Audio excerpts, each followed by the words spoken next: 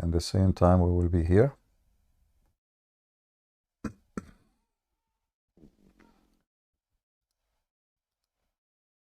Are we... Hey, people on Rumble, you hear me? Am I coming good to you? I don't know what you see here. We should see scene number 1, scene number 2, scene...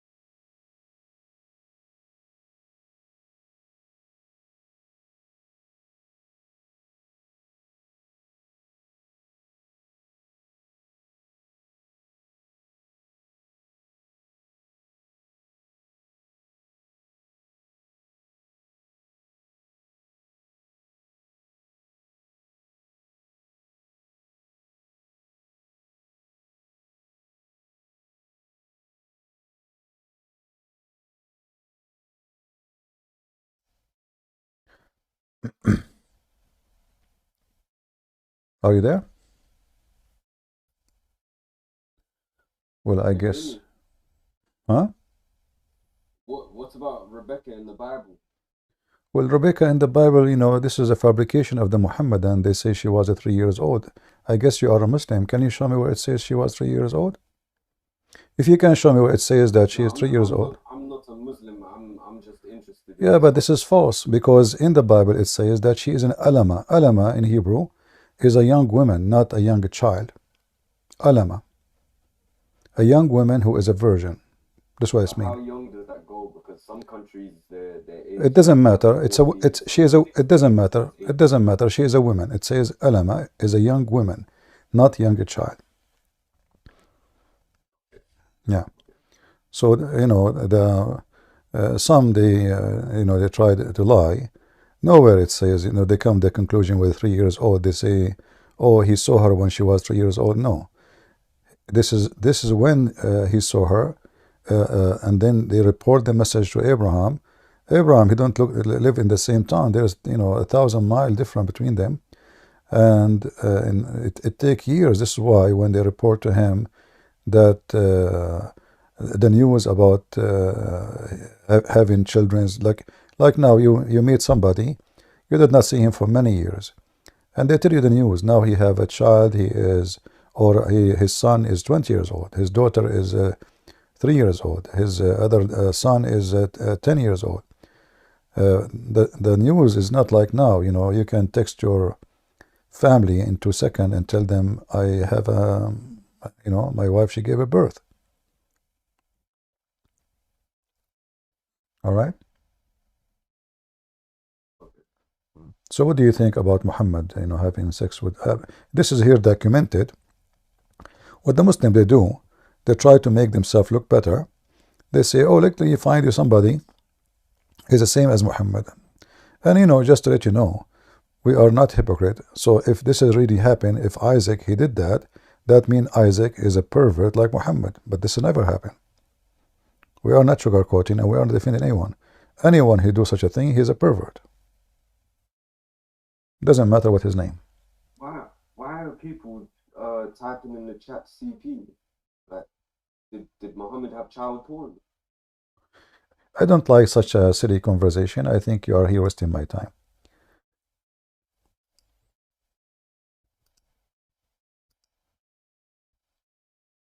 We want mature people to talk to us, not kids talk. Is my voice coming good, guys, in Ramble? Do you hear me well? Are we rambling together in Rambling? All right.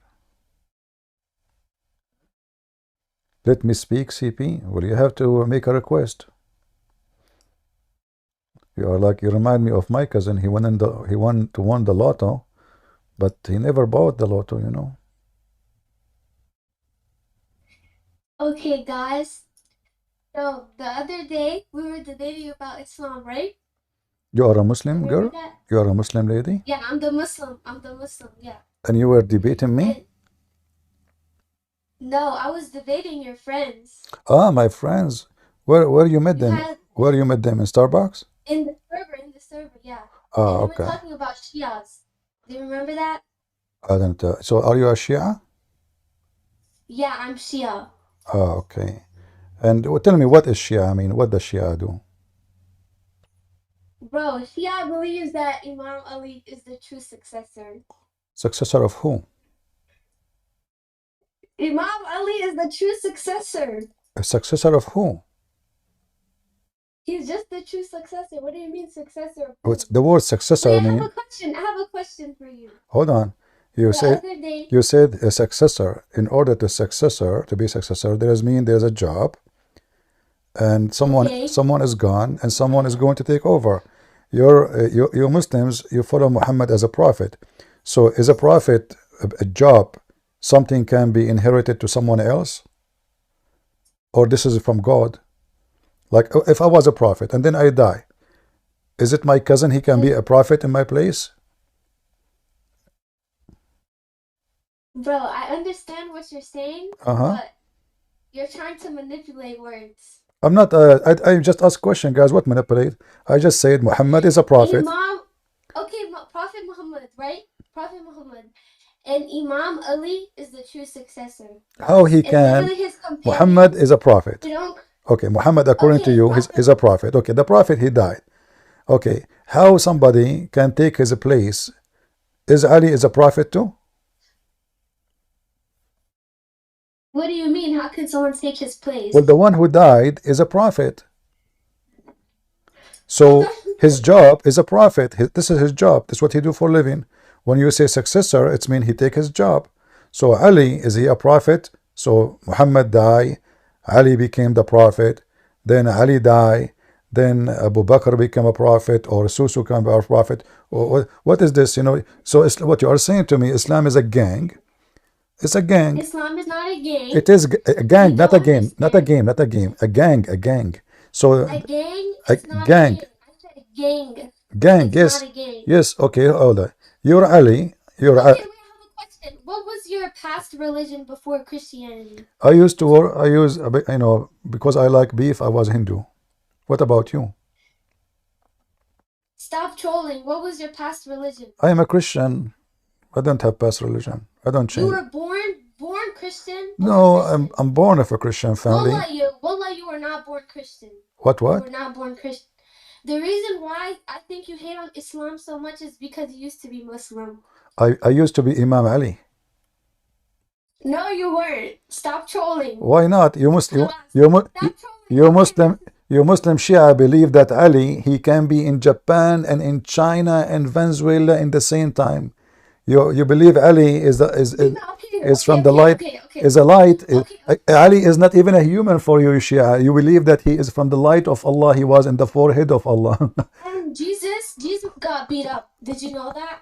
Jesus what? Jesus got beat up. Jesus got beat up. What does that mean? He got beat up. What do you mean? Okay. Well, Jesus is still. He said, "I lay down myself. Nobody can do any harm to me. I lay down myself." And Jesus, after they beat him up, he showed them that he can raise himself from the grave, and he is alive. But your Ali and his sons. Listen. Ali and his sons and his family, even Fatima, Umar ibn Khattab, he hit her in her belly and he made her lose her baby. Where is Allah? He made her lose her baby. He came to her. Not only that, Omar, he tried to burn the house of Fatima. Don't you know? Bro, you're literally making up lies about Islam. Okay. Okay, what about you go right now and search about the attack of Omar on Fatima? Okay, let's talk about how Jesus got beat up. Don't change it. Why you are changing topic? A second ago you said to me. Christians also commit things too. Have you seen the Bible? So hold on. So now is it true? Is it true that Ali and his family and even Fatima, she was beaten up by the Muslims? Yes or no? Huh? What do you mean? Is it true that speak with your chin up to me? Speak with your chin up. If this how old are you? That doesn't matter how old I want to be sure that you are mature. You have to be 6 years. You have to be a growing up woman like Aisha. Are you 6 years and older? Wallah, I'm 19. Wallah. All my life I'm 19. Okay. Wallah, I'm 19. Do you swear by the shoes of Ali that you are 19? Okay, do you swear by the shoes of Jesus getting beat up? Wait, no, you Shia, I can play a video right now in the screen. Do you want to see it? I can play videos. I can play video of you Muslim Shia kissing shoes and eating dirt in Iraq. Is it true? You're manipulating them against Islam. Do you understand? That's wrong. Khalas. You're literally asking Shia or Sunni. I don't know. Okay, so listen. Your parents called you gay and you left Islam. So you can really be gay. Okay, let us talk about gay. Is it true that Ali, he used to expose his body to others? No, that's not true. Okay, so why the Sunni, they say that Ali and Muhammad, they used to sit in one bed together? Where does it say this? Where does it say this? You pulled this out of your ass. Not only that, behave. You see, you have a filthy mouth. Listen. When Ali, when his mother, she passed away, do you know that Muhammad, he slept with her in her grave, naked? Repeat what you said. Is it true that when the mother of Ali, the one you worship, when she died, Muhammad, he slept with her in her grave? That's not true. Okay, you want to challenge me? Okay, show proof of your claims. if you're trying to debate. Do you know? Because you're a terrible debater. Do you? This is what you do. Christian Prince, when I say something, you try to be sarcastic and make a joke, but you don't actually show any proof of your claims. Oh. So show proof of this. Okay. Your statement that you just said, show proof of it. Okay. Okay. Let us see. Here we go. Okay. Do you know Arabic? I'm going to show it to you, and you can. If you don't know Arabic, no problem, because you can use Google Translation. Guys, I feel so bad for you in the chat. Okay. You're all being brainwashed. Yeah, we know you are one who believe in muta. You are a female. Ya Allah, ya Allah. Inshallah, you find your way, guys. All right. Okay. Okay. Inshallah. Inshallah. Inshallah. Inshallah, What? Allah will free you from this man's clutches. He has you. He's gonna turn you gay. Halas, your prophet was a gay. Don't block her, guys. My prophet was not gay. Okay, let us see. Here we go. This is your prophet, and he is sleeping with the mother of your friend Ali, the one you worship, in the grave. She was dead. And this is the reference. Let me. Don't change the topic. Don't change the topic. Here we go. Even many people, they are making cartoon about it. The Muslims, they make cartoon about it. Let me show you how many reference. All of those cartoons. What are you talking about? Let me show you. Give me a second. You know why you are so much crazy. You know what you ate? Did you eat camel? What? May Allah curse me? Why he will curse me? Okay, I have a question for you. Okay, no, see the screen with me. See the screen with me. See the screen. I'm looking at the screen. Okay, do you see? This is Prophet Muhammad, and this is the mother of Ali, and this is the hadith. In front of you is highlighted in yellow. خلع رسول الله على listen. Fatima. This is not لما this is your website. Who, it doesn't matter. I'm showing you the hadith. I'm showing you the hadith. You see the hadith in front of you. Read it. There's a reference. There is the page number. There is the page number. There is the hadith number. There is where you can find it. You see the name of the book. This is Ibn Abbas. Ibn Abbas, you're a prophet. He slept with the mother of Ali, and let me get my Bible quotes. Let me get my Bible quotes for you. You want? You're trying to argue about right? Why you want to change? Why you want to change the topic? I just showed you the reference. What's wrong? Why are you upset? Nothing is wrong. But you know what's wrong? So is it okay? Is it okay? Is it okay?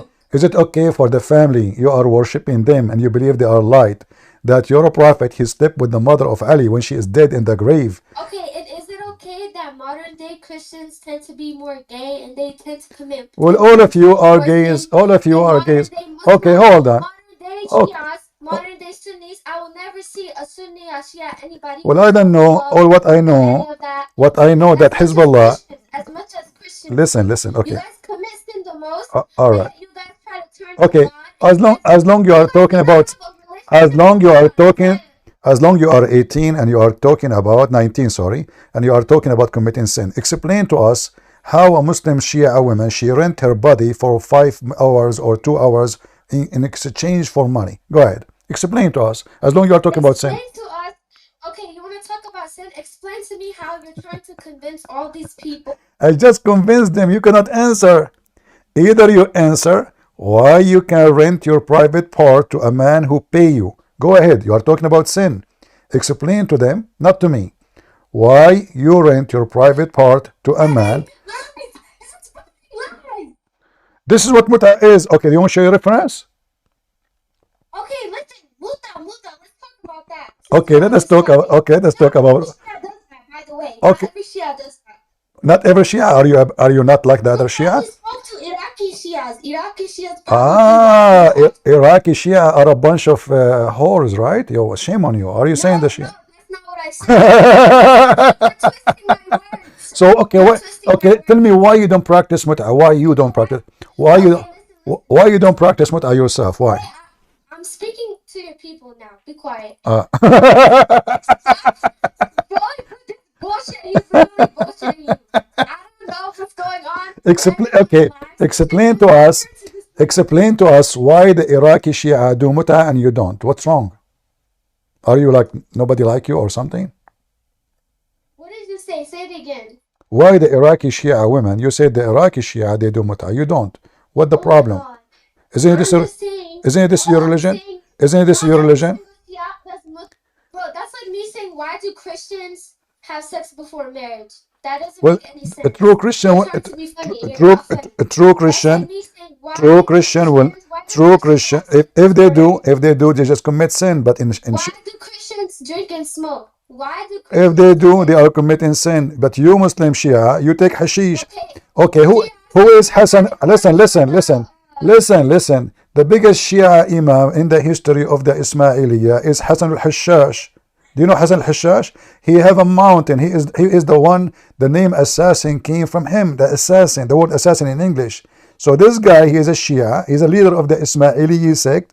And he is the one who established the biggest hashish kingdom in the world. To the point his name become Hassan al-Hashash. Is that correct? You see how you're laughing and you're trying to mock my religion? I am not. Okay, say to me I'm lying. Say to me I'm lying. I will say to me I'm lying. I will show you. Show me. Okay. Okay. You're over here talking about hashish. Okay, just shut up. You are just a kid, stupid idiot. Go do muta. Go. We have no time. You are just a big mouth. In the Shia they do muta in Iraq only. I am not a whore. My mom, she did it from Iraq. But me, I will never do it. Secondly, I use credit card for charge.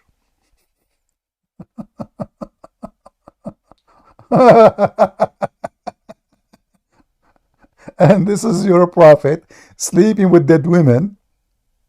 She's dead. I mean, this guy is a sicko. Sicko biko. You know, the Christian, I mean, they do everything in the book of filth. And then they say to you, you do that? If you go and see the Shia society, you will see how much sexual they are.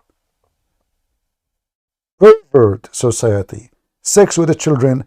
You know, when Al-Khomeini, he says you can have sexual relationship, a man, he can put his private part between the legs of an infant, even if she is a few days old. Those are the Shia.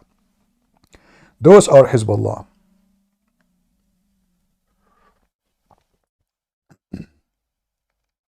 What her husband? Her husband, he's expired. He married her for 10 minutes and the 10 minutes is over. There's no need for divorce.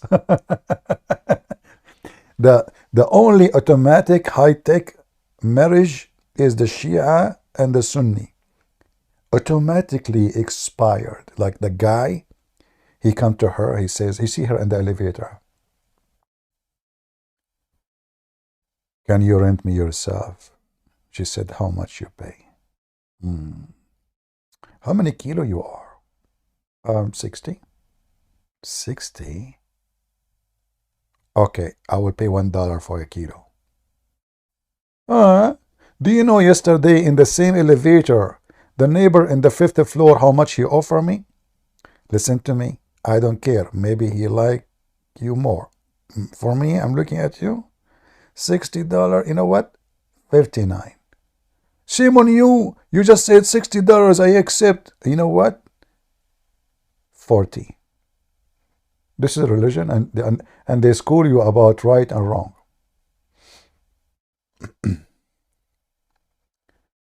Any Muhammadan? And she is excited, big mouth. Thank God she is not in front of me. You know, she will jump on me and she will do muta with me. And then she will accuse me of, you know. And she is 19, supposedly.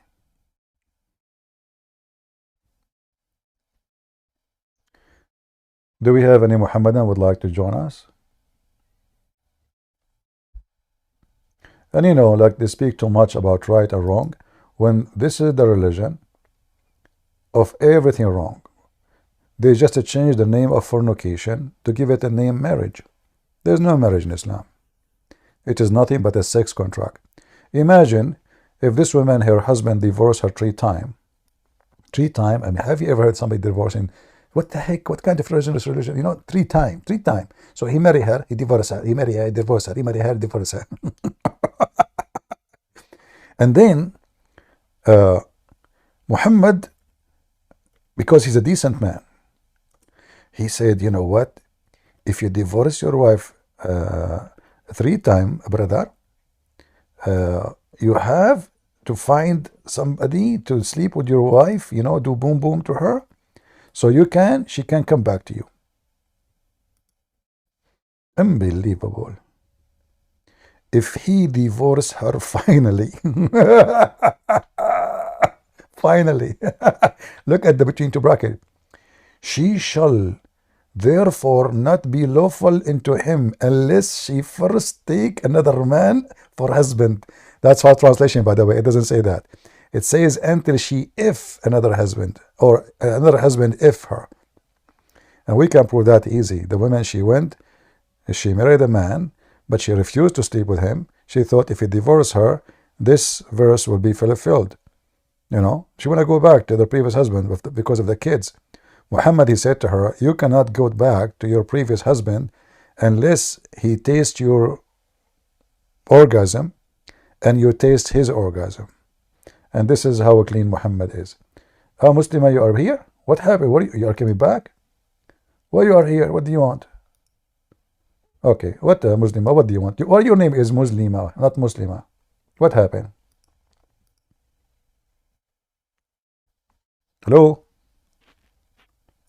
Oh, okay, sorry. Why you don't bring your dad? Why you don't bring your dad to talk to me? Wait, What about question. My bad. Repeat your question. okay? Why you don't do muta? As long all Shia they can't do muta. Why yourself you don't do muta? What's the problem? I'm a woman. So what? Shia. So I don't have to do muta if I don't want to. What type of question is that? So why you don't want to do it? What's wrong? Is it bad? Because I said no. It's not bad. Explain to us about your preference in muta. Like if you want to do muta, how you like to do it? Okay, wait. This is not about religion anymore. You're talking about no, this is about religion because this is your religion. It's you who mentioned sin and sex before marriage. It's you who mentioned that. So listen, explain to the crowd. Listen. Okay, here we go. This is a religious question. The Quran speak about muta. Your Ali spoke about muta. The Imam did encourage muta. So now tell us, explain to the people, not me, what is muta? Go ahead. Okay, muta is not always practiced. There's narrations from Imam Sadiq where he forbid his companions to do muta in Medina and Mecca so the people don't turn against them. Okay, what does have to do with the question? You are 19 years old. I ask you about what. No, I said, tell us what is muta. I'm not asking. Tell us what is muta. What is the practice? What exactly do? Is it like muta? Is it eating shish kebab? Okay. What is muta? So now it is my turn because in a debate you ask a question and then I ask a question. So now it's my turn. No, just hey guys, anyone in the chat will use a bad language, I will block you. Don't use bad language. All right. So listen. Tell us what is muta. We are not talking to you. Who is the one who say not say? No, muta. What is muta? When a woman should do muta, what is that exactly? Okay, is the father equal to the son in Christianity? Yeah, I will answer you about answer me about the muta. First, muta. Is the father equal to the son in Christianity? Yes, Jesus said, "Me and the Father is one." But the Father is greater than Jesus because Jesus he came in the flesh. That's all. So I answer you. So they are equal. No, yes. So yes or no? Okay. Yes. Yes. So, You said yes. Yes. Equal as divine for sure. Because the Son of God is the same as his divine, the same as the Father. So now explain to us the muta. Okay, if that's true, then why did then explain the muta. Interrupting me. If they are equal, why did Jesus call upon? I don't know what happened today.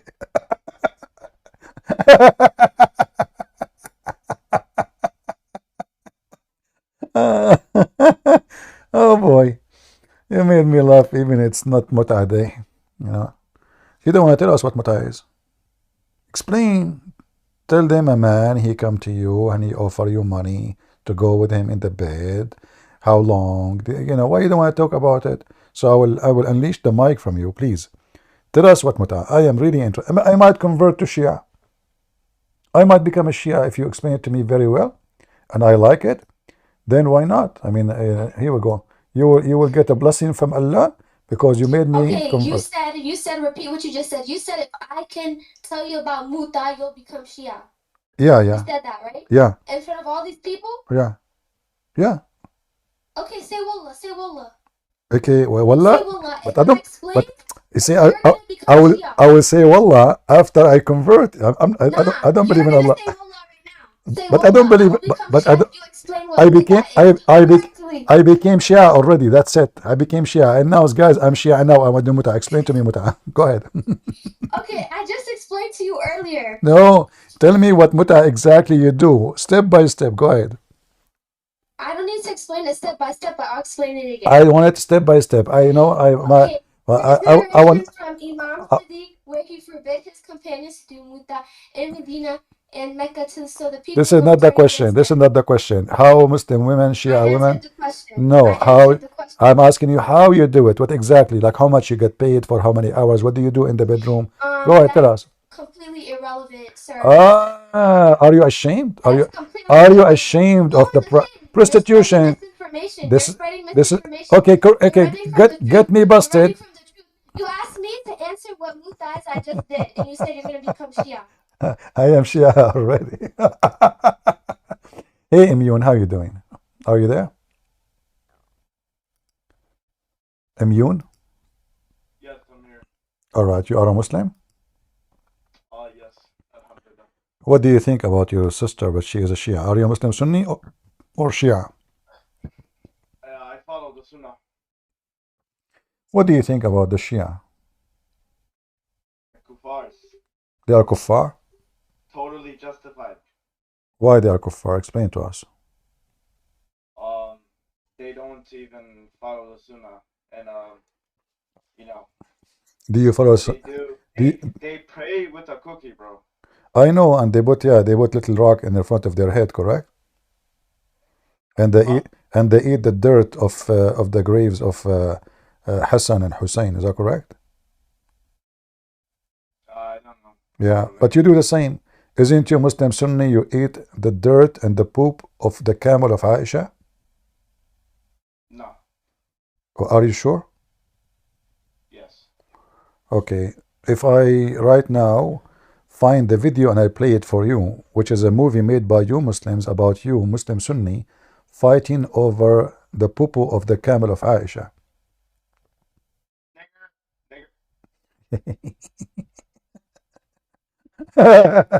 Supposedly they are better than the Shia, you know, they are better, you know, they fight over the poop of the camel of Aisha. This is not even the poop of Aisha.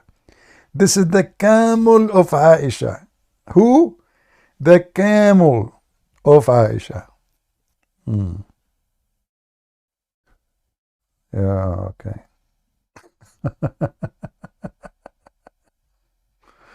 Oh, Lord have mercy. Okay. Go ahead, T. CP, why don't you debate Sheikh Uthman? Well, Sheikh Uthman is a potato. He don't dare even to say hello. Why you don't call him right now? Let him join us. He don't have Discord. He don't have Discord. It looked like an excuse. Why don't you go in person? Do you want me to go all the way to San Diego to meet this potato?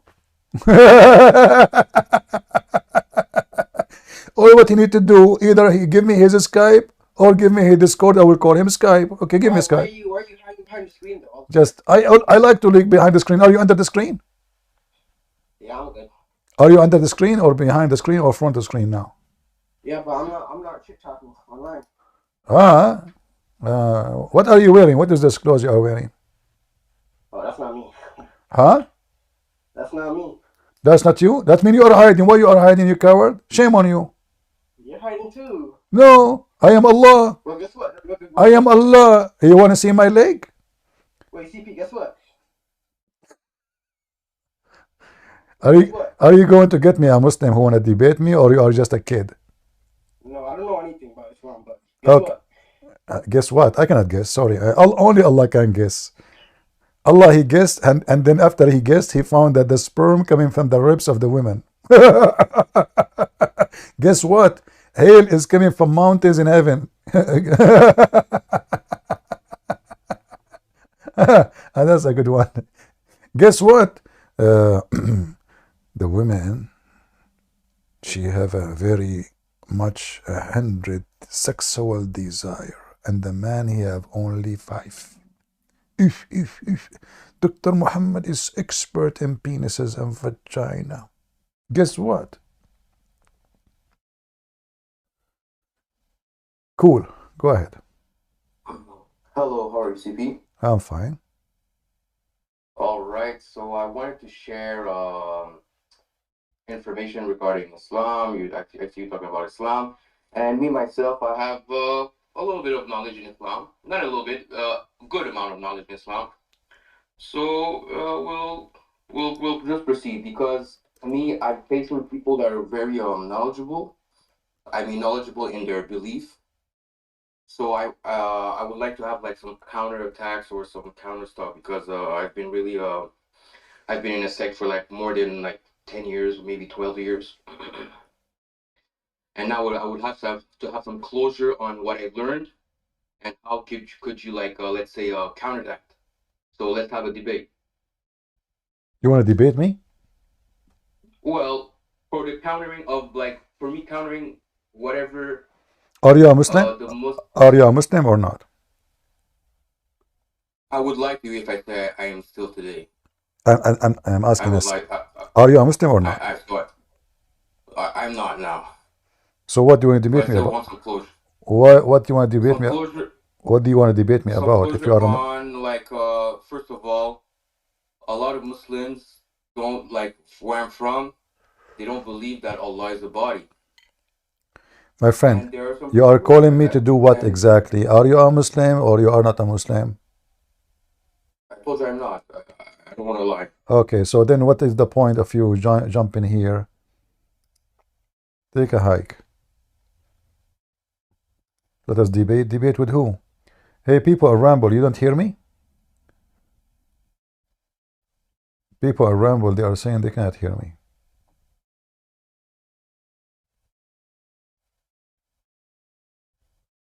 You do or you don't?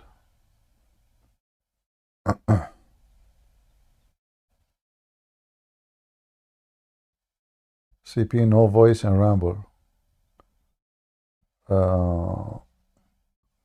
Some they are saying it's okay now. I don't know. Maybe you need to restart sometime. Maybe. And I notice Ramble always in Sunday. I think their server cannot handle the We can hear you. We can hear you. busy crowd. No, I'm not talking about here. I'm talking about Ramble. Oh, can your mother hear my dick in her hands? That stupid whore. Yeah, you know, your mother always used to things, so that's why you speak in such a way. You will notice always filthy people right away they insult the mother because they don't respect their mother. There's no way a person he respects his mother he will say what he said. So I can say the same to you. Now what I saw, you brought just an insult to me. Why you did that? What exactly you did to me now? What is the accomplishment? You proving that Muslims are filthy? Thank you very much. Nothing more, nothing less.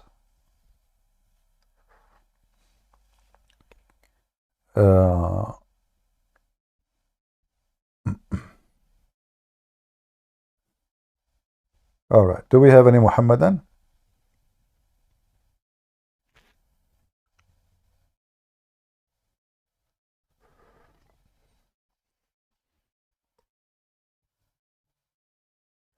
Your prince told the child to do muta. This child you are talking about, she is 19 years old. And I did not ask her to do muta, you idiot. I asked her to explain to us muta. You son of muta.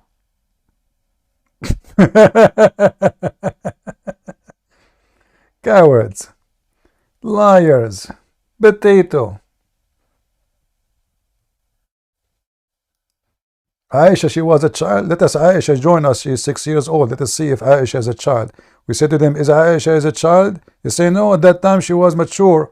This woman, she called us, she said she is 19. But she is a child for you, you potato. Go,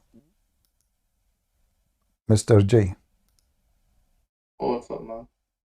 Are you? What's wrong with saying Aisha was 19? She didn't know. They didn't know how to count back then.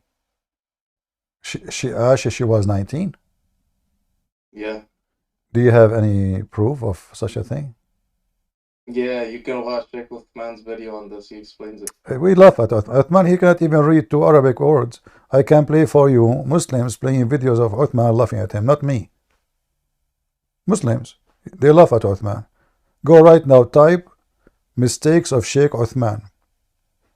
Yeah, I know. I've seen the video. Okay, so Pakistan guys. Yeah, so what if the Pakistani, isn't him Pakistani too? So this guy, and why Muslim, they will make fun, they are sheikh too. They are making fun of such a stupid, he claimed to be a sheikh, but he says stupid things. Not a single Muslim, he have little knowledge, he will say that Aisha, she was 18 or any, when Aisha, she was 18, Muhammad was dead already a year ago. No, that's wrong. No problem. Okay, can you give me the video of Sheikh Uthman so we can play it and laugh? Okay, I'll look it up right now. All right. Sheikh Uthman. I'll get you the exact video. Are you gonna play it for all of them? Yeah, we will play it so we can die laughing. You're gonna get refuted. Okay, let's see. Okay. Oh no, the video's too long, man. It's like the video is too long. Let me tell you what is too long. Your lie is too big. Sheikh Uthman never said that. And you are a potato like Muhammad. No, Sheikh Uthman. Just shut up, you idiot. There is no way he will say that because the Muslim, they will eat him alive. You are just an idiot. The video is so long, brother. It's so long. It's very long. Long. La longa. Speaking of long, my dick's gonna go down your mom's. A Muslim. This is what happened when a Muslim, he have a private part. He take it everywhere, including Discord, to the mosque, to heaven, to meet Allah. They have something between their legs. They don't know what it is. They think it's an antenna. Trashy. Garbage in, garbage out. Do we have any Abdul? Do you notice how they lie? Do you notice? Do you see why we cannot trust a Muhammadan? Anyone who believes a Muhammadan is a fool. You cannot trust a Abdul. Period.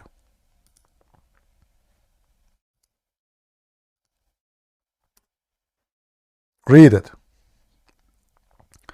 Aisha, she used to play with her dolls. Potato.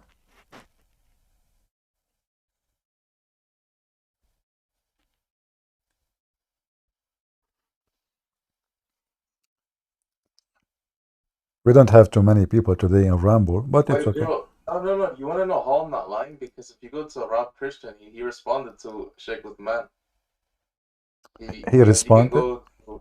Yeah. It's the video from Rob Christian. If this is what he did, I mean, this guy is an idiot, Sheikh Uthman. There's no way a person who have little knowledge, he will say such a thing. You can search right now, search yourself in Google, what was the age of Aisha, and go to the official Islamic website. Not potato, tomato, official. You will see saying clearly that whoever said such a thing is a big fat liar. Aisha, she was 6 years old. And as you see, my friend, this guy is a joke. If he really said that means he's very stupid of him.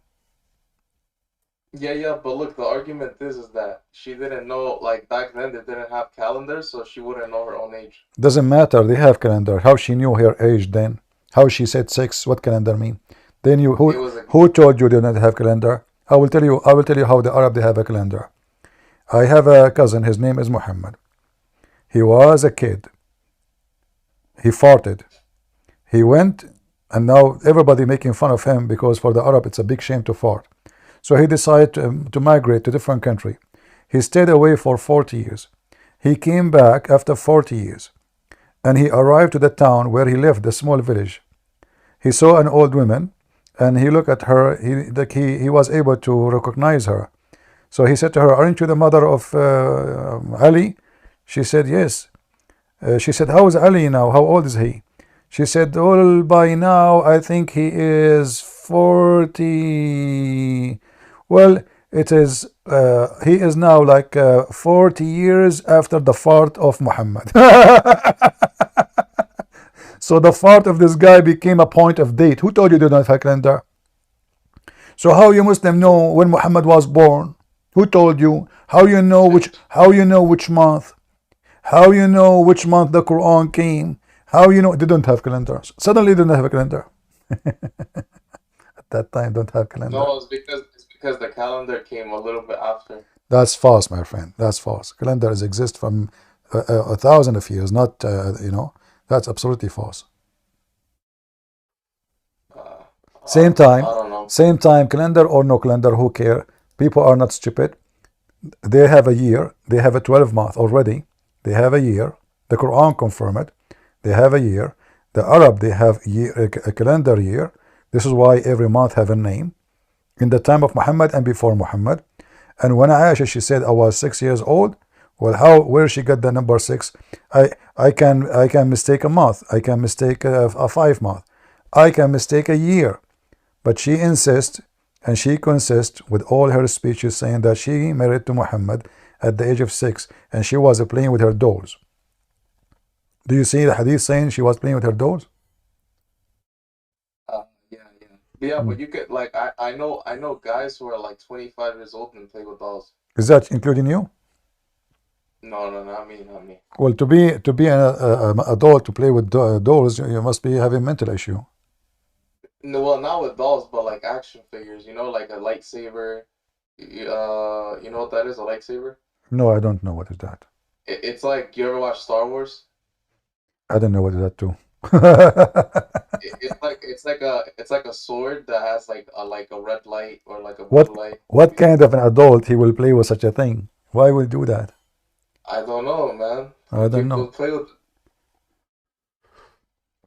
Well, there's no way an adult will play with that. Like adult will play with something useful like this. What you know? What is that? That is a toy. Here we go.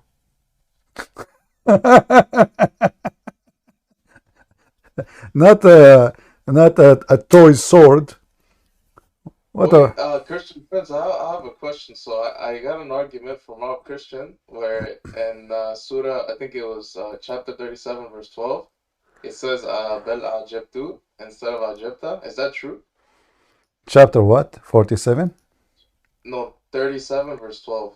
37. It says that in a different version, it says Bel Ajabtu. Who care? That's not really important for me. I always focus on something important. The Quran have a lot of mistakes, and the Quran, yes, there's many different reading. Each one of them is different from the other one, but that will not change anything.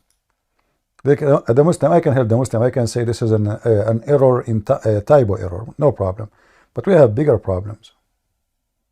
Like what? Like the sperm coming from the ribs of the women. Bro, this has been debunked. This is Ibn Kathir explains that. If Ibn Kathir debunk it, are you sure? No, he debunks your argument. Yeah. Okay, shall we go to Ibn Kathir, me and you? Yes, let's go. All right. If Ibn Kathir agree with me, what you will do? You will leave Islam? Maybe. What do you mean maybe?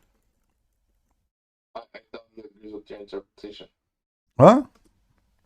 Does Al-Qurtubi also agree with you? And you are the one who mentioned Ibn Kathir, right?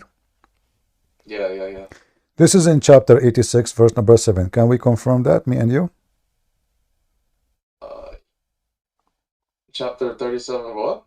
Chapter 86, verse number 7. Yeah, is that the one about the sperm? Yeah. Okay, now we go to Ibn Kathir, shall we? Yeah. All right. So in Ibn Kathir 86:7, we will see the following.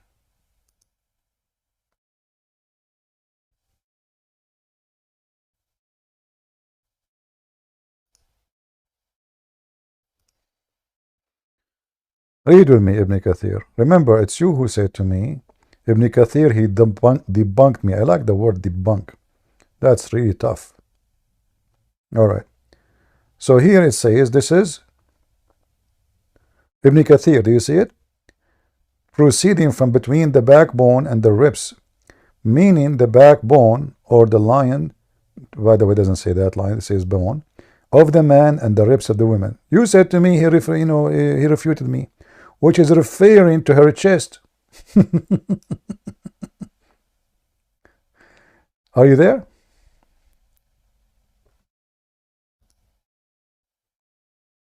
Are you there?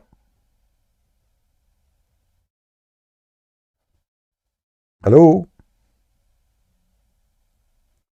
What happened to the guy? You said to me, Ibn Kathir refuted, debunked me. He's gone. Go ahead, Mr. Sam.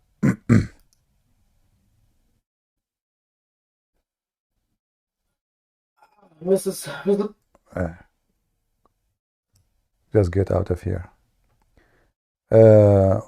He's back? Yeah. Yeah, I don't know why my mic wasn't working. All right, so yeah, it says, is chest the right translation, or is that a mistranslation? This is your Muslim website, and I don't care for translation. I can read in Arabic. You can open the Arabic. You are the one who chose the book name. You are the one who said Ibn Kathir. You said Ibn Kathir debunked me. Wait, let me look at it myself, because maybe this is like a fake website. I need to look at it. Yeah, it's a fake website, like the fake Allah. Yeah. Oh, astaghfirullah, man. Astaghfirullah, astaghfir. Aman Rabbi, Aman. Where are you, Sheikh Uthman? Your student is in the oven, man. Yeah. You are in the oven. Okay. Why you are laughing? You are in trouble. You said to me you will leave Islam if I show it to you. Here we go. It's in front of you. Go try your best. You say fake, not fake. You cannot. It is Ibn Kathir. Yeah, I'm gonna look at a different website that gives the tafsir, so I can see. Yeah, look, different website. Look, yeah, take your time. Ah, they took it down, man. My favorite one. Ah, now he cannot believe me no more. His favorite website, they took it down.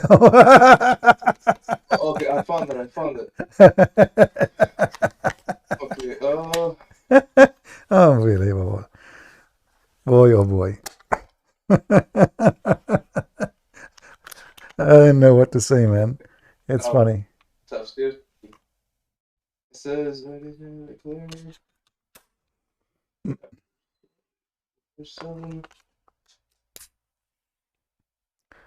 all right. Okay, I found it. So, what is the result of after researching and studying? It says we did not say anything inappropriate. That's what Ibn Kathir says. Ibn Kathir says nothing inappropriate. This is Ibn Kathir now. Are you sure? Yeah, I don't know who's speaking here, man. This is weird. What is this? Did you open? Maybe you open Android Tate website. So what are you reading? I don't know what the heck is that. You Muslims are really funny. What the heck is that? I gave you the website. Go and search the chapter number, search the verse number, and type Tafsir Ibn Kathir. Don't type Android Tate boobs. Wait, you said it was chapter 87, verse 7?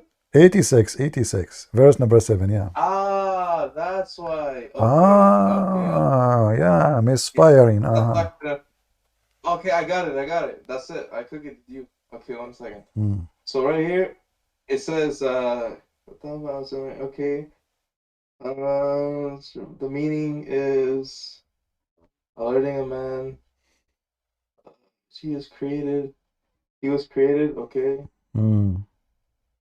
It doesn't say. Oh, okay. It says he created from a water, meaning the sexual fluid that comes out bursting forth from the man and the woman. You see, this is already a miracle. The sexual fluid, coming from the woman make a baby. It says proceeding from between the backbone and the ribs, meaning Uh-huh. the backbone Uh-huh. of the man and the ribs of the woman. If so, the woman, she have a semen coming from her ribs. And it's you who said to me, remember, this has been debunked. So you reject it. You made fun of it. Okay, let me see Al-Jalalain or Qurtubi. Let's see what they say. Why you are changing now? It's you who asked for Ibn Kathir. The chest as well.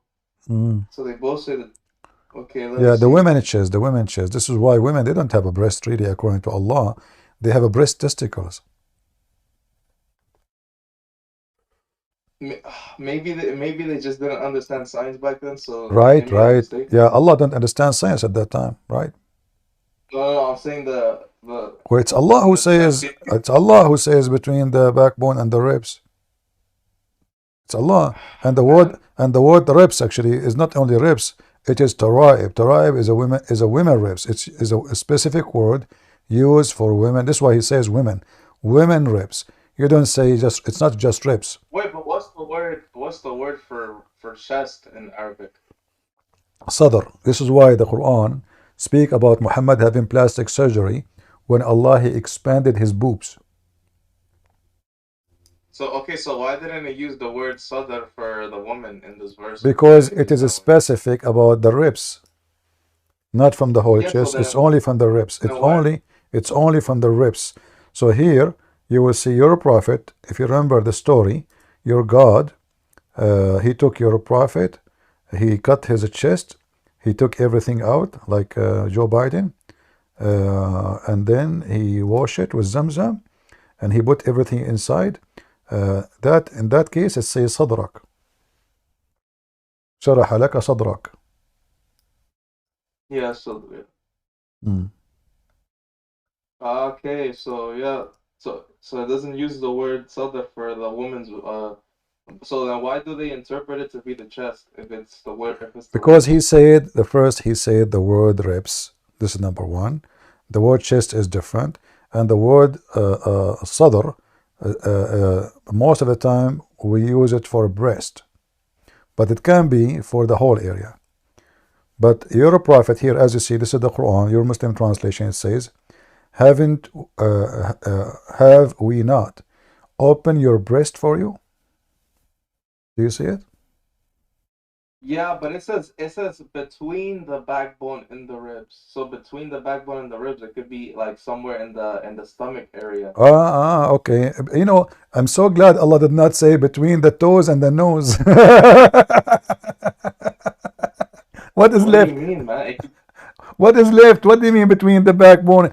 He's saying, okay, if your God Allah is teaching us science, right? Can't your God Allah say where is the... First of all, women, they don't have sexual fluid coming from any area, have to do with the babies, have nothing to do with babies. What make the baby is simply the egg of the woman and the semen of the man. The sexual fluid which come outside have nothing to do with it. What your Quran and your Prophet talking about is a sexual fluid bursting out. So when a woman, she see a liquid in her private part, your Prophet and his God saying that what make the baby beside the semen of the man. So both have semen, which is false. And Muhammad, he described the semen of the women, saying it is yellow and thin, and the man is white and thick. Correct? Yeah. And even Ibn Kathir, he says that exactly what I'm saying here. He quote your prophet about what he said. Here we go. The backbone of the man and the ribs of the women, it is the fluid, yellow and fine in texture. The child will not be born except from both of them, i.e. their sexual fluid. And this is absolutely false. Then I would just say that they just didn't understand science back then. I don't know. You see, you told me if I showed you, you will leave Islam. Now you don't understand. Your prophet don't understand? I don't know, man. There's this guy called Hanbali in the comments. Maybe he can answer. Who? Hanbali? Do you see him in the with his hand up? Well, we have a Muslim. His name is Defender first. Let us take the Muslims here. All right, Mr. Defender. Let us take Defender. Go ahead, Defender.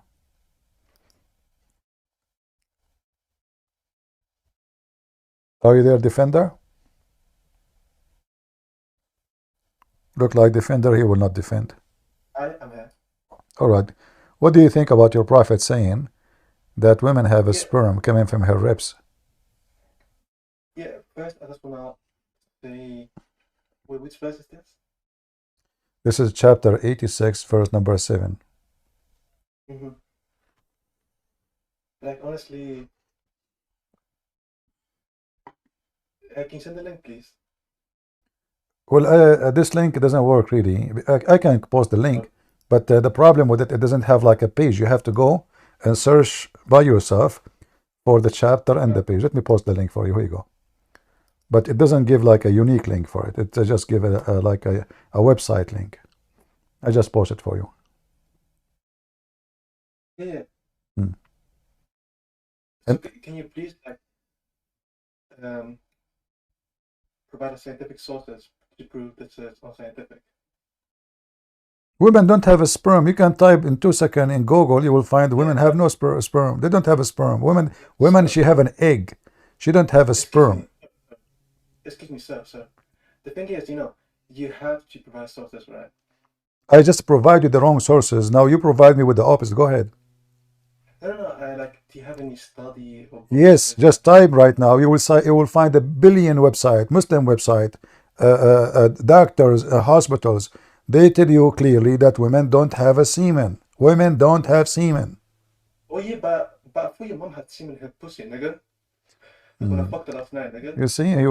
You see how filthy you Muslims are. You see how filthy, and you keep insulting black people because you are racist, filthy, like your prophet. Go, Hanbali.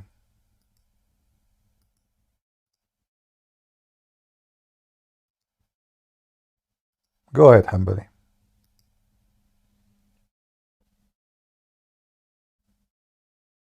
Are you there?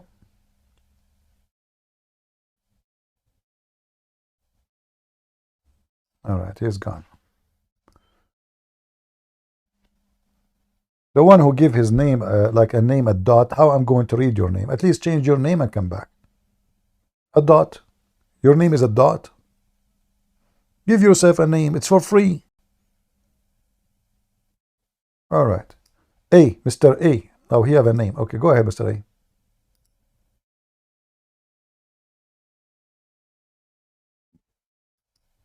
Go ahead. Christian Prince, you got the other guy muted and he's trying to speak. Who?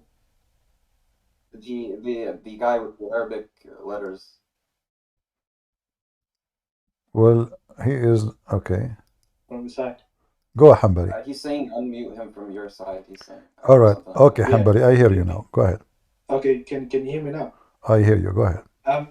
So a few days ago, I asked you a question, right? Because I take it like you're well educated. We have a topic. Why you are changing topic, my friend? I asked you what was the difference between Masood Why you are changing topic? Are you ashamed? We can go back. Okay, here we go. Yeah, you are okay. Just shut up, potato. Coward. You are just a coward. You are ashamed of what your prophet is saying. You want to change topic. When you asked me that last time, I shut you up and I got you what you need. Why you want to go back? It's recorded. Everything in the conversation is recorded. People are laughing at you. Mr. Ahmed. Oh, Ahmed have a strong muscles. What is that, Ahmed? You scared me, man.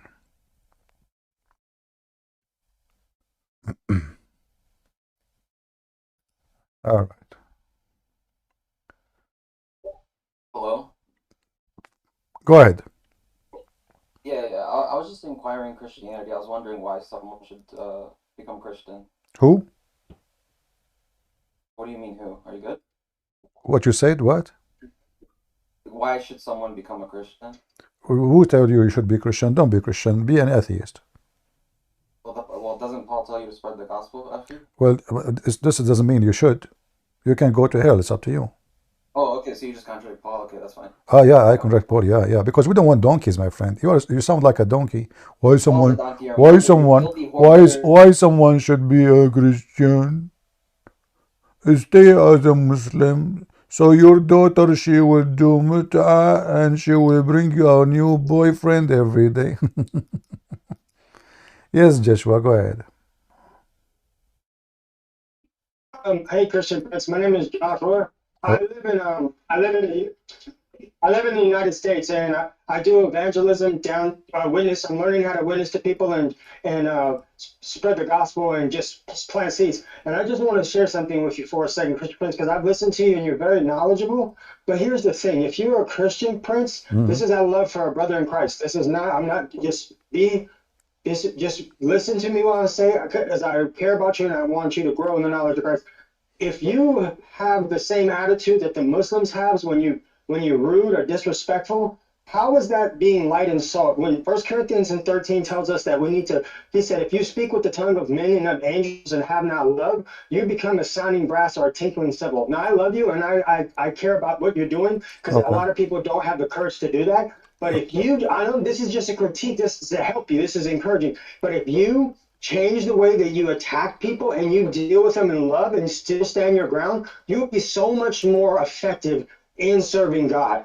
I promise you, if you just do not allow them to get you riled up like they do, and then you play their games, you will be so much more used by God. But I love you, and I'm glad I got a chance to just tell you this, because I've been listening to you for a while, and if you worked on that right there, it would be so much more helpful. They can't say anything against you. Okay, my friend, my friend. God, you can say, God, I did what I did. Oh, Joshua, can you read for me Matthew 12, please? Yes. Matthew 12:34. Yes, let's. Matthew 12:34. Okay, here we go. I'm gonna. Do you mind if I read the King James or ESV? Read it. Which one do you want? Read it from wherever you want. Go ahead. Okay. It says. Okay, we're talking about in context. We're talking about Matthew 12:34. Talking about Jesus. Jesus is speaking here. O generation of vipers, how can you, being evil, speak good things? For out of the abundance of the heart, the mouth speaketh.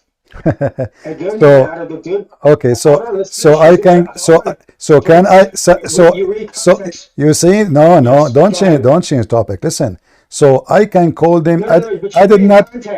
Yes, contact. The one he is talking to them. They are even Jews, not the one who worshiping stones and kissing Muhammad's feet and cursing Jesus and saying he's no one. Is not them. Those Jews is not the one who is burning our churches, taking our women, kidnapping them, or raping them. And you telling me you need to speak to them in different way, while Jesus calling Jews, you brood of vipers, how you will escape? Shut up. How you will escape being condemned to hell? I know what they are talking about. So are you saying to me the Muslims don't deserve to talk to them in such a language? People who they are violent terrorists. Shut up. Let me finish. I'll let you finish. Listen, I'll let you finish. You don't come here to school me. Jesus flipped tables on them. Jesus called them sons of Satans. Jesus said to them, if you are the sons of Abraham, you do like Abraham, but your father is the devil, the father of all lies. So you are a fake Christian when you say what you say, because you think that Christianity is only about giving hugs, but Jesus did not give hugs. You are making false Jesus. You are making Jesus look like a hippie. And let me ask you a question. And Joshua, let me ask you a very simple question. Yes. How many Muslims, as long you are a person who go preach the gospel in the street and you do it in the right way, not like me, how many Muslims become Christians after you do your work?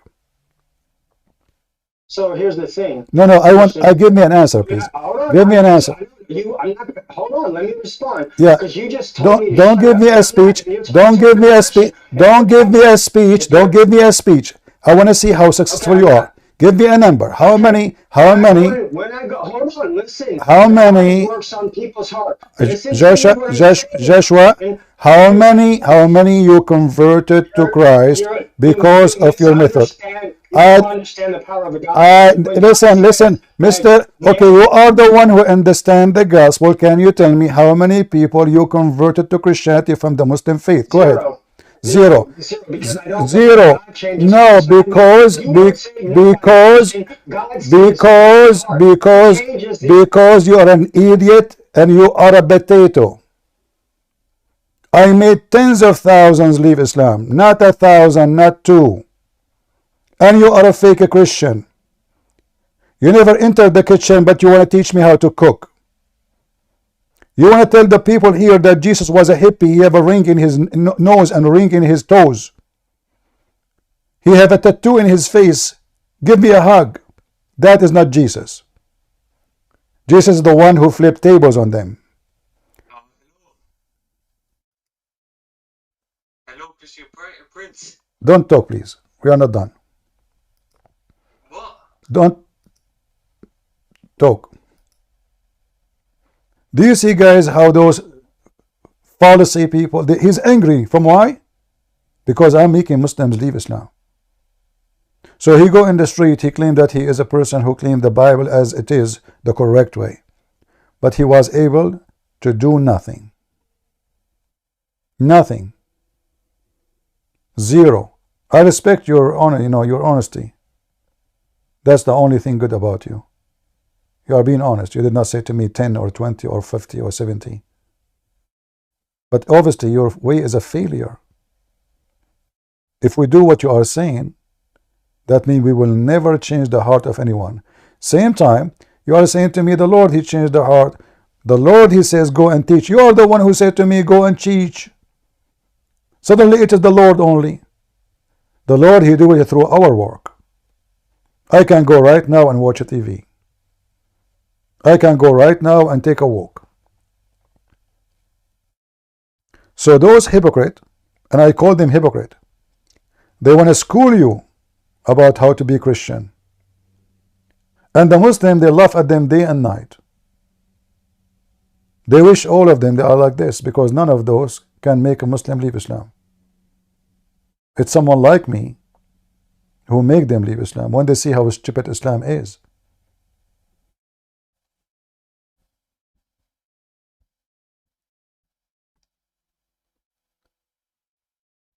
Be aware of false teachers.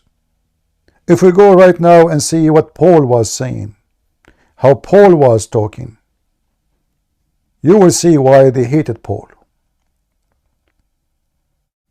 Because he was using the same language I'm using today.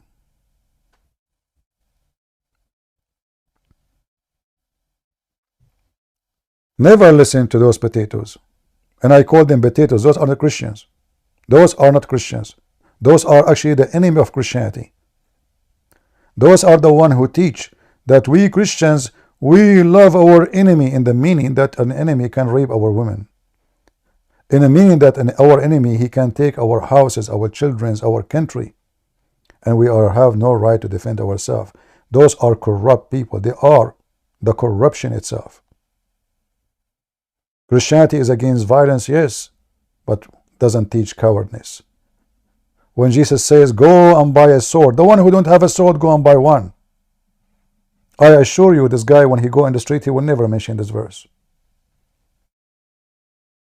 He speak about the guru Jesus doing yoga, a Jesus which we do not know. We never know, we never saw. No, you are not welcome here, idiot. You are just a potato coward. You have no place here. All right.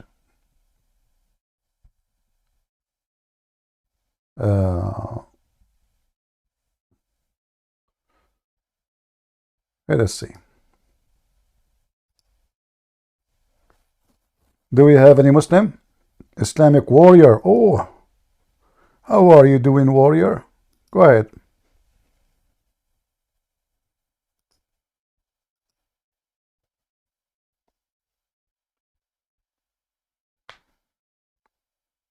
Go ahead. He's muted. Go, warrior. Yeah. I'm a big fan of you, by the way. I'm interested in Christianity. I realized for the last few days, ever since I've seen the server, I'm interested. I just need some confirmations, and then I will be Christian. For how long you are listening to me, my friend, Islamic warrior? I believe for the last a year or two, but I believe you're a foolish man. But just came to the server, I believe you're more intellectual than every person I've met that were. All right. So how I can help you? Go ahead. Yeah. So I was interested, so. Oh, you know what rizzing is, right? It's in the book of Deuteronomy. Can you speak louder, please? Because I don't understand what you are saying. English is not my first language, so you have to make it clear. Yeah. Okay. So I'm interested. So I was interested in my love life, right? So in Deuteronomy chapter 22, verse 28 to 29, it talks about if I meet a woman, right, and if I meet them and I rape them, all I have to do is pay the father 50 shekels. Do you think I can still do that? But isn't this is what your prophet did? Isn't it this what your prophet did? Your prophet, he forced. You see, you are questioning. You are a Muslim. You are questioning something your prophet he practiced, and you are saying what kind of that? What is that? So here, just to show you how hypocrite the Muslims are, you practice exactly, and you took exactly what the Jews says, and now in front of everybody. I am asking you, and by the way, if this guy he married this woman, this is her dowry. If this man he married this woman, he cannot divorce her. And if he did not marry her, she did not accept to marry him, he will be killed. I want you to show me the punishment in the Quran for rape. Wait, so can you show me the punishment? I answer you. This man, he have to marry her. If he did not marry her, he will be killed. And if he marry her, he cannot leave her forever. He cannot divorce her. But if she did not accept, he will be punished by death. Now, what is the punishment of rape in Islam? I'm waiting for you. Everybody is my witness. You have zero punishment. Go ahead. Yeah, but if I become Christian, the Quranic laws don't really mean anything to me. I'm just saying, in modern society, can I practice this? My friend, can you practice in your modern society? What do you do as a Muslim? Using 3 rocks to clean your ass? I mean, do you use 3 rocks? Do you use 3 rocks like Mohammed to clean your ass? Oh yeah. So when I become Christian, in the future, if these doubts can. Just shut up. I am here to talk to people who they are adult and they are serious and they are a coward. Shame on you. You Muslim, you copy everything from somebody else, including the Jews. And you have zero penalty for rape in the Quran and the book between me and you. And you try to change the topic. Modern society. What modern society? Are we debating about modern society or about God and his book? You want to play snake with me? I will smash your head. So I will let you talk one more time. Either you speak like an adult, mature, or you speak as a snake, and then I will smash you. Go ahead. Yeah, I understand what you're saying, but I'm saying when I become Christian, right? So in the future, I'm saying I'm being honest. Let us not talk about being Christian. Let us talk about you being as a Muslim now. What is the punishment of rape in Islam? I don't know. How come you are a Muslim, but you know the book of the Old Testament and you can quote for me a verse, but you cannot quote for me a verse about the same thing in your religion? Yeah, so I like the aesthetic of Christianity when you're looking at the. Yeah, okay. So the fact is you are a hypocrite man and you are a false man. You are coming here to make a mockery, but the fact mockery is upon you. Look at you. You are big like a mule, small like a fool, and I play with you like a doll. And then you are coming to us, telling us and teaching us modern society. Look who's talking about modern society. People who drink camel urine instead of 7-Up.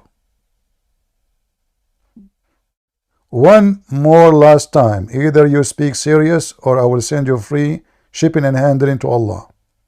Go. What is the penalty of rape in Islam and the Quran? Yeah, I'm sorry if I came off as a childish person. I didn't really mean to do that. I'm just saying I'm interested, all right? So I don't want you to be interested first in Christianity. I want you to answer the question. I'm asking you, what is the penalty of rape in the Quran? how can you present it to me? Like I'm very ignorant. Okay, so you are a Muslim in a religion. So why you call yourself a Muslim if you do not know what a Muslim means? You do not know anything about your book, but you can quote for me a verse from my book. How come you can quote for me verses from my book?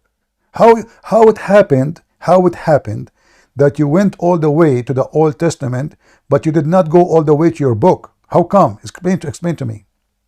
Yeah, I can explain to you. So like to be a Muslim, all you have to do is believe in the Shahada, right? So when you believe in the Shahada, I'm a Muslim if I say the Shahada.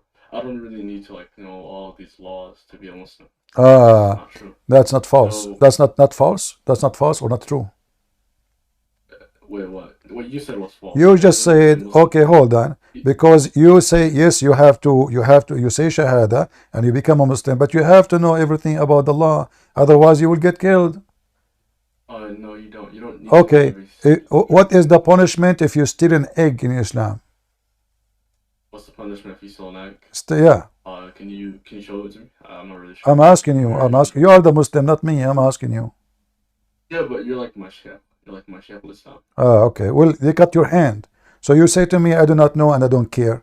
Well, you can end losing your hands. Whoa. Cut your hand? Mm-hmm. Oh, what about in Christianity doesn't have this, right? No, we have punishment for everything. The same book you are reading from. How come you do not know? So you guys have like similar laws? My friend, just go. You are just not mature. You are just wasting my time. Mr. Lemon, go ahead. Hello, sir. You're welcome. Hi, sir. How you doing? I actually hope you had a good day. You do not need to call me. Don't call me sir. I am Christian. Just Christian. Go ahead. Okay. I have a few questions. I have some Catholic friends. Are you a Muslim? Are you a Muslim? I'm a nihilistic sedevacantist Jew. What does that mean? I'm getting confused now. A nihilistic sedevacantist Jew is this sect in Buddhism, and I just had a few questions because I'm really interested in Christianity. So what do you think about Muhammad, the Prophet of Islam? I'm very ignorant. I'm very ignorant of Muhammad. I'm not asking you if you are ignorant or not. What do you think about him as a person? Yeah, I can't give you an answer because I don't know about Muhammad a lot. Like I'm very unlearned. It doesn't matter. But you know about Islam for sure. You live in this earth, right? And you are a growing man. No, I don't know a lot about Islam. I'm actually very ignorant on Islam. Yeah, but you never heard anything about Muhammad. You don't know anything about Muhammad. I don't know a lot about Muhammad. No, I just heard that Muhammad is this prophet in the 6th or 7th century. That's the only thing I know. Okay, but what do you think? Okay, I will tell you something about Muhammad as an example. Muhammad, he says you can lie to your wife. Do you agree with that? Really? Yeah. Wait, what? Really? Uh-huh. Can you show me the source? But also, I just have just maybe one or two questions because I heard you're Protestant. Is that true? Just get out of here. No, not true. I'm not a Protestant. I'm not Catholic. I'm not. So he is a Buddhist Jew. He is a Buddhist Jew. He never heard of Muhammad. I mean, do you see how low class they are? And this guy, this kid Joshua, he's saying to me, if you don't talk to them in such a way, they will not talk to you in that way. What an idiot. He is a Buddhist Jew, man. It's a sect. It's a very sect. I know this sect. Netanyahu is a Buddhist Jew. He's doing Buddhism now and doing yoga in Gaza. This is why he went to Gaza. He said to himself, well, I'm going to do yoga in Israel. No space. Gaza. Falafel, hummus, you know.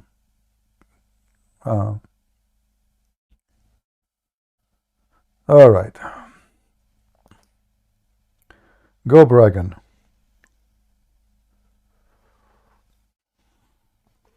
Bragon?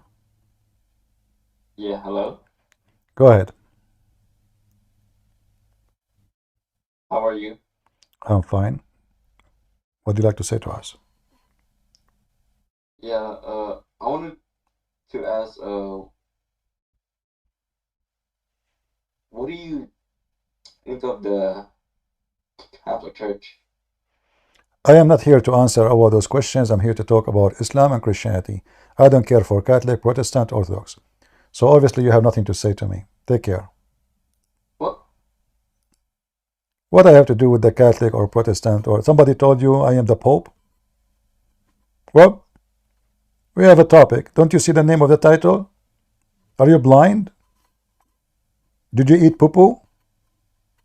And that affecting your eyes and your brain? We have a topic. Here we don't care if you are Catholic or Protestant or Orthodox. Here we are Christians. Our Lord is the Messiah, no one else, no priest, no bishop. We have one master. Anyone, he take a master other than the Messiah, he is fool.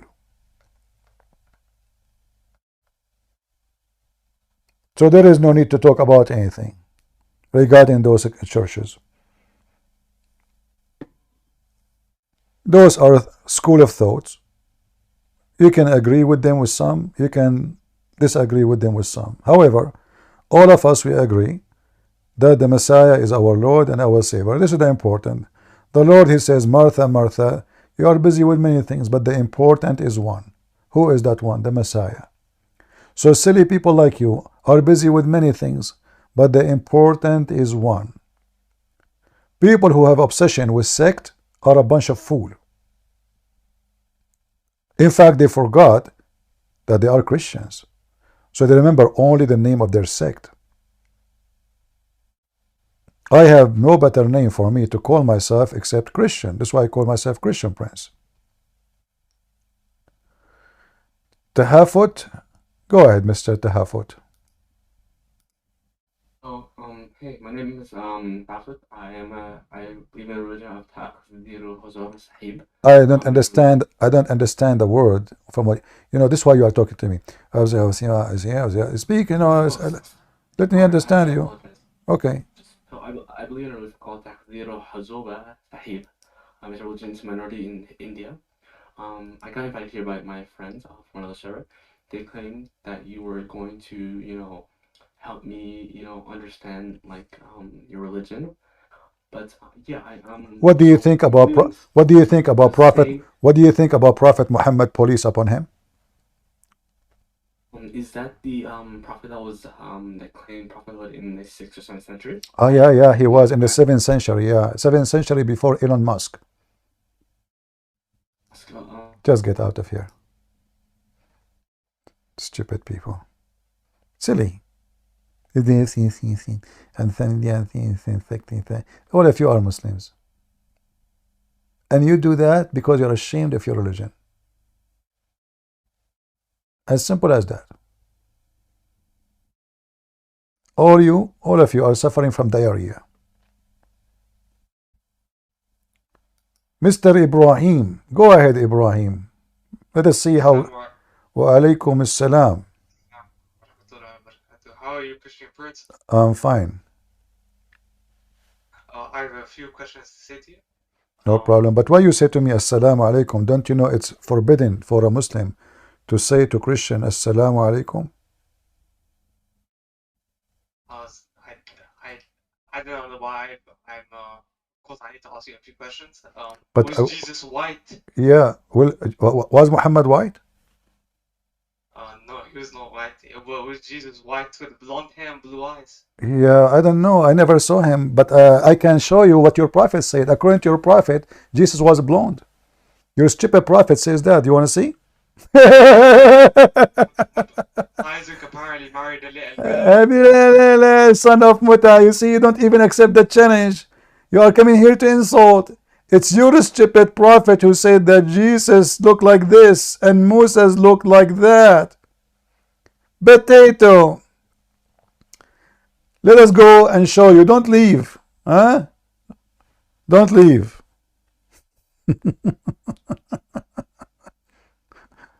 Oh boy. They say Jesus is white, is but blonde eyes. How is let me show you what your prophet said about Isa, you potato. Here we go. Let us show you.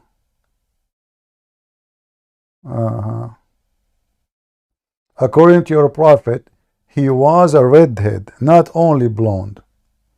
Shall we show you in the hadith? Let me find the hadith. Potatoes. You forgot that you are talking to Christian Prince and I have all your laundry. Read. Jesus the redhead. Do you see him? He's a redhead, by the way, not red face. Do you see it? Is Jesus, Christian Prince, is it true that Jesus is white and he have a blue eyes and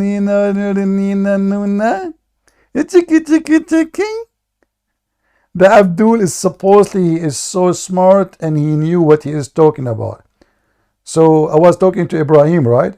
Hey Ibrahim, did you see the hadith now? Go ahead. I was talking to who? To Ibrahim or to who? The one who said to me, Apparently Isaac married a little girl. Is that true? Well, you have to prove it, but your prophet, he married a little girl. Is that true? No, you didn't answer my question. Did Isaac... I answered you. I answered you. Can you prove it?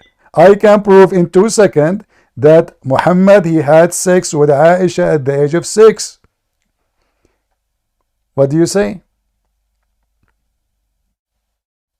Are you there? Yeah, I have a clip of you do things a 9-year-old. Just okay. Let us go back to the second Abdul.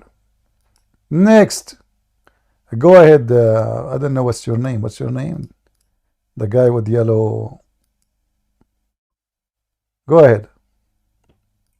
Hello. Can you hear me? I do hear you. Go ahead. Awesome. So I just got a question. So in order for me to answer people who question me on this, in Matthew 20,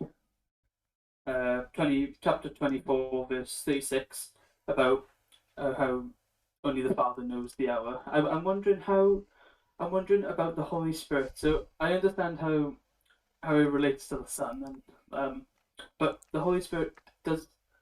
How do I answer questions about the Holy Spirit not knowing the hour? First of all, this is not about knowing or not knowing. What Jesus said, only the Father, not even the Son, because this is his job, and the job of the Father is to announce the hour. It's not about who knows not. If you read the whole chapter, you will see Jesus saying, when this and this and this and this happen, I will come back. So the details of the hour, Jesus knew about it all. The announcement of the hour is in the hand of the Father. For the Son have a job. What is the job of the Son? He will be the judge in the judgment day. He is the one who gives eternal life. He is the one who gives salvation. The job of the Father is to announce the day of judgment. That's why we believe in Trinity.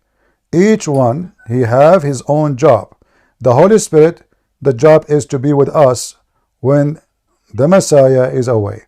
Every two of you mention my name, I will be between them. How? By the existence of the Holy Spirit. So each one have its own job. Now you can say, well, this is impossible. Well, I can say to you, this is how God is. It's not up to you. Go ahead. Awesome. Yeah, that's good. That's actually what I'm looking for, actually. All right. Thank you. You're welcome.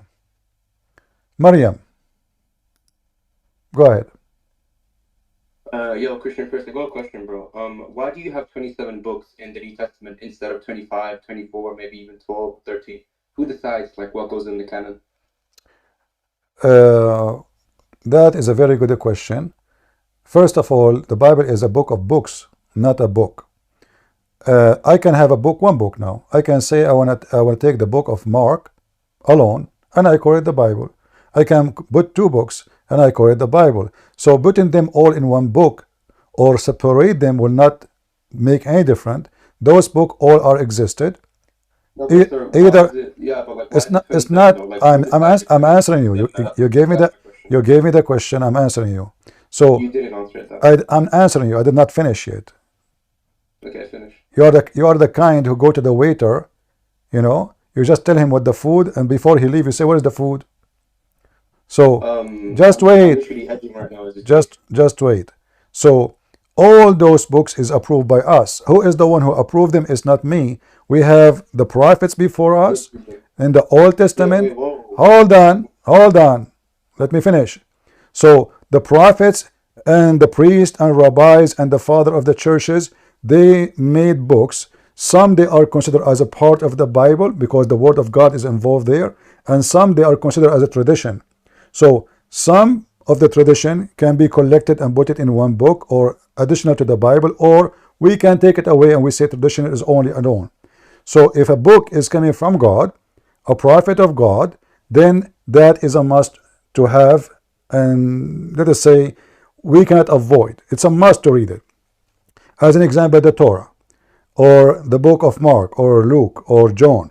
So we have details about who is the one is valid and who is the one is not valid. And the answer for all what you said, we take it from people who before us because they have it from people who before them, and people who before them, they take it from the prophets, and those books are collected and written there. As an example, you as a Muslim, Muhammad never wrote a book. Uthman never wrote a book. Ali never wrote a book. But you take a book from Hafs. Hafs' book is coming from who? According to Hafs, according to Asim, according Ibn Salma, according to Muhammad, and then according to Jibreel, and then according to Allah. But none of them saw each other. 200 years after, and you take what is according, and then you are coming to me and says, who is the one who decide? Go ahead. Yeah, hello. So I don't think that was my question. So you said there's like people before you that did it. So I'm pretty sure you're referring to the Athanasius canon, right? But the issue is Athanasius, in your view. I did not mention that name. I don't know even. I did not hear this name before from you. You are smart. Athanasius. You don't know who's Athanasius? No, I do not know. Okay, I'll tell you. Wait. No, hold on. No, don't tell me. I don't care for this name. No, I don't care for this name. Just to show you that you are a hypocrite liar. Because all the names you are mentioning is not where we take our resource from. You are a liar and a big fat liar. We take our source from Paul, from John, from Mark, from all the disciples of Jesus. And we take it from the prophet. Is the one you mentioned his name is a prophet? Yeah, hello, can I speak? Athanasius has apostolic succession. Is he a prophet? Is he a prophet? Is he a prophet? One doesn't have to be a prophet to canonize. No, he have. Either he is a disciple. We don't take, he himself is not taking anything from his own. He take it from somebody else. So you are just a fool. You learn a name and you come into school me with it. Just get out of here. This is why nobody will know the name you mentioned. Do you know why? Because he is nobody. As simple as that.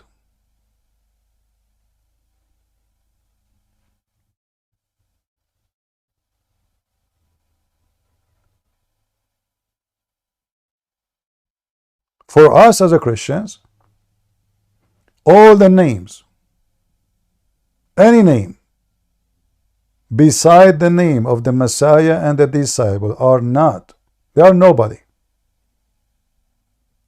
For nothing is coming from their own. The one who confirm, and the one who reject, and the one who accept, and the one who make a book, and the one who don't make a book, still they are nobody. We Christian, we don't follow those names. We don't.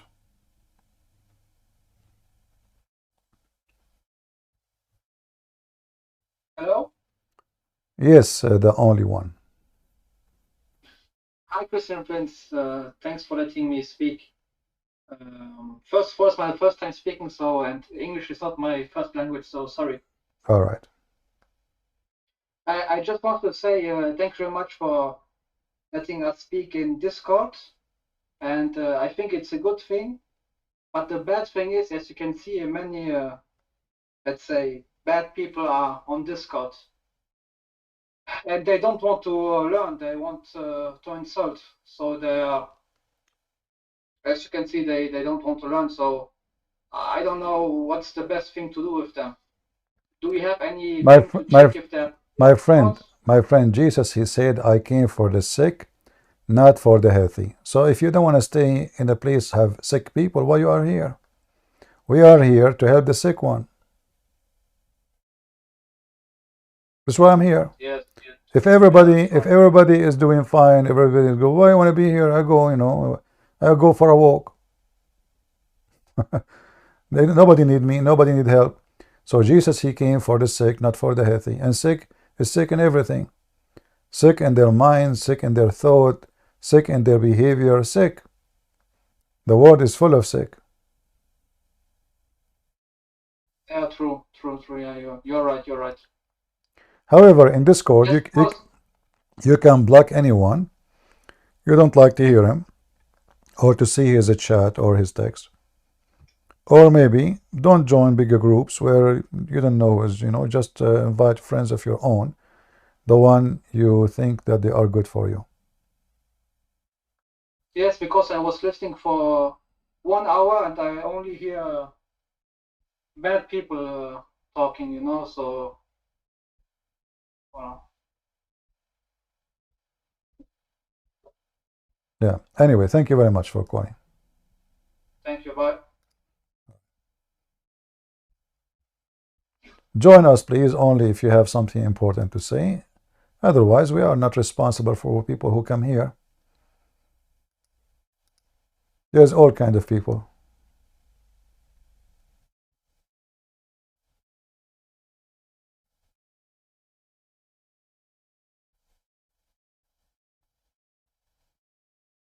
Any Muhammadan?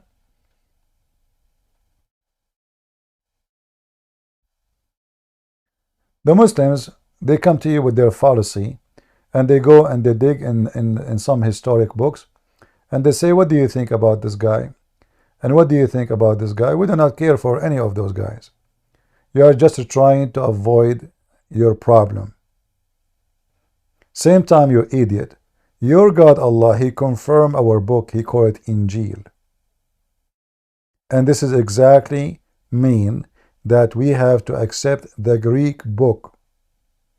Your God Allah, he is speaking about the book of John. How Allah, he claimed that the book of John is the book given to him, or from him to the Messiah, if the book of John is in Greek language? Isn't it the stupid? Quran says that Allah, he never sent a prophet except in the language of his own people. Was that the language of the Hebrew? So why we call them Hebrew? Rod, go ahead.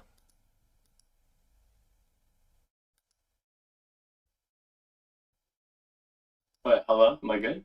Go ahead. Yeah, I just wanted, I had a question again about the Trinity. Do you see the title of our program? Why Muslims always they come and they have only one question, the Trinity. And you came to me just 2 days ago and you asked me the same question, correct? And you will come to me 2 days from now and you will ask me the same question again. And you will come to me next month and you will ask me the same question. So let us be fair. The Trinity, I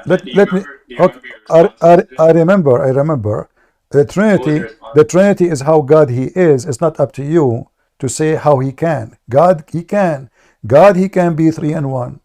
God, God, he can be 3 and 1. Can your God be 3 and 1 in the same time? No.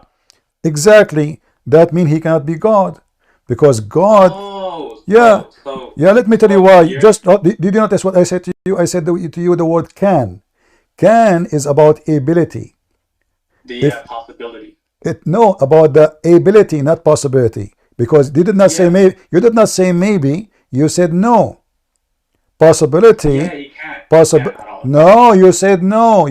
Everybody heard you. He doesn't have the ability. So when you say he cannot, that means he does not have the ability. Your God can't be God then. Oh, okay. So then, does your God have the ability as well, or does he not? He is already a Trinity. No. Like you said, the ability. So like, can your God become 4 persons? If he wants, he can be a million. Who cares? This is not my business. This is his. So your model of God is only contingent. Yeah, but let me tell you why. Simply, let me. Your God, he cannot be 2 unless he have a girlfriend. This is what the Quran says. Correct? My God, he can be, as an example, listen, my God can be everywhere. Your God cannot be. Is your God now in the earth? Answer the question. Oh, I think you answered my question. No, can your God, don't play games, can your God be in the earth in the same time he is in heaven? That would lead to a type of contradiction. So contradiction of your God nature, he cannot be in more than one place in the same time because he is a physical being. You said he entered creation. He is, so isn't it your God, he enters a creation?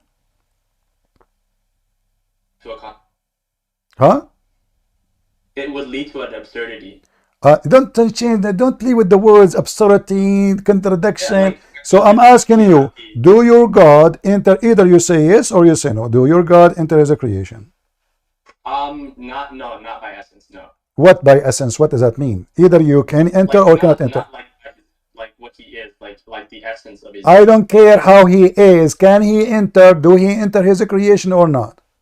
Yeah, I just gave you an answer. No, you did not. No. Don't tell me by essence, by etc. What essence? What do you mean? Allah become plastic to come into the earth?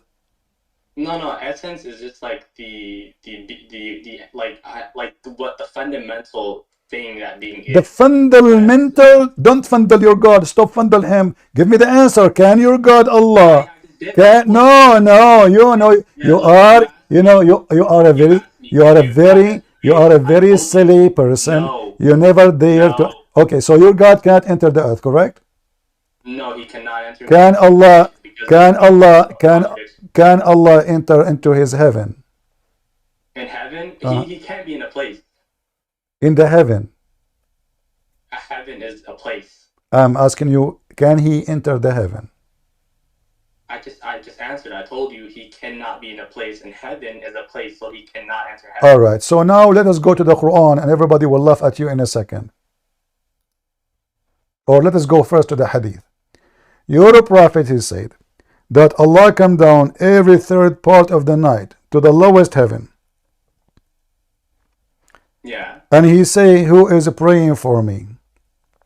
You said if Allah he enter into heaven, he is entering into a place and Allah cannot do that. Yeah. So how your stupid prophet he say he does? Well, here it would just be agency, because we also have another hadith that says there's an angel come down and hear the prayers of people. Thank you very much. That mean your God Allah is an angel, because your prophet. Are you familiar with the Old Testament? Don't change. You hear it says, don't mix things up. Listen, read with me. Did your prophet say the one who come down is an angel, or he said our Lord? So there's another hadith that confirms. No problem. Allah he sent angels too. This is different story. Unless you confirm that angel is your Lord. No. It would be agency. You know how like a prophet and angel can do things? No. Here your prophet he make it clear. He says our Lord, the superior, the blessed, descend to the nearest heaven and say, is there anyone to invoke me? And you are the one who said Allah cannot enter. Our methodology, like from Al-Iraqi, what he said is that you can't understand one hadith without looking at other hadith. No problem. You see, you are just being stupid, because here it confirmed that he is the Lord. He is not the angel. Yeah, but like why are you like just engaged? Like you're not engaging in dialogue. I am engaging. Did he say the Lord come down? Did he say, are you saying your prophet is an idiot, Al-Iraqi, he can fix him? Your prophet says the Lord. Is that the methodology we understand? The methodology is so clear. Okay, hold on. Let us go to the Quran too. When Allah created the earth and the heaven, which one Allah created first, the earth or the heaven? I don't see what the relevance this is Because we want to know. We want to know where Allah was. Where? Yeah, he wasn't in a place. What? I'm asking you. He wasn't in a place. No, we will find if he was in a place or not. Okay. Okay. So which one Allah created first, the earth or the heaven? I don't see what the relevant. Answer the question, and then you will see the relevant of the question. Give me the answer. Yeah, I'm not like super familiar with it. So You are not super familiar. You are a super idiot. Don't come here again. You do the same stupid thing over and over.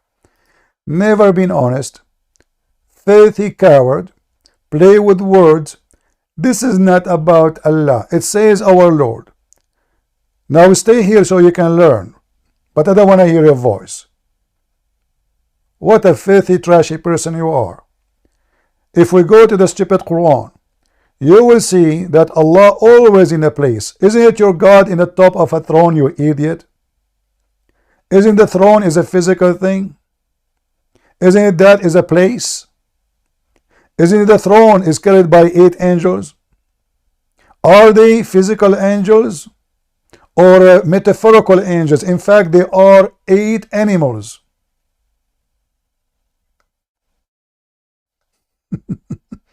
Allah cannot enter.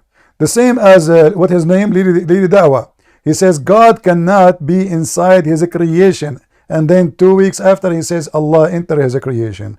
What a bunch of filthy, stupid cowards. Let us see together.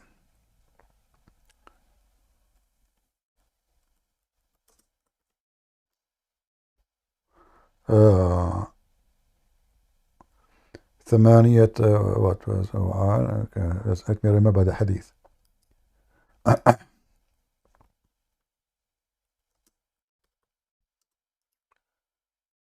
me a second.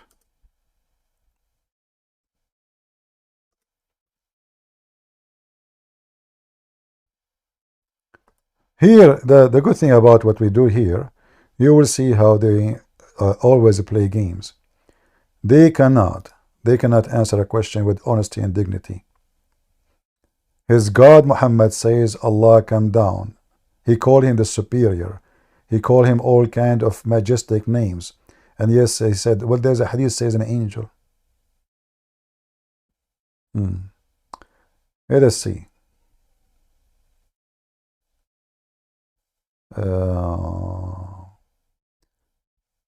Yeah, let us see if we can find this one.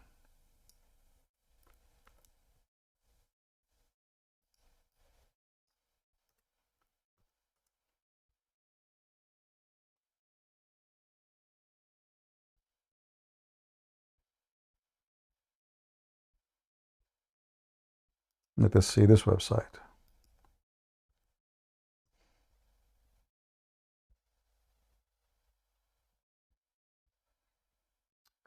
$2,833 found. Oh boy. Okay, hold on. We need to find something else.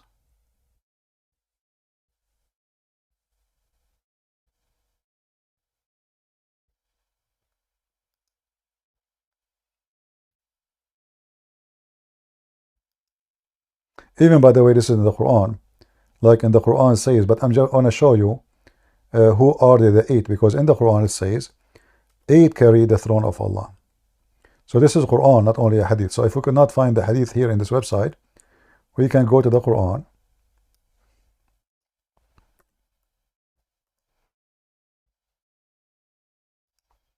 As you see, Allah here is carried physically, and the angels will be on the side, and 8 angels will be will that day bear the throne of your Lord. In Arabic it says وَيَحْمُل, and they carry. Who is above the throne? Allah. Is the throne is a place? Yes. The Quran confirms even the size of the throne.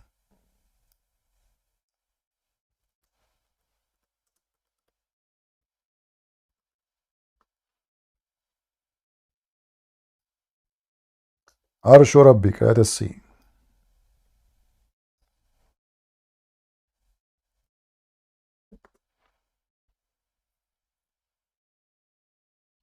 Let let's see. وسع السماوات والأرض.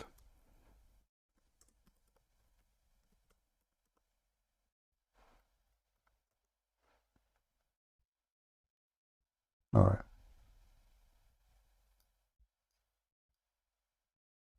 وسع كرسيه السماوات والأرض. All right, correct. He used the word kursi, not arsh. Chair. So here you see even the size of the chair of Allah.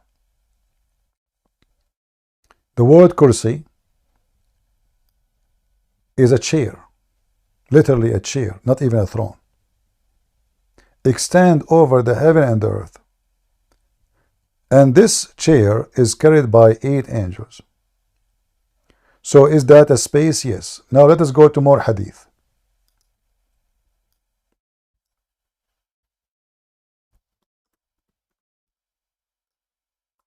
Now we will find that Allah is inside the space.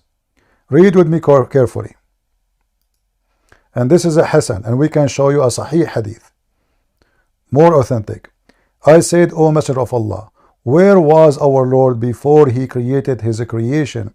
He said he was above the cloud, below which was air, and above which was air and water. Do you see it? Is that a space and a place? Yes. As you see, Allah is contained inside a space. Above Allah, there is air and there is water. Under Allah, there is water. So is Allah is inside his creation? They will never stop lying. So now I will give you the mic. After all what I showed you, do you have a comment, or you will stay playing games? Go ahead. Yeah, so I just wanted to like thank you for like answering the question this time. And so do you agree? Do you agree? Do you agree that your Allah is inside the space or not yet? Nah, I don't think God will ever be inside of space. So what as I showed you now is fake? No, the understanding, like the methodology of understanding. You keep talking about, but don't come here again. I will not talk to you again. You are just a scumbag. Understand the methodology. What methodology? Even this one, Muhammad, he studied methodology. It turned to be that Muhammad, he have a PhD in methodology. This guy, he keep using like big words. His prophet did not know how to read his name. They ask him, Prophet, where was Allah? Where was Allah? Where? And then he says to me, you don't understand the methodology. Get out of here.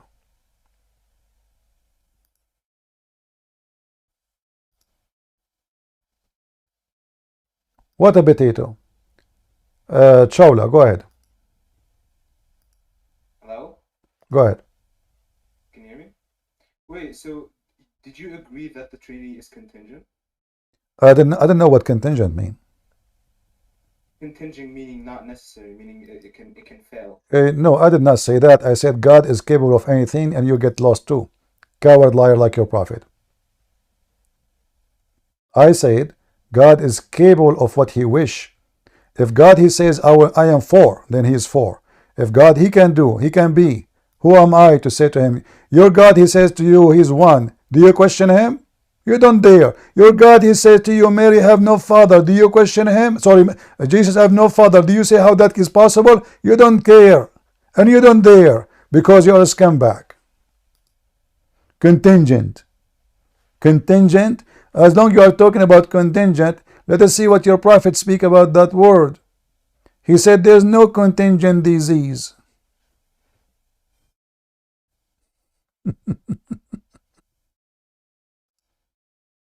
Potatoes.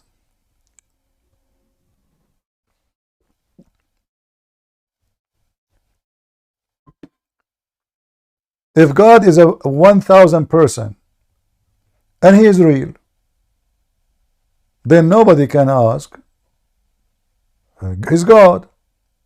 He's a million. He's a billion. Their logic is so stupid. Do you dare to question your God why his leg is the same as Allah? Is the leg of Allah is Allah?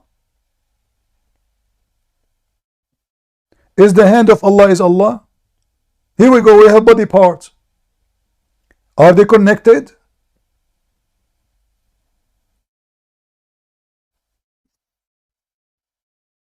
No, we did not say that Trinity can be three persons.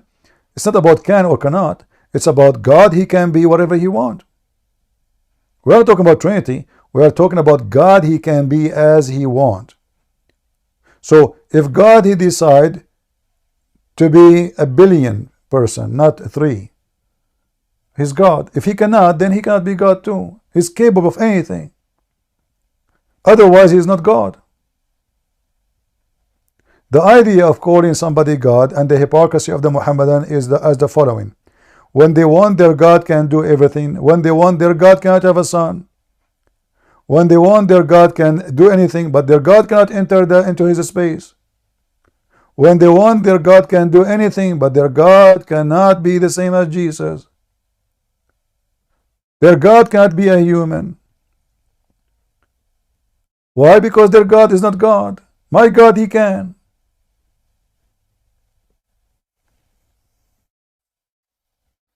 So they try to play with the words, and we laugh at them. You want to show me how Christianity is false? That's a good one. So how come the stupid Muhammad confirm it? Why the stupid Muhammad? He says the Christian will go to heaven. Are they going to heaven because they are false? Explain that to your stupid prophet.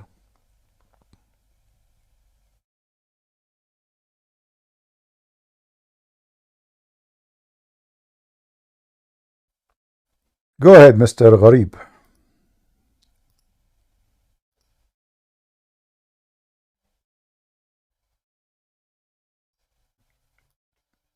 Gharib. Click at the push button to speak.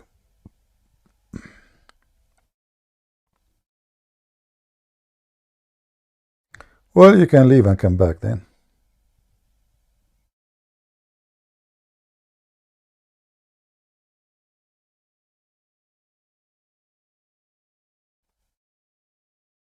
Anyone who questions God's ability, obviously he don't believe in God. Either you do not know what God word mean in language, or you're an idiot. God is the one. Doesn't matter what God we are talking about. The second you call him God, that's why you call him God. The one is God. The one you call him God is automatically he is the Almighty. What is the Almighty mean? That is no and nothing is impossible for him. This is what the Bible says. Nothing is impossible for God. Nothing. So anything you can say, the answer in the Bible says nothing is impossible. So you can be silly with your questions as much as you want.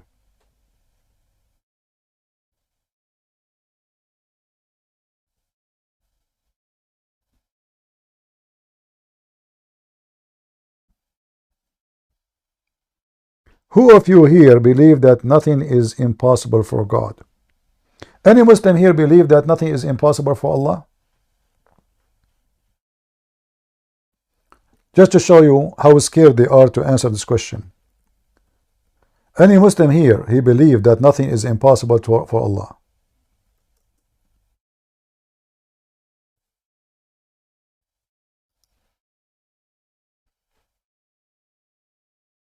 Any Muhammadan? Oh? Okay, Blobber. Are you a Muslim? Did you just ban me because you couldn't answer my question? You are just a kid. I don't have time for kids. No, answer my question. Congrats. Okay, so did your God enter into the space as I showed you? I'm not going. I was answering you for 10. Get lost. I spend my time showing you reference and you refuse to read them. And I will ban you again, son of Muta. Did you ban me? I'm not going to waste my time. Get lost. Come back again with different name.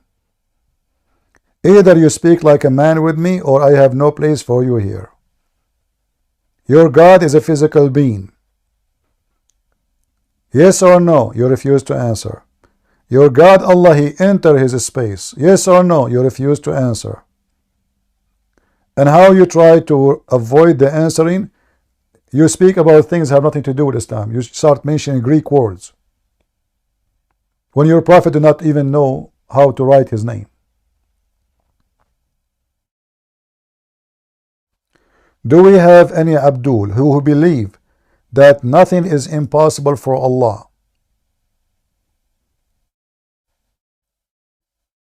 Any Muhammadan?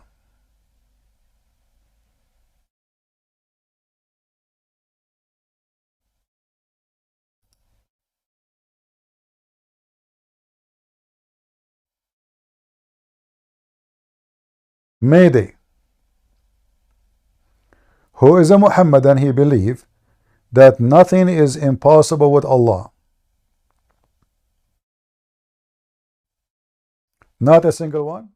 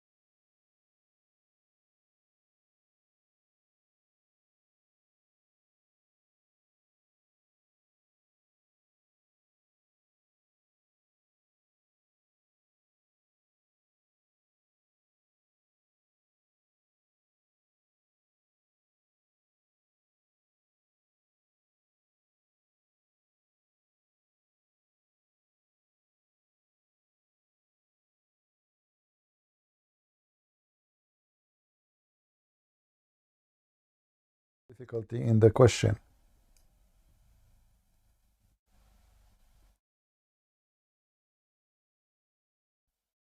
What is your fear?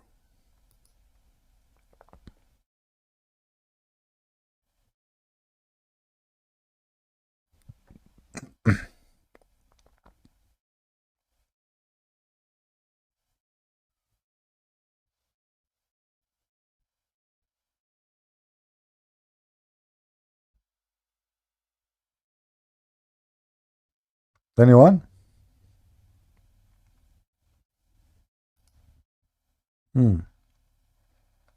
Look like the Abdul, they have only those two kids to come and they play games.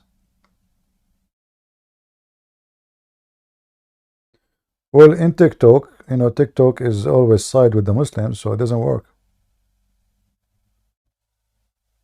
Good evening, Christian. Good evening, my friend. I saw that many Abduls come here to kind of troll, right? But they didn't learn good, because if they really want to learn how to troll, they must learn from the Jews. I remember the story, what you told, that the Jew asked their prophet Mohammed, if you're a real prophet, you will answer me these three questions. And you know, and like, that was the funniest story I ever heard in my life. I never heard something like that. and not only that, they said to him, the answer nobody knows except the prophet, but they are the one. All of them, they knew the answer. Nobody knows those answers unless he is a prophet. But all of them, they knew the answers before he answered them. So how nobody knows the answer unless he is a prophet? And all the Jews are prophets. Oh yeah, and not only that, look what they are asking him. What is the first meal in heaven? Hey, what is the first meal?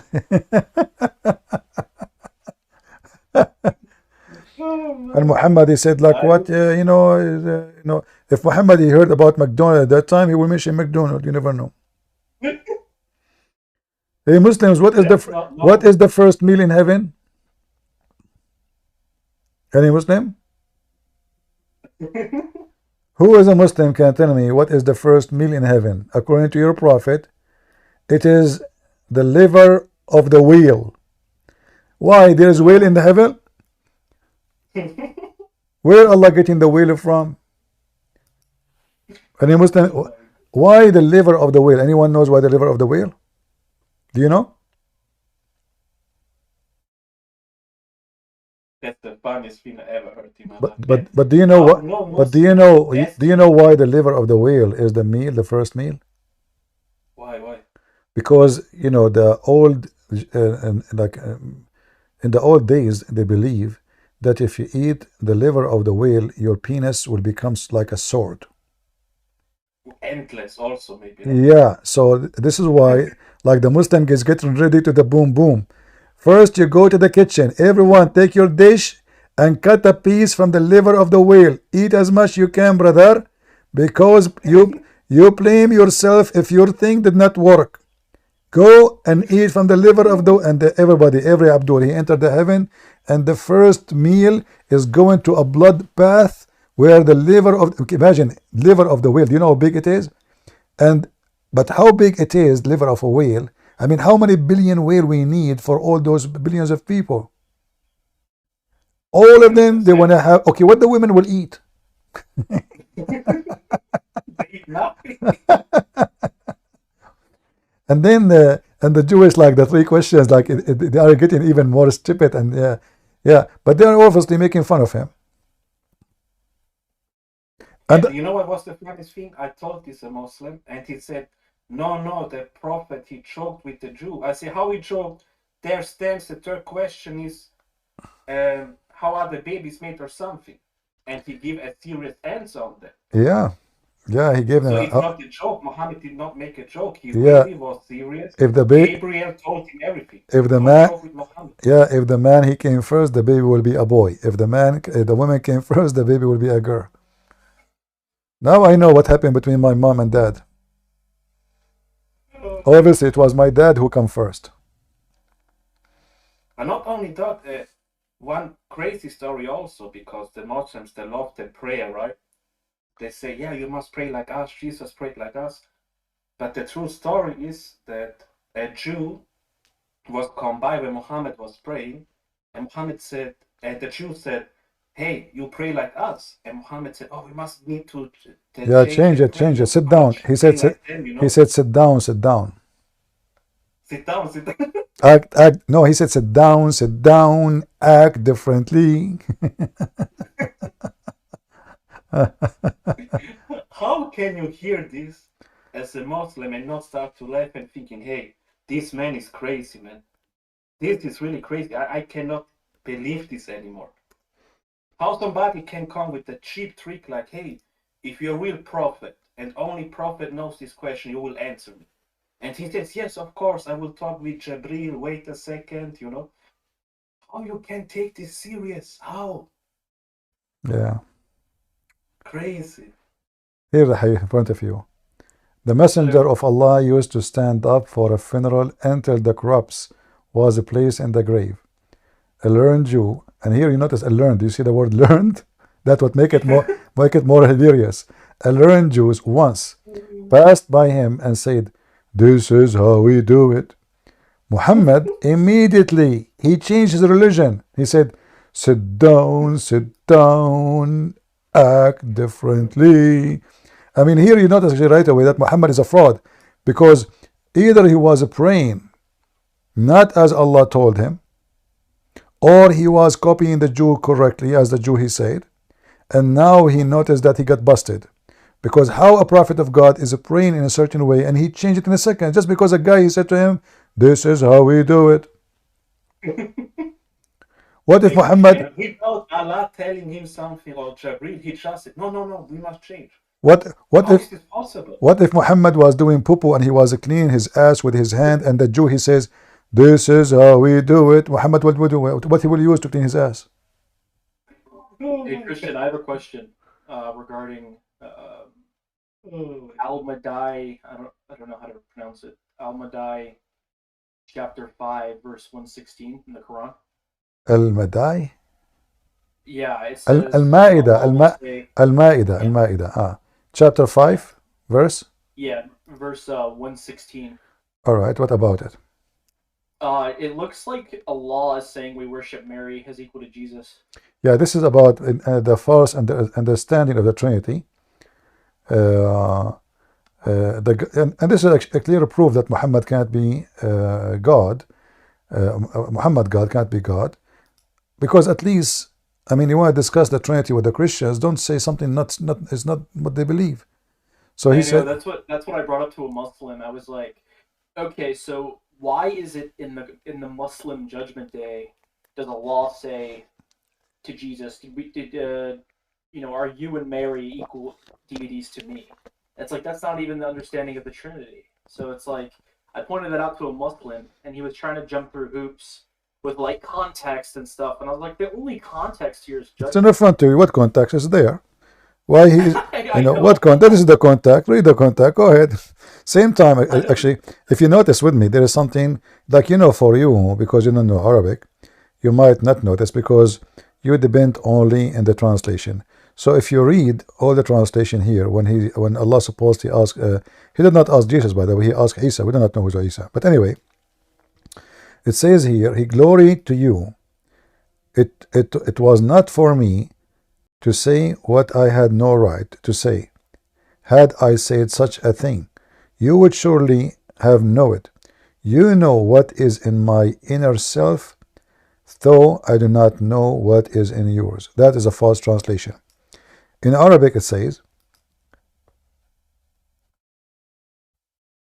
تعلم ما في نفسي ولا أعلم ما في نفسك. Nafs is a soul. So you know what is in my soul, and I do not know what is in your soul.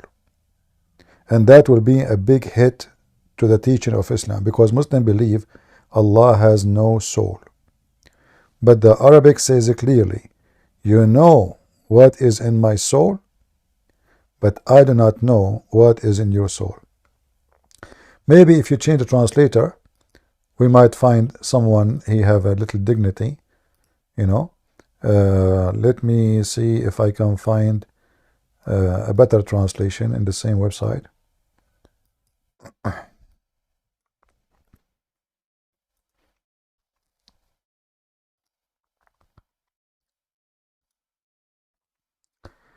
This is Hilali. Let us see Arbari.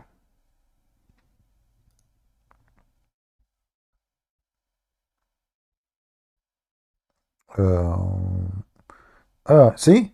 Look, read with me. Can you see it? Yeah. Okay. Yeah, I can. We just changed the translator. Look what happened.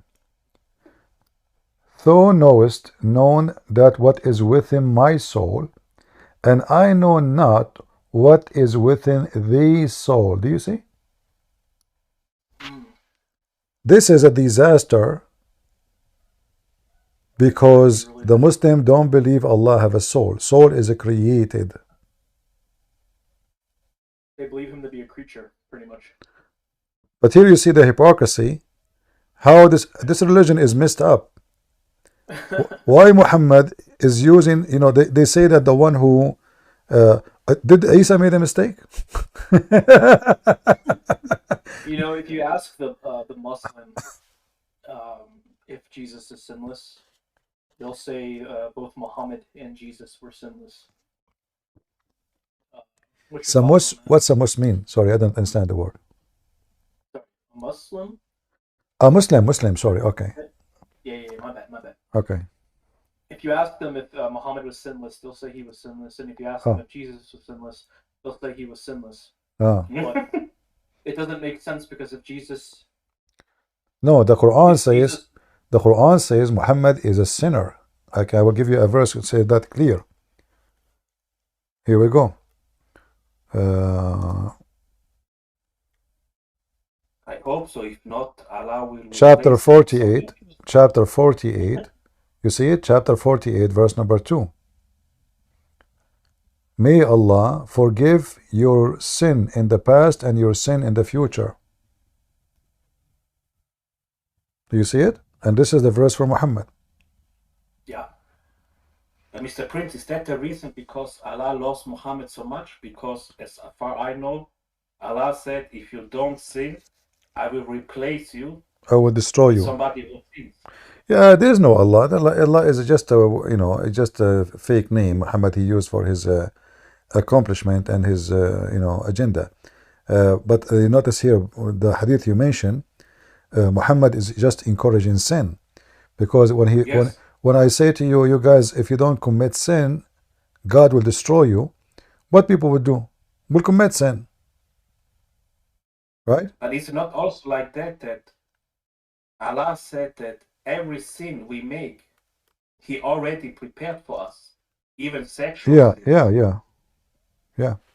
But so if Allah does all that, the shaitan has no job or something. What does shaitan do in Islam? I don't know. He has no job, unemployment. Apparently he pees in people's ears, right? Yeah. Yeah, right. The first so thing. He does have that job. The first thing when you read that hadith about if you don't commit sin is to question what is the logic, why this God is angry if we did not commit sin. What is the problem exactly? Why he want us to? So, and then you will find the answer, because if you don't commit sin, then you will not be begging him. So he's in this studying this carefully, you will notice that this person have a mental illness. As like a parents, he have a child, and the child do nothing wrong, but he don't enjoy that. He enjoyed that the child come to him and beg him, please dad, please, So what he do, he want him to be a bad boy, because when he is a bad boy, he feel guilty, and when he feel guilty, he cry for forgiveness. So guilt and begging is what make Allah happy. So like Satan. Exactly. So because he don't find himself important. If you don't commit sin, you're not going to beg him for anything, because I did not commit sin. Is that why Allah is scared of the end of the days from a guy, what we know as the King of Kings? Because the King of Kings. Yeah, Muhammad, Muhammad, obviously this is against Jesus. There's no question about that. Yes. Yeah. Yes. So I showed the Muslims also the Bible that Jesus is mentioned as king of kings, and in the Quran or in the Hadith, I don't remember, it stands that Allah will hate the most a guy named King of Kings at the end of the days. Yeah. So does no Muslim think, hey, this is kind of weird? Like, what is happening there? Yeah. By the way, Christian, there's a Muslim. His name is Stuff. All right. He wants to join and debate you. Just letting you know, because apparently his hand was raised for a while. I did not see him. Sorry. Where is Mr. Yeah. There he is. Go ahead, Mr. Stuff. I'm just chewing my sandwich. Give me a second. Just 1 second. Right, okay.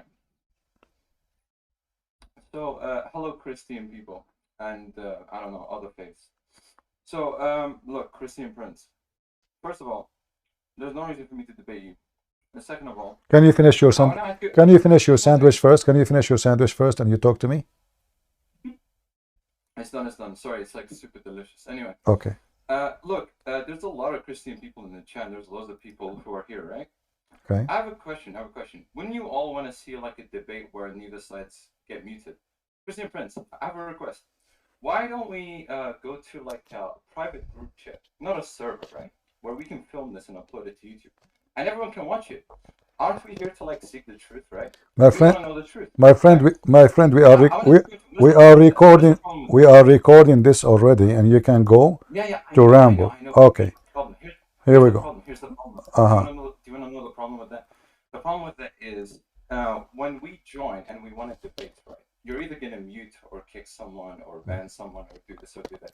I'm saying, look, if we want to find the truth, right? Can I debate you in Saudi Arabia? Bro, what? You want me to? Can I debate you? Can we have an agreement to debate me and you in Mecca? Or you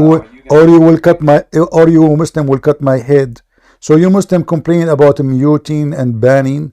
We don't even have a chance in your Islamic country to debate anyone.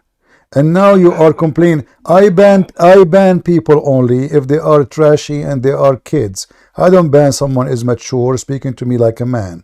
So don't talk about banning. You Muslim, you ban everything. Anyone he says something negative about your prophet, you have 0 atheists in your land. You have 0 homosexual. You have 0 wrong. Do you know why? Because this is the land of banning. Everything is done under the table. So don't talk about banning. Learn and teach yourself about giving the right of people to have a freedom of speech. You are asking for a freedom of speech for someone who don't believe in it. Why you are being hypocrite, my friend? You're literally like moving the subject. I'm not. You know? Do you have a freedom of speech? The one who is speaking about you block us, you ban us. If I go right now to a Muslim chat room, if I go now to your server, do you promise not to ban me?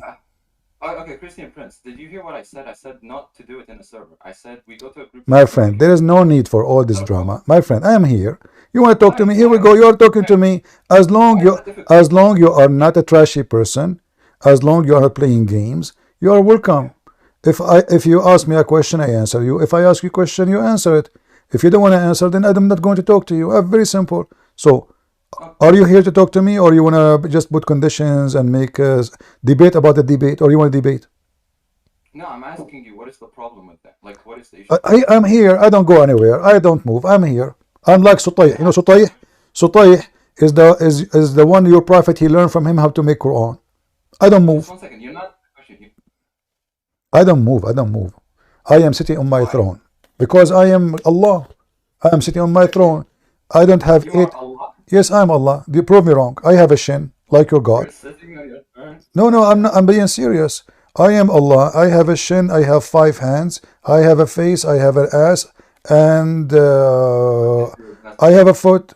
Is it true that your God Allah have those, or I'm making fun of you? You're actually okay. You're actually just a moron. Like, I'm being honest with you. Do you know what that means? Define moron. Moron is moron. Hold on, guys. Moron is someone. He says to you, if you kill somebody, your penis will be endless. That is a moron. And the moron who believe in this, or the one who says to you, your wife ass will be 1 mile, and you believe in this, that is the moron.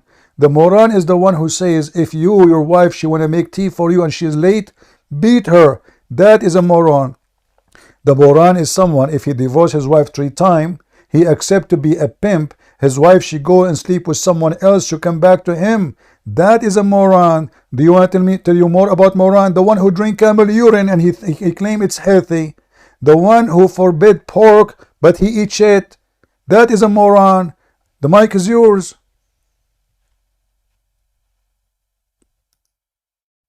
Are you there? No, you muted me. I did not. Maybe the admin. Maybe the admin. It's not me. It's not me. Yeah. Okay. And it's not just that. It's you basically failed to define one more on this, and I'm telling you, I'm telling you, there's literally no issue with you going to a group chat where neither side. It's not up to you, my friend. Don't waste my time. Do you want to debate me? Debate me. You don't want to debate me? Leave. Do you want to debate? Go ahead. No, we're not going to debate you on this subject because you're retarded. That's the problem with you. That's literally That's what? That's what? You said what? Retarded, no problem. According to the Quran, according to the Hadith, your prophet, he tried to commit suicide many times. Why? Because obviously he's a retarded. Hey Christian, notice how he has a English accent. I wonder why he's not in one of the 54 Muslim countries. Yeah. So they talk about retarded. Well, who is the retarded? Let's see. Let us debate about this if you're there. He left. Yeah, they are coward. Retarded, huh? All what Muslims have, they come and scream, talk nothing, have nothing. Is that all what you have? Like, bring your smartest man here. Well, what is wrong with you? You make yourself stupid. Bring a man who can debate. My friend, I used to go, when I was in Paltalk, I go to Muslim chat rooms. Do you know what they do? They give red dot to everybody in the room. Everybody. And they will not let me take the mic. I remember once. It was a New Year evening. I was visiting some friends. They forced me to go to the computer. They don't even have, like they download Paltalk, and this guy in his house don't have Paltalk. This is the first time I hear about it, but the others, they knew about it. So they forced the guy to download Paltalk so I can log in. It was a New Year evening. And then they made me go to a Muslim chat room. The chat room was asleep. Nobody even is talking. The second they saw money, the room started growing. 200, 300, 500, 700. And then every one of them, he took the microphone just cursing me. May Allah kill you. May Allah destroy you. We went, the computer is in the bedroom. We left the computer. It was like 7 p.m. We came back after 3 hours. Still they are cursing me. I have a red dot on me. And one after one, their hand is up, and each one of them, he come to the mic and he pray for my death. May Allah kill you. May Allah make a train cut you pieces. May Allah. The guys with me, they were dying from laughing. We went the 12 o'clock pass, the middle of the night, New Year. I have to leave. I said, okay, I need to go inside the bedroom. We forgot the Paltalk. I need to log off. So we went inside. Still they are cursing me. I just left my name there. They are coming from everywhere just to curse a Christian prince. But can they debate Christian prince? They cannot. And they talk about blocking and banning when they are the one who don't allow you. This is why and how Islam can survive. Nobody can speak about Islam in Muslim countries. Not because Islam is good, because Islam is bad. If Islam is good, then allow people to say what they want to say. We have some... How does the contest? Every Muslim, when he comes, he loses every argument. I mean, you have everything black on white in Arabic. Yeah. They still think, oh no, he's bad, he has no answers. You show them everything black on white, and they still say, no, he's blah, blah, blah, blah, blah. What is this? It makes no sense. Yeah. If you use logic and you listen, you will learn and you will know. But they don't want to learn and to have logic. I don't know. We have D. D, go ahead, D. Are you there, D?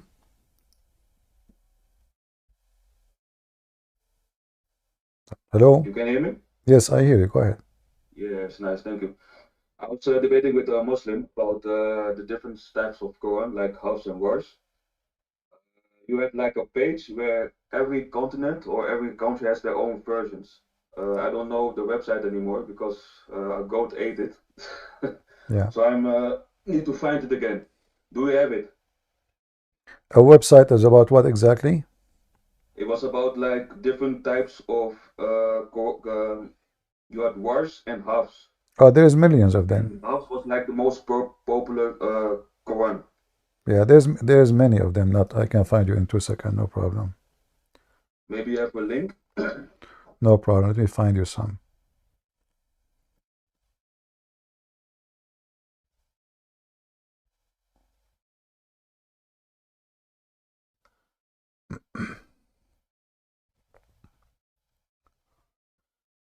Let's see. He didn't accept that House was like the student of Asim, right? The blind man. Give me a second. Okay.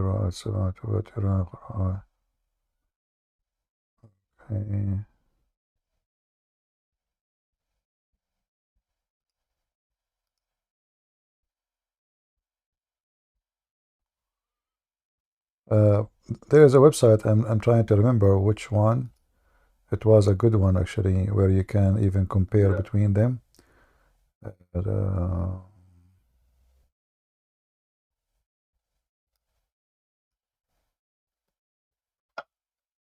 I will try to find it, and when I find it, I will let you know. I will post it. Yeah. All right. And I had like a discussion, about the well about where he did ablution. And Yeah. the Muslim said that like the well was like a sea. So it was like where they throw that where he bathed and with dead dogs, menstrual clothes. But he said like it was like a sea instead of a well. Well, the word in Arabic is well. However, it's not really. It's very shallow, because if you see in the same hadith, it says that the person he walk into it is not like going down. He's walking it, and it is not even to his private part as a high. So it's very shallow water, and it's very small. Let us see. Yeah, I'm surprised I cannot find this website. It's a very good website, actually. I think I have it saved somewhere.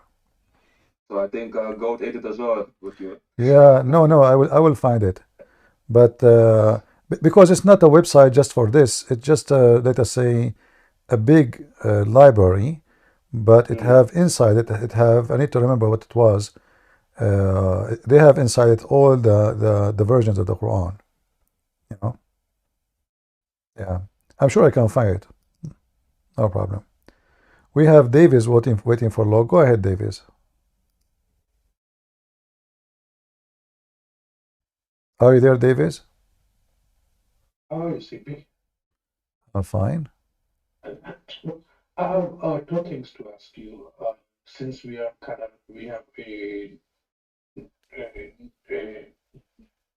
no customers right now, so could you please remind me and the new people here that story where Muhammad went on a donkey to heaven? That story. He did what? He did what? I don't understand. Muhammad took the donkey to heaven. That story. Al-Buraq, yeah. Right, that one. And the second question which I have for you is earlier when you were talking about Uthman killed the lady in front of Muhammad. I heard this story where Muhammad ordered a pregnant lady to be killed in front of her the kids. Do you know any story like that? If it is true, can you tell us there is many, but they are different in the details. But the one I know about the Bretnet, I don't think he killed her when she's a Bretnet. She went and she delivered the baby, as I remember. Oh. Yeah. Okay. But the problem with that hadith is he did not ask her she slept with whom. Yeah. So let us see here. This is the hadith. I'm trying to find the hadith for you about the donkey. Here we go. Yeah.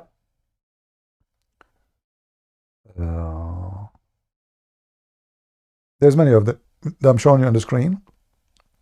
Right. And all of them lead to the donkey. This one, let me show you this one. Search. Let me post the link for you for easy way in the chat. Okay. You can open it Alright. and you can save it if you want. Perfect. Yeah, that will, because that is an amazing story, and I don't want to miss that one. All right. Who is next? Have in the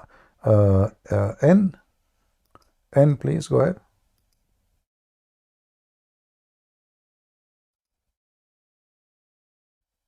Oh, that's the Christian Prince. What's the previous guy? His name, what's his name? But the previous Abdul who called, he was like saying, "Oh, we go." You know, when Muslims they go to DMs, they can say whatever they want. They will just insult. You know what they do here? They're gonna say that they're gonna do the same thing. N-word, insulting mother. Yeah, You yeah. know, that's what they're gonna do. The same thing. He's just trying to trick. Well, you know. But like he might say to what I'm telling is the other people who might not know the little dirty tactics. Where you go to a neutral place, it's really a place where they can go and basically do whatever they want. Yeah, we know them. We know that. And he was saying, "Be respectful. You muted me." And when he started off being disrespectful by chewing, and then at the end, the mask came up and he told you, the retard. That's what he said. Even though we all know his prophet is a gay retard who loved Yahya. Anyway, that's all I have to say. Well, those people, they knew that if they cannot survive here, that means they have better chance to survive there. And the whole point is, I mean, here we have a control of the mic, we have a control of their presence, and right away they use the N word, yeah, they say the F word, they call them other names, and they never answer a question. So what they will do there? Are they going to do better? If they are good, they will be good everywhere. Doesn't matter where they are. We have, who is next? I think C, he was next, right? Go ahead, C. Hello. Hey, Christian Prince. I wanted to ask a question about, because I've tried to ask the Muslims about this sometimes. It's about a hadith. It's Sunnah Abu Dawud 5225. I try to ask them how they interpret it, but they never answer. So I was hoping for your interpretation of Sunnah Abu Dawud 5225. Okay, let me see what the hadith I'm trying to remember. 5205? 5225. 225, okay. Sunan Ibn Dawood 525. Okay, here we go.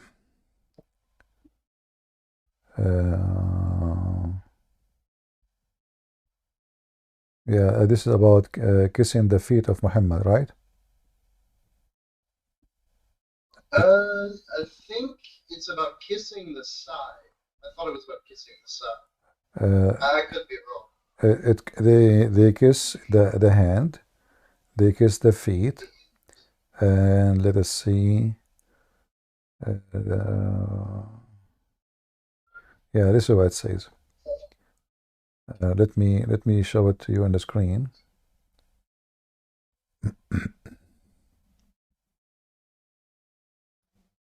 Well, there is no interpretation. The Muslims, they say that Muhammad, he forbid them from doing such an act, but obviously they are, it's not what they say. Let's see here.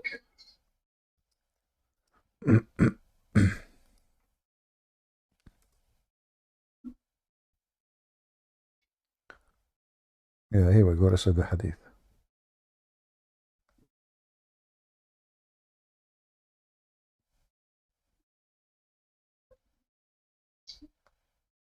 Where is the hand and the feet? I don't see it. Here we go. And kiss I the don't know. hand. That may be the wrong one that I said. I might be able to send the link in the chat. All right. I might be able to send it to you in Yeah, but if you tell me what the hadith is about, maybe I can remember it myself without searching for numbers. Oh, I got it wrong. It was Sunnah Abdul 5224. That's my bad. I'm sorry. 5224. Okay. Let us see. 5224. Okay. This is the, yeah, you are talking about the one, the man who kissed him, and Muhammad, he left up his t-shirt and the guy was topless, right? Yes, that's it, right? Yeah. Yeah. What about it?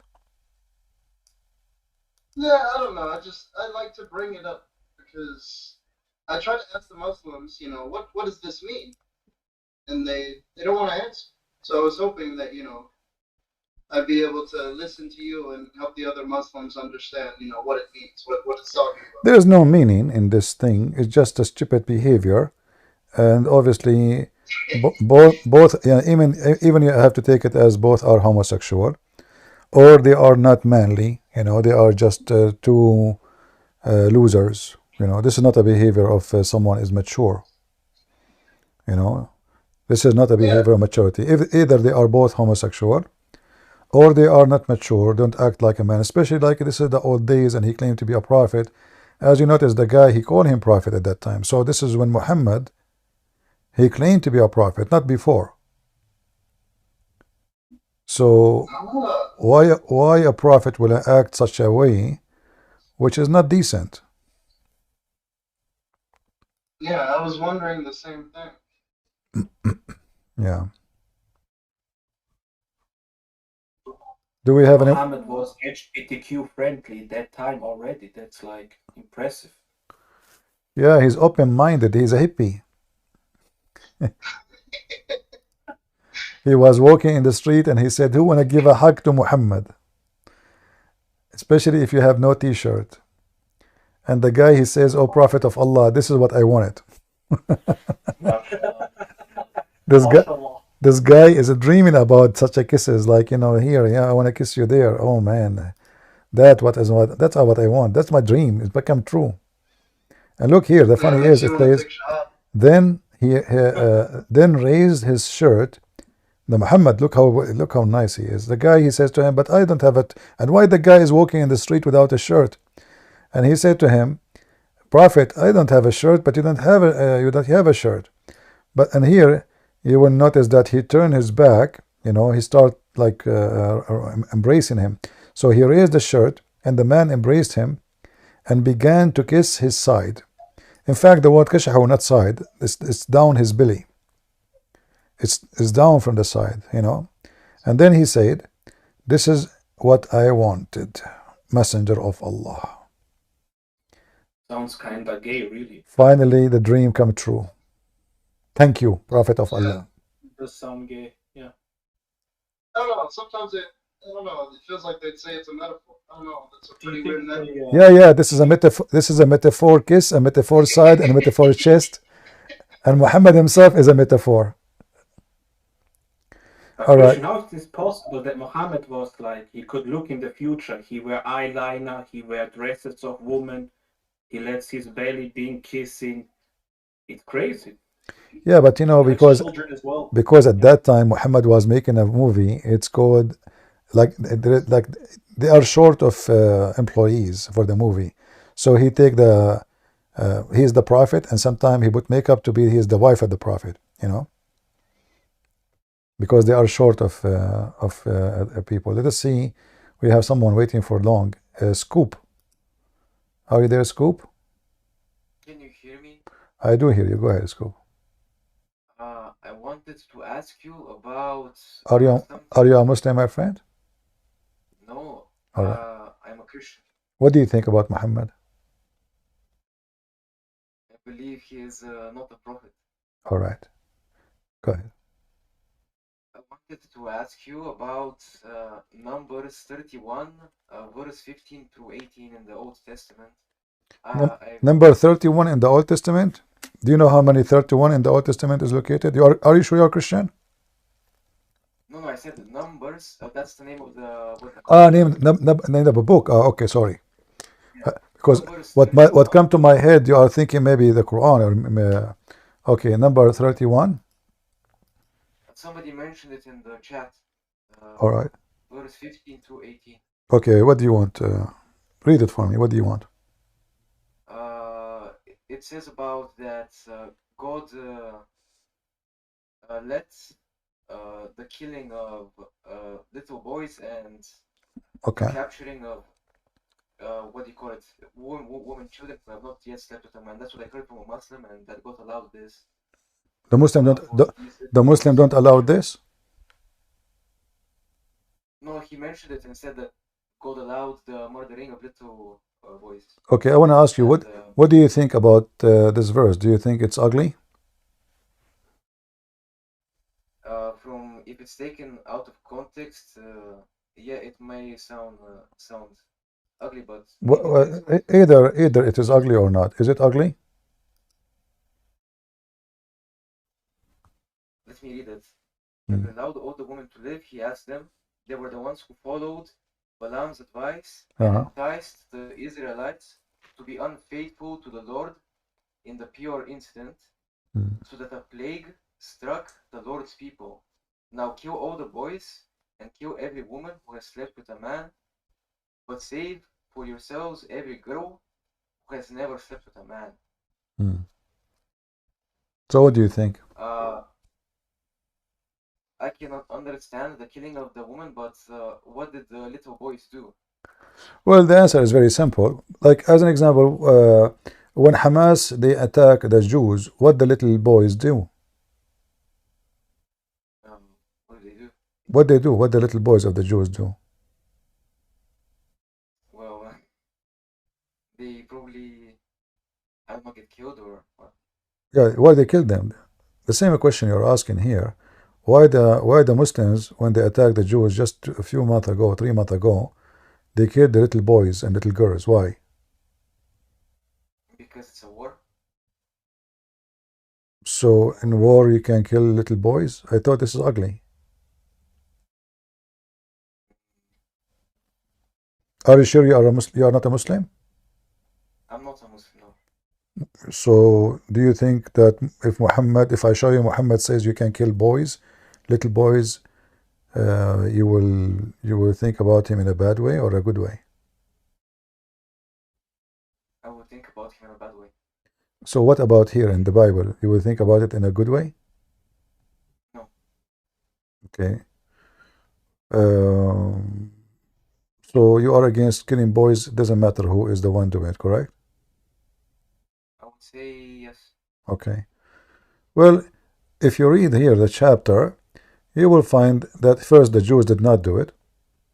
This is number one. They did not obey the command. And the same story exists in the Quran.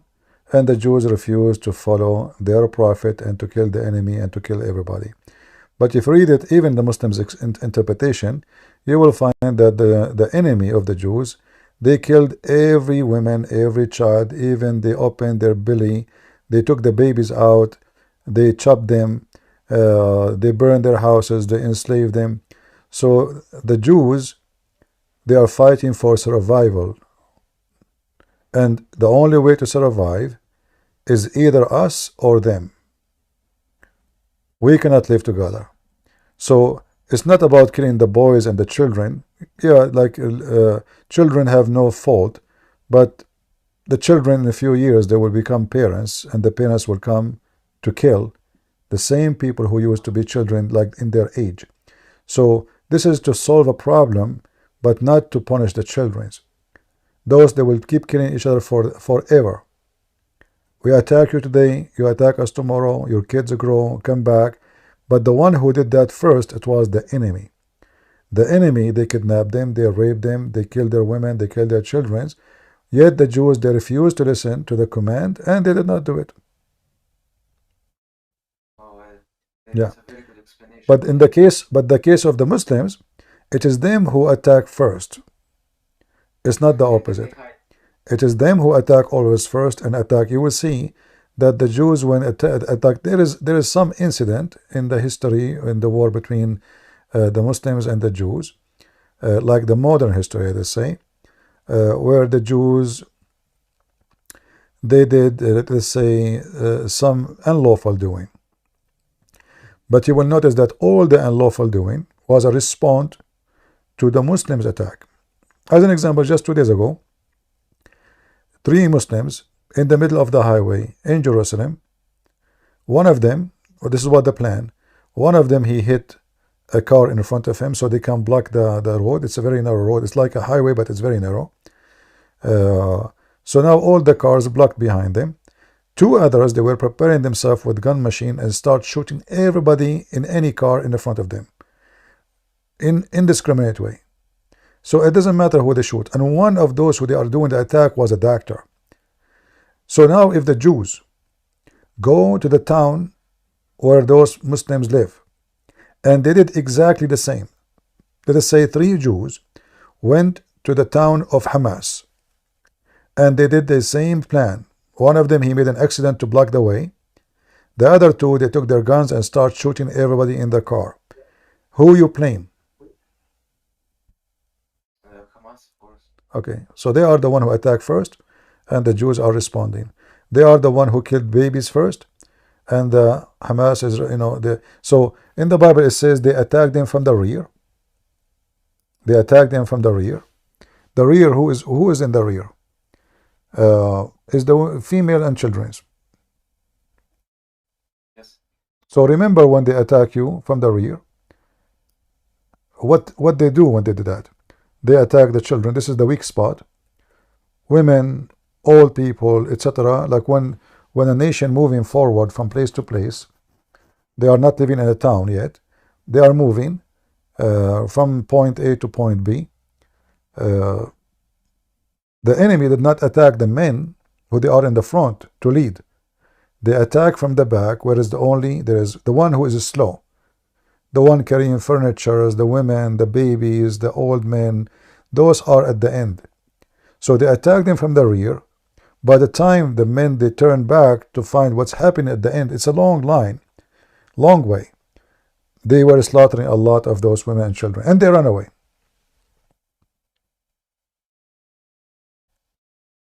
All right? Did I answer you? Yeah, you did. It was a very good explanation. You have a video. You're going to make a video on this, so I can come back later and watch it. About this Video on this? What do you mean? Like post the whole recording on Rumble or. Yeah, you can watch in Rumble what we are saying now. Yeah, as a Christian Prince, you should start, live streaming all of these debates and put them on YouTube. Yeah, we have them in Rumble. Any one of you can take them and put them on YouTube if you wish. Yeah. Yeah. Like as an example, if you go to the book of Deuteronomy, it says, remember when they attack you, don't forget when the Amlak did to you when the Lord in the road you left Egypt, how they attacked when you were tired, barely able to put on foot in the front of another. So look, they attack them. Not only they attack them from the rear, they attack them when they are so tired, they are exhausted, they are not fighting anyone, they are in the way, in the road, still they attack them. Is this the verse where they you kiss the side of the man, Allah, not Allah, Muhammad? All right. Do we have any Muslim? Can I ask a question? DJ, you are talking? It's you can hear me? We have too many people in the same time, so I have to block some of you guys. You better leave so we understand who is the one is here. If you are not useful for now, please, if you don't mind, just leave the place until so we can understand who's talking. Too many. Yeah, I'm asking a question. All right. Loaf, is that you? All right, go ahead. I can ask a question concerning any of your views, right? My views? As in like your personal views in general. Okay, go ahead. Or does it like have to be about Islam? What?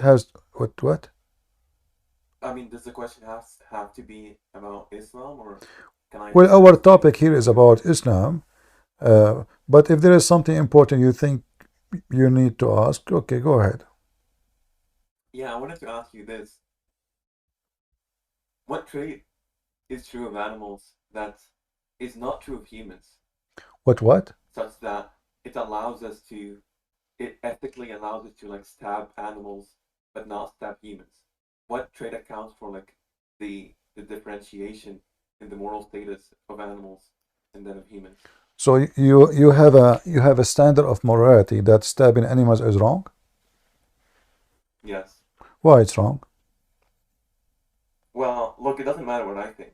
I'm asking you about. No, you see, we open a dialogue between me and you. So in order to answer you, I need to understand you too.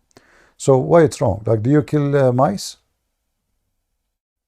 Do I kill mice? No, I don't go out of my way to kill mice. What? I'm asking you. What if a mice? Do you kill a cockroach? What property? Do you kill a cockroach? Cockroaches? Yeah.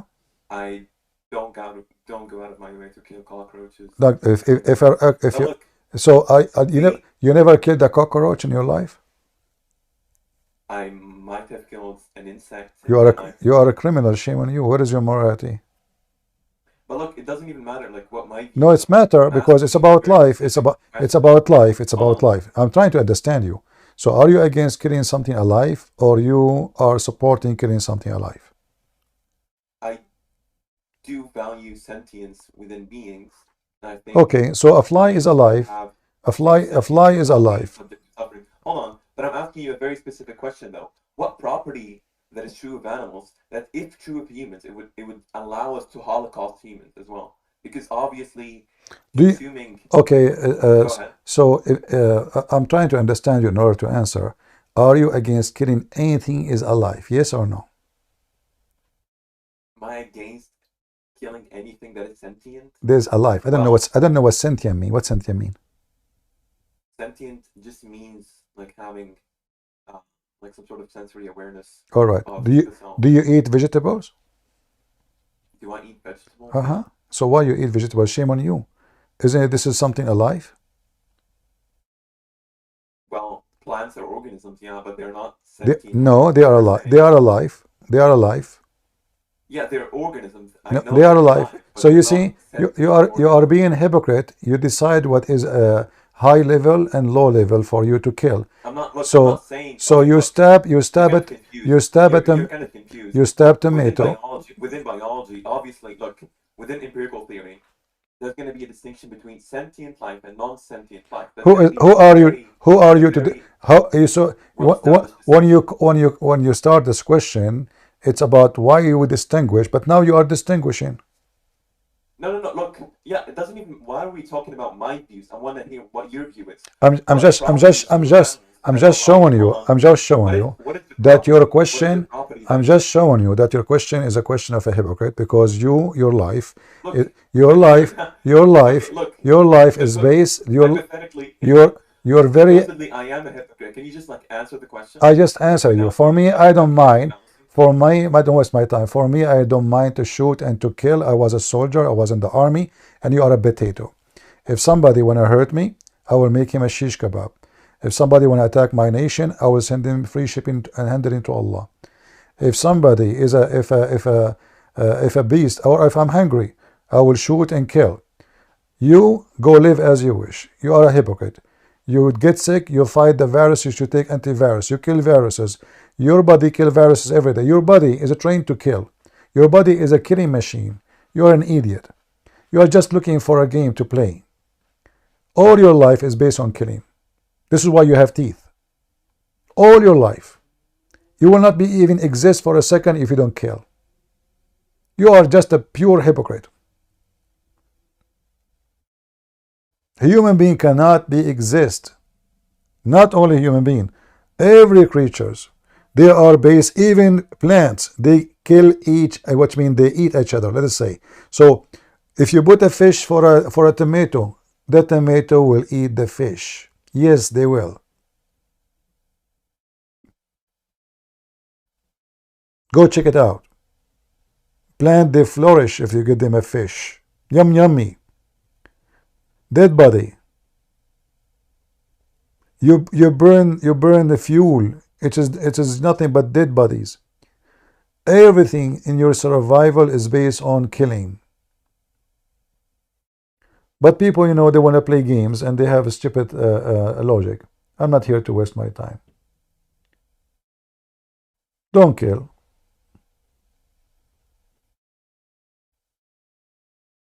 What a stupid people. I feel sorry for the one who will marry you, man. What we will eat today, honey? Oh, we cannot eat chicken. Okay. Husband, I think you cannot eat tomato too. This tomato is alive. Even the seed inside it is alive. If you take the seed and you put them in the dirt, it's going to make tomato. It's a fact. Very silly, stupid Christians, very silly, stupid people. There's high and there's low.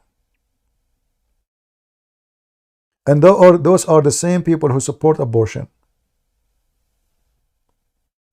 I assure you that this guy who support abortion, those liberals support abortion.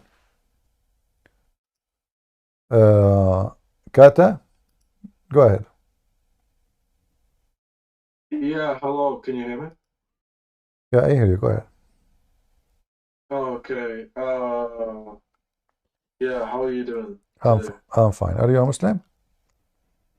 No, I'm not Muslim, no. Okay, what would you like to say to us? Yeah, so like just given your like general attitude towards veganism, I was curious what your opinion would be on the monastic vocation and the monks who essentially abstain from like any type of animal produce. Do you think they're doing an immoral act when they practice the monastic vocation? What is that monastic vocation? I don't know exactly. Explain to me. So, are you aware of like the Coptic monks in Saint Catherine in Egypt, and Okay. like the monks in Hamatura, and you know like So the monks? what they do? Well, you know, monks live as solitaries, right? Okay. So they fast. They practice the monastic vocation, which And why that need my opinion? well, seemingly you seem to have like this type of attitude towards veganism, such that it would seem to be like an immoral or like inferior way of life. If you decide to live in a mountain, why that is my business to tell you what to do? Well, it isn't. I'm asking you, do you think these people are doing a bad thing when they I just answered you. I just answered you how that is a bad thing. If I decide to stay in my house, I don't want to see anyone. How that is a bad thing to anyone? What's your business? Yeah, I wouldn't say it's a bad thing. I mean, I agree with But you. you are asking me. You are saying, Yeah. do you think it's a bad thing? But how in the world that idea come to your mind that this is a bad thing? Are they harming anyone? Well, I wouldn't say it's about. Well, I would say the monastic vocation is clearly a good thing, right? But seemingly you were making fun of Waffle, who is an ethical vegan, and you were saying, well, honey, what are we going to eat today? And you said you feel sorry for whoever you married. Right? So it seems like it's an inferior way. First of all, the monks they eat meat. They fast from time to time, but they eat meat. They eat all kind of food, and they have no problem with it. But they have a fasting period. Certain days where certain food they don't eat. But this guy was talking about killing animals. Yeah, that's just wrong though. Various monastic orders go on full meat abstinence. Like some like extreme forms of monastic orders within Catholicism, non-Catholic denominations have like absolute forms of abstinence where they do not. Listen. Okay, listen. You're just being stupid again. Because if somebody decides not to eat anything, this is his business. But to say it is wrong, that is stupid to say, because simply how that is wrong. No. Look, what are you saying? Like, what are you even saying? Like, it could be your business that you can like murder someone. That doesn't make it a moral thing to do, right? My business to murder someone? Yeah, it could be. Are we talking about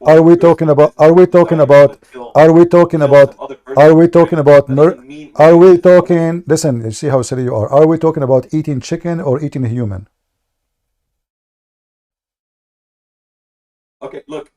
Look, are we talking? Okay, so how you compare? But you just compare what I said by killing somebody. Yeah, look, don't be a mute cuck and don't mute me, okay? When I speak, don't mute me. Oh, what I take, my view is that there isn't going to be an asymmetry within the ethical status of an animal and a human animal, like a non-human animal and a human animal. But I'm asking you a very specific question. So instead of completely dodging your question, maybe you should answer it, right? What property that is true of humans what property that is true of animals that allows us to murder animals or kill them? And why you call it okay, why you call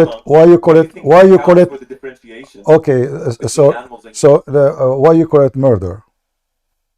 Okay, look, because under my view, that's just going to be like a token of murder. But I could just say, I can like refrain from using the loaded language just for the sake of discussion, right? Okay. So what property? Let us say. Okay, I will go with you. First of all, what allow us that for us as a believers, as a Christians, God have give us authority over all creatures who we can eat as food. So we can kill, we can fish, we can hunt, so we can survive. According to your philosophy, you have to be selective in what you eat. But in reality, all what you do, you divide between what you think have a blood and animal and what is not have a blood and not animal. But at the end of the day, you are just shut up. Let me answer. Same time, you say to me what is the property of killing or murdering. So you are talking about if I kill a chicken, I am a murderer. Well, I will tell you why I will kill a chicken. Because the chicken, she ate a worm and she is a murderer. So now I am the police. I go after the chicken who ate just a worm, and I'm going to cut her head, and I will say, shame on you, you criminal. You are under arrest. You just ate a worm. Shut up. No rambling. This you are being stupid and silly. And yes, I will dot you. You are just a donkey. I have no time for stupidity. This chicken, she just ate a worm. Do she have the right to eat a worm? She is my worm. The worm was my friend. She grew up in my yard. I go every day, talk to her. And the chicken ate my worm. Do I have the right? Justice. I mean, don't get married, okay? Your wife, she will leave you not even 5 minutes after you go to the bed. She might even cut your penis. Because she will think it's a worm and she will throw it to the chicken. Lord, what I did to you today. What is those people are coming to me? What those kind of questions? You stupid idiot. Everything in life is based on eating each other. Fish, cow, they eat grass. Grass eat the poo of the cow. It's a change of cycle. Even you yourself, the worms will eat you. The flies will eat you. As soon as you die, right away your body will start decay, and those little creatures, they will be doing yummy like a party on inside you. You are just an idiot.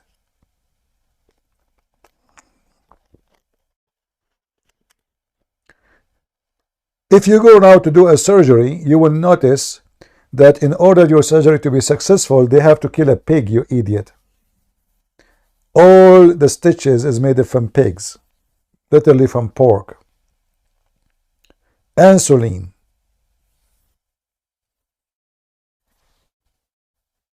Yeah, look, can you not just mute me? I don't want. No, I will mute you. Who is the idiot who unmuted you? Get out of here.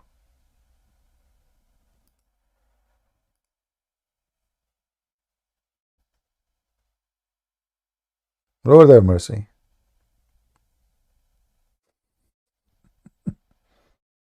Go play in different place. You are looking for just, you know.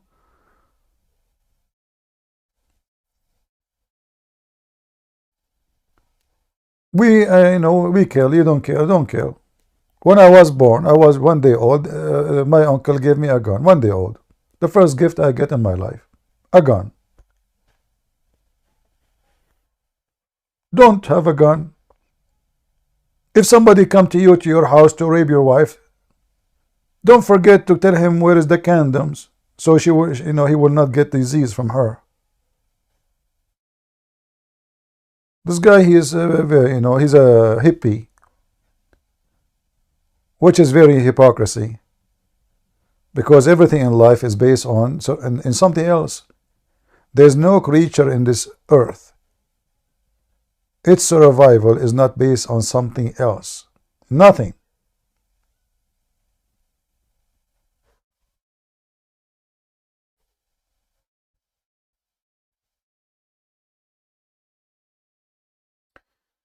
If your wife trying to help you to fight, kill her. Why you don't join us Muslim and tell me about your wife trying to help you kill her? Go ahead. Join us and read for me the verse in the Bible so we can laugh together. Do you want to join us Muslim?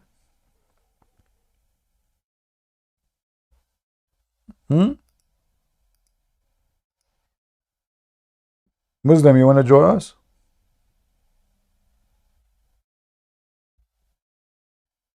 Look like this Muslim, he have no problem that if I am fighting with him, his wife, she will grab my penis. You see, the Jews, they are very, very conservative. So the women, she grab the balls of a man. First, she is a filthy. Secondly, the fight is unfair. They are not like you, Muslims. They stab people from their back. They don't. The fight have to be fair. A man fighting a man. A woman, she grab a man from his balls. She should not do that. First, she is a woman. Secondly, this is not a fair fight no more. So you are stupid. But I'm glad that you have no problem that your wife, she can grab any man balls. Just give us your address. I forgot. You are a person who agree that your wife, she can give her boobs to a stranger. So now her hand in the balls and her boobs in the mouth of the guy. All right. Hey, Christian, you know what is funny? Yeah. Atheists come here to us talking about morality.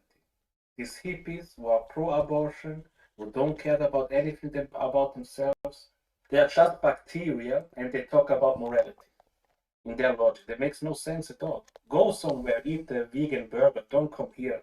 Come here if you're serious, you know? He eats, still he is eating. When he eats, he is killing something. They are hypocrite. You can either you say I am against all kind of killing, or you kill. But you cannot be selective, you know. So if you don't want to eat a chicken because the chicken is a meat, well, vegetables, they have life. They have a cycle of life, the same as the chicken, the same as anything. Anything around us have a life. Even viruses. When you eat yogurt, you are eating viruses. The yogurt is nothing but viruses.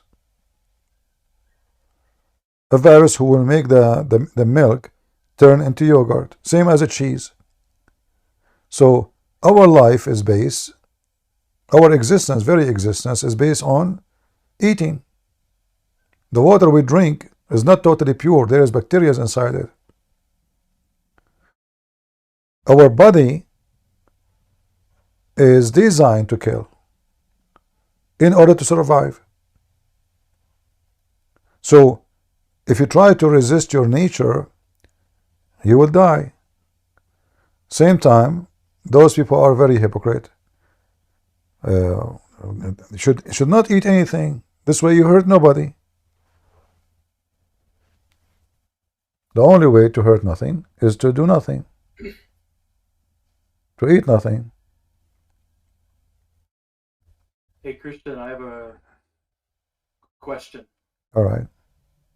Okay, so I see a lot of Muslims in the chat, and I'm just curious.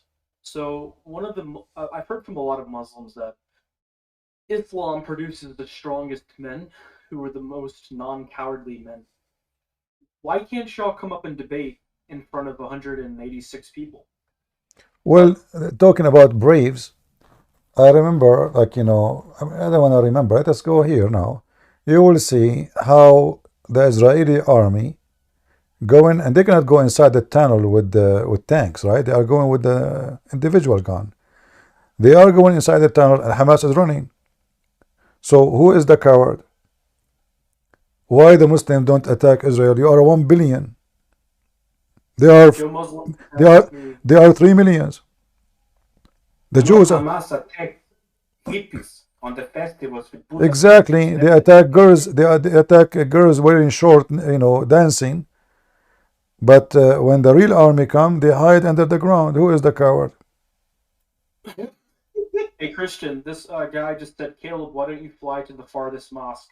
How does that equate talking on Discord? What he said?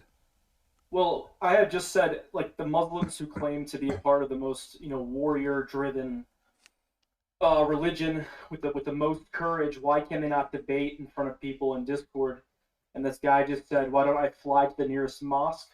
Well, first of all, that has nothing to do with a Discord call. We fly all the way to Afghanistan, and we have only 2,000 Marines, and we taught you for 20 years how to behave. 2,000 Marines. And Taliban, you know how many millions in Pakistan? Taliban is at least 600,000 fighters. 2,000 Marines, and you could not take your land back until the American willingly they left. 2,000, not 200,000. We did the same to you in Iraq. Your Saddam Hussein, your hero, he hid in a tunnel and we grab him from the ground like a rat. Where is the heroes? We did the same in Kuwait. We did the same in Somalia. We did the same in Syria. We did the same everywhere. Where are you? It is our army. It is our army located in your land, not the opposite. And this is telling you who is the one is running and who is the one is a coward. Egypt is 100 million citizen. 100 million. The Jews in Israel, they are not even 4 millions. Who is the coward? The one who keep grabbing a microphone says, "Free Palestine, free Palestine," but he don't dare to fart. You know what farting? They don't dare to fart. In fact, now the Israeli, they force Egypt to build a wall. They are building a wall. The Egyptian now, they are building a wall to forbid Hamas or Palestinian to go through. Who is the coward?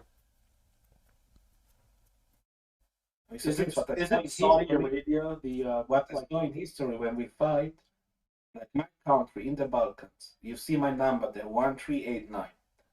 We fight since then against Islam, Ottoman Empire.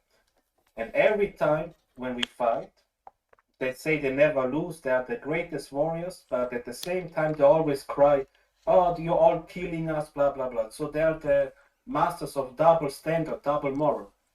You know what I mean? How can you be strong, but at the same time you cry? You win and you lose. How is this possible? When the Serbian, they crush you in Yugoslavia before, it's called Yugoslavia. Yes. What the Muslim did, they asked Western country to protect them. Yes. They could not find a Muslim to defend them, you know. But who is the warrior? They brought fighters from around the world, and the Serbian, they were fighting alone. Alone. Exactly. They did not get people from Somalia or from anywhere. But the Muslim, they got in Sarajevo, they got fighters from everywhere. Still you lost until the filthy Bill Clinton, he decided to join the war because they paid him. He's a corrupt man. So we know them, you know, my friend, we grow between them. If you fight with Muslims, if they are 10 and you are alone, they are heroes. If you are 10 and they are he's one, they are potatoes. So they are heroes only, the same as Muhammad. Muhammad, when he was little in number, he was said, "You have your God, I have my God. you have etc. You know, yeah. And as soon he is strong, no, you know, I will kill you all. So they are hypocrite, they are cowards, and they claim that they are powerful, but they are not. Yeah. The guy from Chechnya, this Kadyrov, who claimed to be a hero, he himself is a slave of the Russian. He lived under the feet of the Russian. Go free your land first before you talk about attacking Ukraine. He is the dog of Putin. They have no dignity. Putin, he say, hey, listen, take your men and go there. Yes, sir. Allahu Akbar, take Allahu Akbar, jihad, Allahu Akbar. Jihad to who? You are doing jihad to a Christian Caesar? What a stupid religion. At the same time, what they do is like, if there's like one Muslim and like 3 Christians, they'll like refuse to talk. Like refuse to talk because they'll feel like they're gonna get ganged up on. But like they'll invite you to a server where 15 of them will be like salivating, like waiting to like eat you up. And you can debate them for an hour straight, and you know, but it's just funny because I don't mind. Listen. I don't mind to go to the server of Zakir Naik if Zakir Naik is there. Actually, we did. Guys, who was with me when we went to Zakir Naik? He was live. Anyone remember? I went to his Zakir Naik. He was live in YouTube. And I told him, I want to call you. He ignored us. We went to the other guy, what his name, Muslim Lurtern. He claimed that he know Islam. I said I will call him. It's in Rumble, the video in Rumble. We stayed there almost for 15-20 minutes. Keep posting. Hey, let me talk to you. Can I talk to you? He told the admins, ban them, admin. We don't have time for those people. The coward, he don't even dare to mention my name. So we go to them, but they will not do it. Those are a bunch of kids in Discord, like everybody speak as he wish. You know, we want something. Someone he claimed to be like the guy who says to me, Uthman. This guy Uthman, he don't even dare to speak to me for a second. You will notice. Huh? Is that one who stole the wife with Sneeko? This guy, Uthman? Oh God. No, not Sneeko wife. The other guy, the guy from Lebanon, he took his wife, which is nice. Good. He followed his prophet. That's good. I like it. Well, I mean, obviously, this woman who they are talking about, she is a slut. Sorry to say so, because what kind of woman she is with this guy today? She is with the other guy. She must be very religious. If you look at Uthman, he'll go in public and he'll try to target Christians who don't know any like Bible too well or apologetics too well, and he'll target them and he'll try to make them look bad for not understanding their own faith or how to defend their own faith. He'll clip it and he'll post it on social media. No. What he do? He speak to Christian. He will keep only the part which he think it's good. So if the Christian he said something, he gave him a big spank. That will not nobody, because he's the only one who's recording.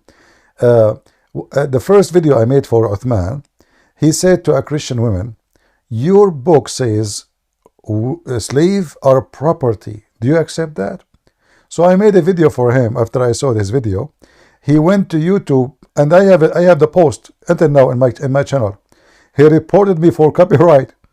I showed everybody the coward, the son of Muta, how all his book about slaves are a property. Actually, the Quran call it Malakatul Yamin, which means your own right hand possess. The coward, he go to a Christian woman, says to her, do you accept this in the Old Testament? So they don't debate about something real. They are fabricators. They are thieves. They are the same as their prophet. They have no decency. This is why we cannot debate Muslims, but we can bust them. Nobody can debate a liar. Like those guys who came today and they keep talking about mythology, they always do their best to avoid the question. All the reference I saw him, Allah entering his creation. Did he answer? No. It doesn't say that, CP. In front of our eyes. Everybody is laughing. And the funny about the Abdul, they think if they deny It works. It doesn't.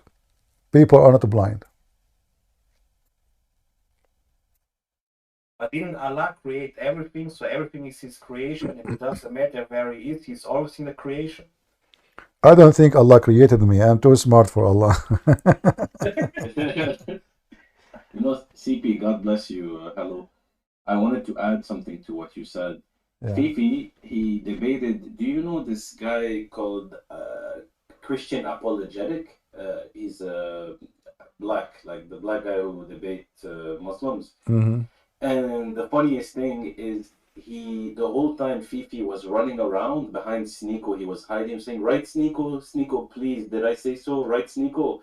And at the end, when he was losing Fifi, he called the black guy dirty because he wanted to touch the Quran. He told him, no, you're dirty, you're najis, stay away from me. So they resort to racism and things like that because they lose.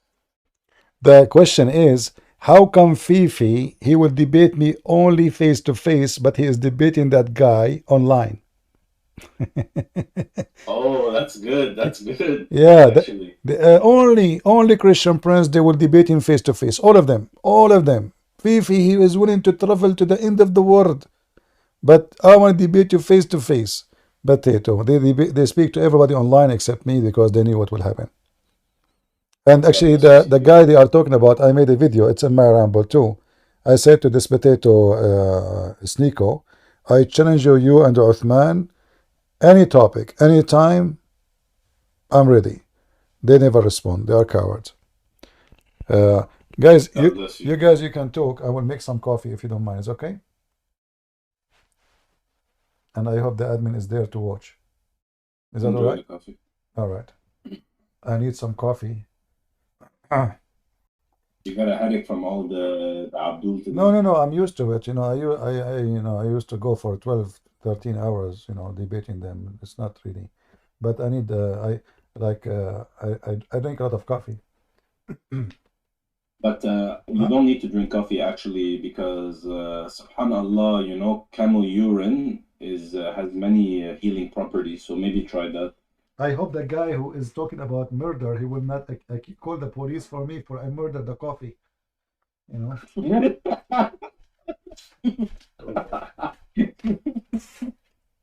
Yeah.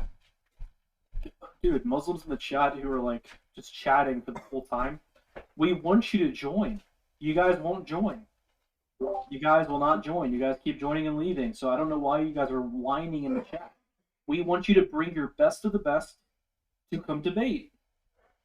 Okay, they want to do suicide. They know it's suicide here, Well, of course they do. Here against PP.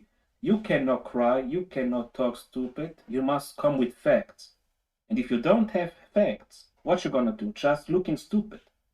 They don't want to. Oh God! Literally asking you to join a Discord call to debate, and you're saying come to Mecca? Oh my gosh!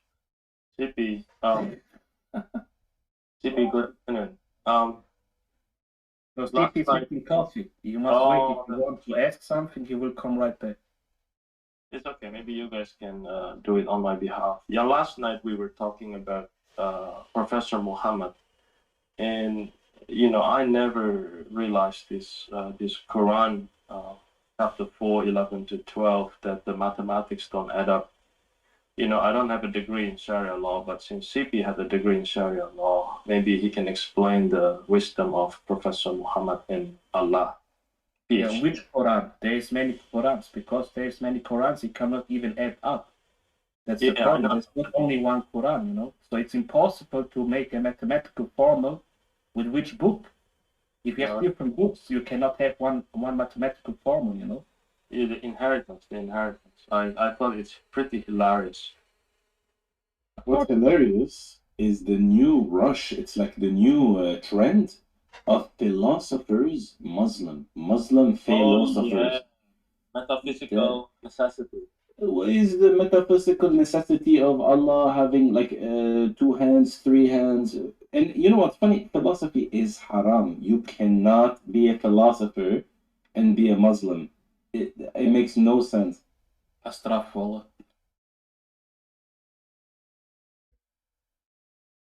Well, it's not only Did you see how many people come? One hippie don't want to eat meat. Is this moral right? Is this moral wrong? You are atheist. As an atheist, you can not have any morals because you're just made out of bacteria, and you everything what you think. Your morals is just an opinion. So the opinion of Hitler or the opinion of anyone is the same as you. You don't have a higher power. Without a higher power, morality is nothing. So it's absolutely stupid. How they come to Christian Prince to talk about that shit, really? Wait, remind me, was it a vegetarian or a vegan, or was he like A gay man, a trans gay, I don't know, something like this. Who knows? Was he vegetarian or vegan though? I have to know, because if that's so, do you know how much pesticide they put to protect the beans or whatever they're growing, the crops, like the vegetables? You know how many animals die, like squirrels, from those poisons they put? So he's a hypocrite. Of course he is. But what you accept from somebody who don't believe in God, but believe in Nietzsche, believe in not eating meat, you know? It's okay. It's okay. One day they will do photosynthesis. It's okay. Yeah, you know, absorb the light. And Lebanese Christians, my brother, good to see you. Maybe I'll just maybe I don't crowd this place, but definitely if there's a chance, I would love to hear some absurd scenario about that mathematics. Sure. I'm leaving to the stage, so let's give a chance to the Abduls because you know they're shy. So.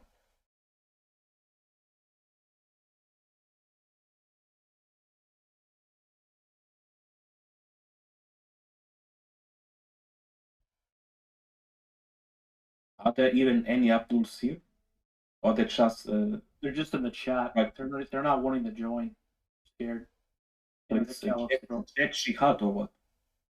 I don't know, man. I think they're just internet caliphs, you know. Not bad, not bad. I know they have like an entire like Islam server that's like filled with Muslims that would be willing to come debate, but I don't There know. is Abdul here, Rians, I think, if I'm not mistaken. Rians, do you want to come in? It's okay, we don't bite. We only shoot. With truth, of course. Because the only Abdul who seemed to join was the guy who just came and insulted and left. And tried to bait him to go to a private call. But imagine Speak.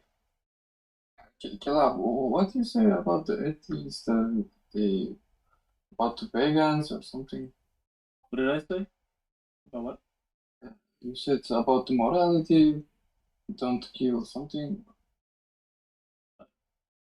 Yeah, there was a guy, he was vegan and gay, and he don't like to kill for food. I don't know, something like that. What about atheism? Like you said about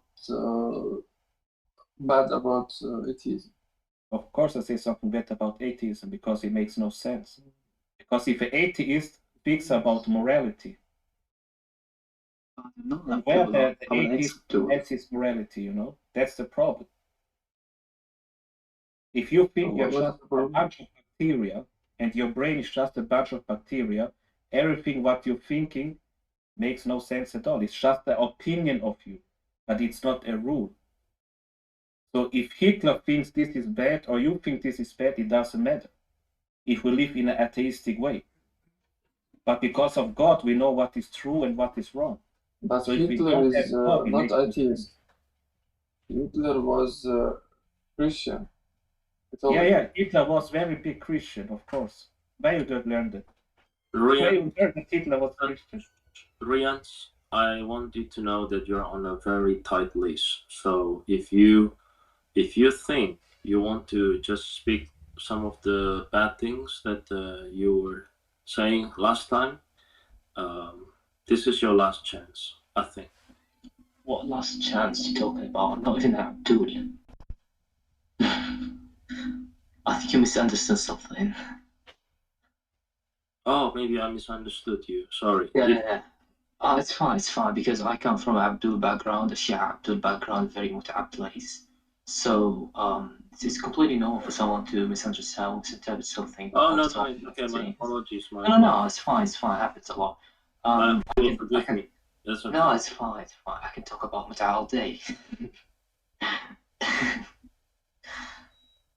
What would you like to learn about?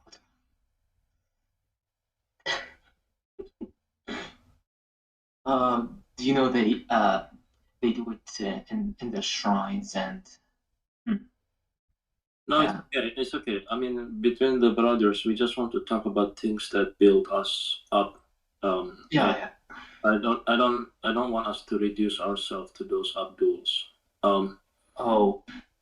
Yeah, because that's their attempt. You know, they drag you. It's like a monkey throw a shit to another and hope that you will engage in a shit war. We are above that. Knowledge is like a weapon, and they're always scared of knowledge. By the way, the thing that we're doing here on the stage, like every night, and the thing that CP's been doing for years, Shia Muslims also do it for years, all the time. But that's completely irrelevant because they're also get busted every single day.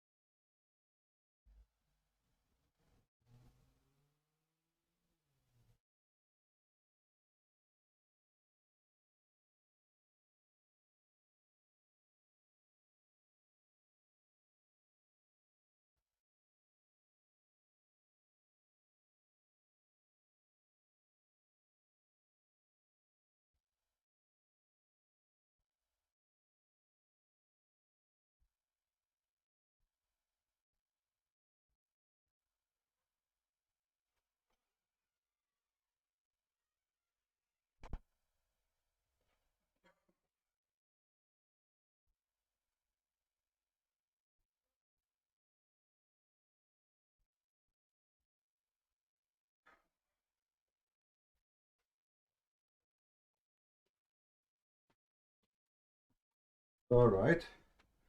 Look, yeah, guys, everybody is asleep. Just a minute. I had to grind. I had to grind my coffee. I was out of coffee, so I did to grind it. I will be in a second.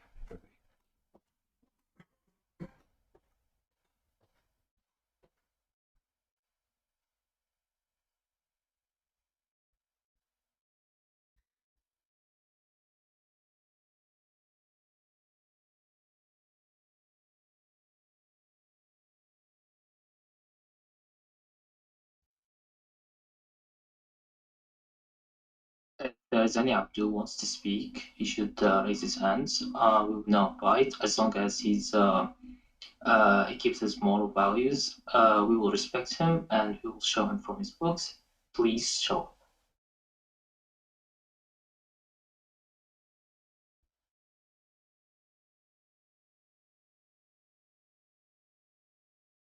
CP, are you only talking to Muslims right now?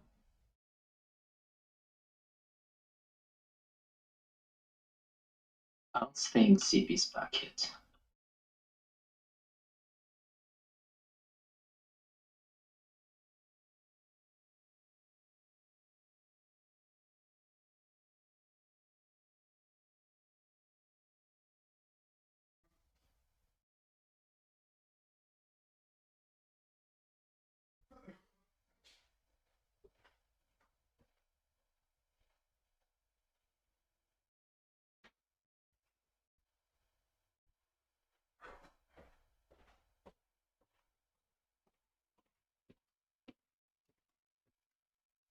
All right, I'm back. Sorry for that.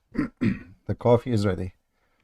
I was totally out of coffee, so Enjoy your coffee. I have to grind it. You know, I have a grinder. I don't buy coffee, ready coffee like people do, because the coffee I do is a Greek coffee. You mean the Turkish coffee?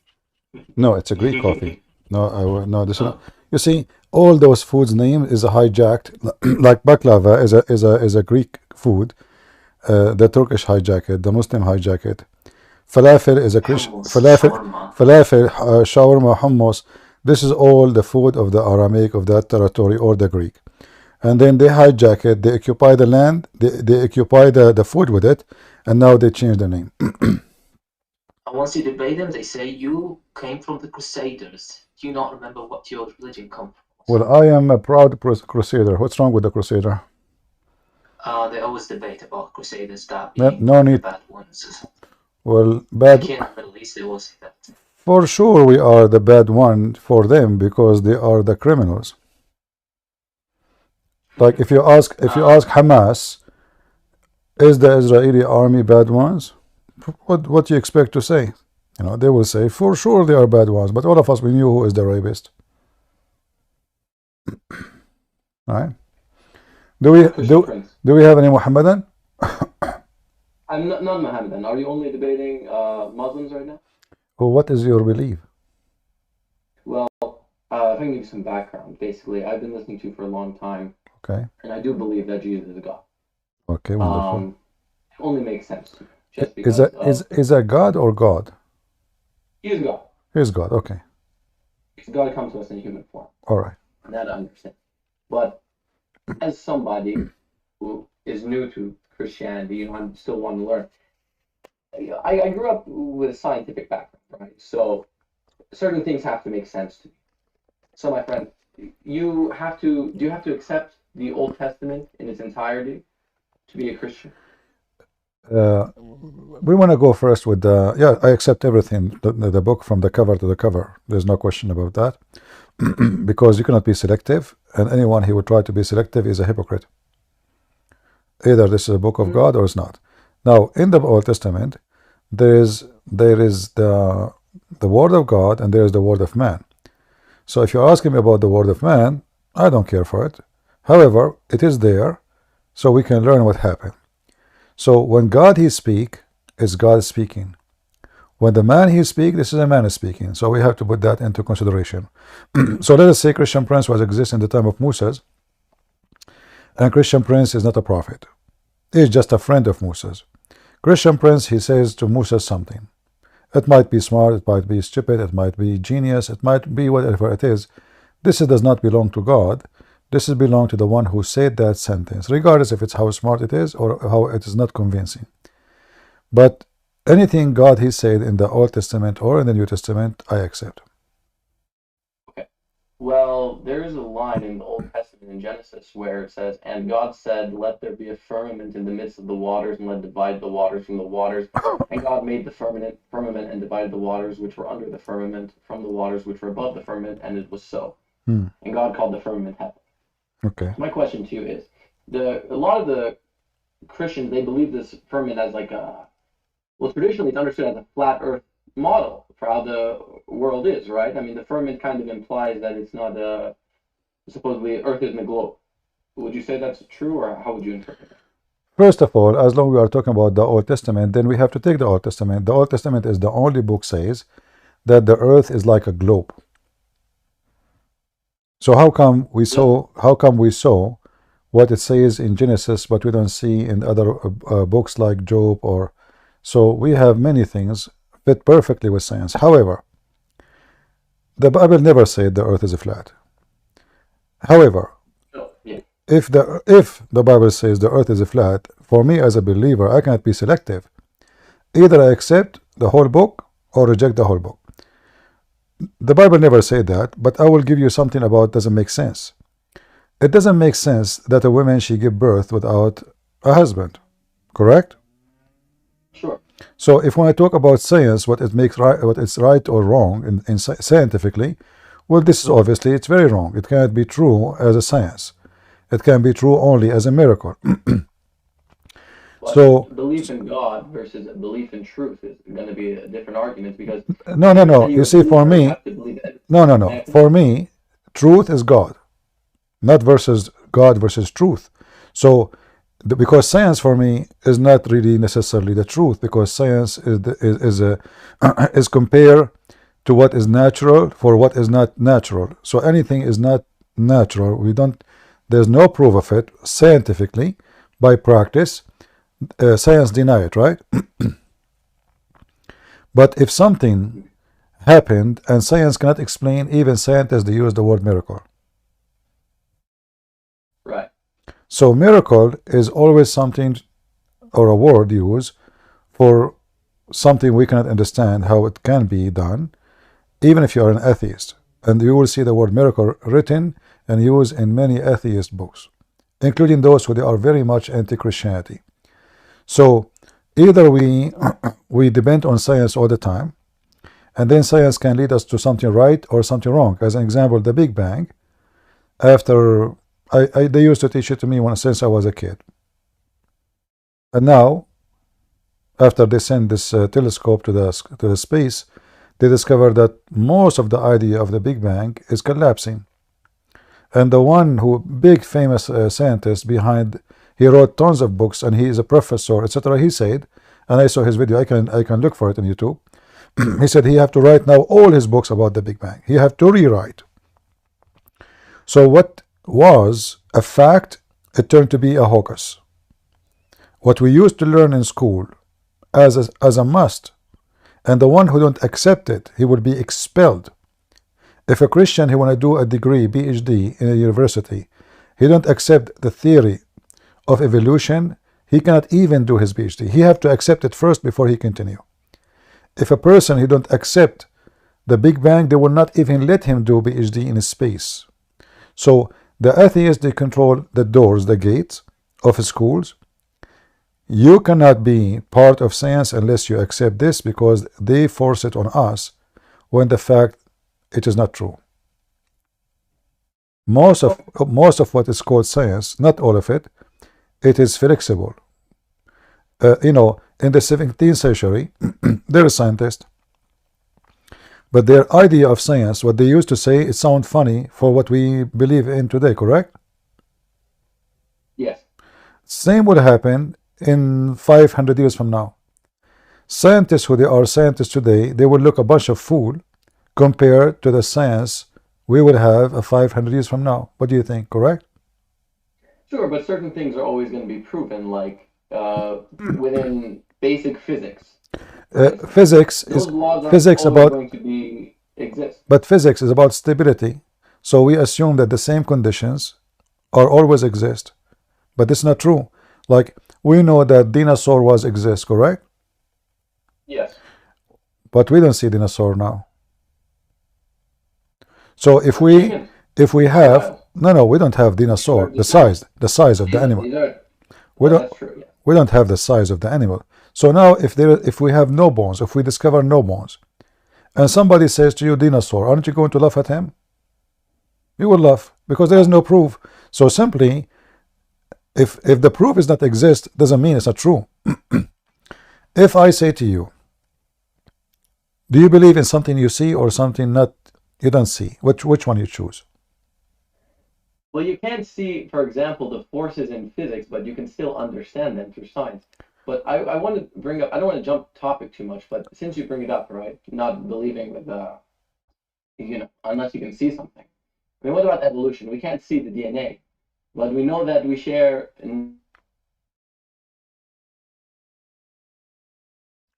We lost you. I don't know what happened. 98% of all species in the world. Here. Can you say again? Hello? Because we lost you. Yeah? Hello, can you hear me? I hear you now. Go ahead. Okay. So you're saying that you need to, not necessarily you're saying this, but you need to see something.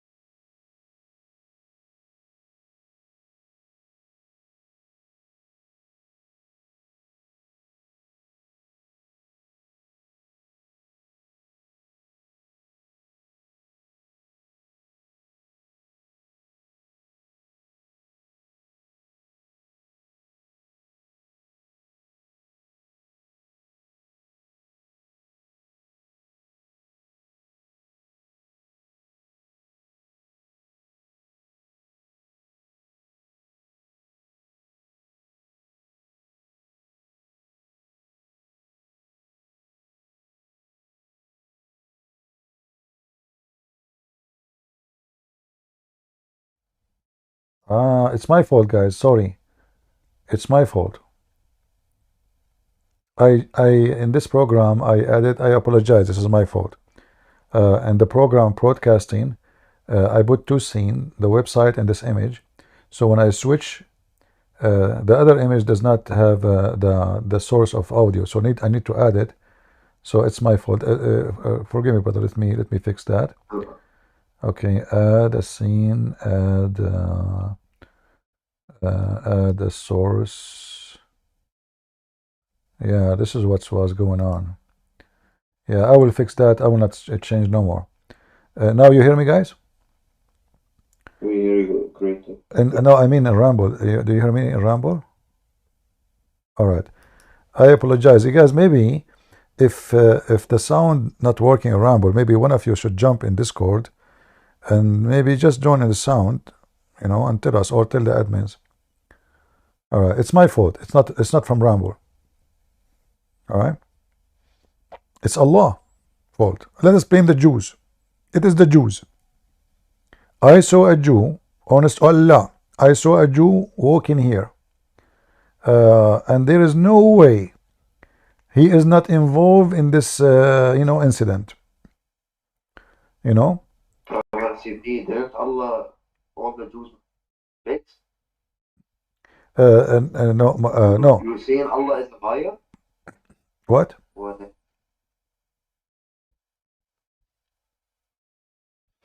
Didn't he say that you make all pigs and monkeys? That's another problem. No, the verse supposedly it's about a certain location. There is a village on the sea where the Jews they fish in Saturday. Those Jews, not all the Jews, he made them pigs and monkeys for fishing and in Saturday. Brother, use Quran X, a website. Give you all the tafsirs, all so fast also. The fastest website of Quran. Quran X? Yeah, just type Quran. You're gonna find it. It's better than, it's like tafsir.com with Quran.com and the Quran. The blue Quran. Yeah, I'm using certain website because those like they show the text clear in Arabic and English, and tafsir is not really important for me unless I want to get a Muslim busted. He's arguing about so then I can show him anything. Yeah, but the website give you the tafsir point. Okay, Tafsir X is called Tafsir X. No, Quran X. Quran X. Okay, Quran X.com. Okay, let's see. I just open it. Yeah, I know this website, but as I remember, it was not really too much organized. Like if you click at Quran, okay, let's see. Al-Fatiha here.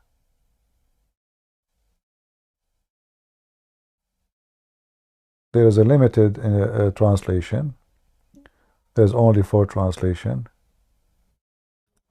Hadith. Yeah, you see, this website is not really that good because look, the hadith even the hadith books are limited. Let's see if we search if it's good or not.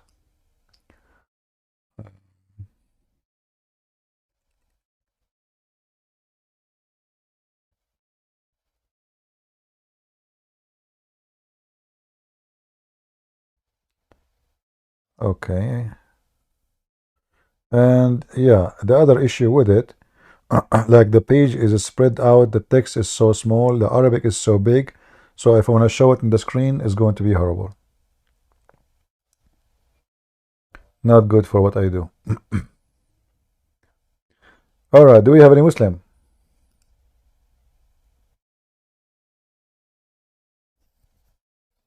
Who is here from Indonesia? Do we have Indonesian people here? I put for you the picture of those Abduls. You should bring Indonesian to stars. Where is those stars?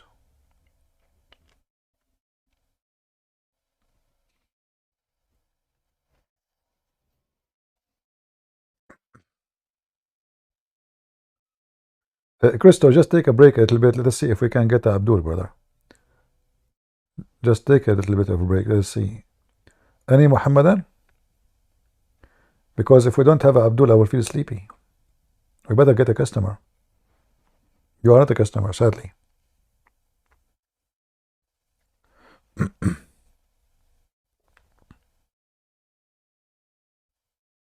Any Muhammadan?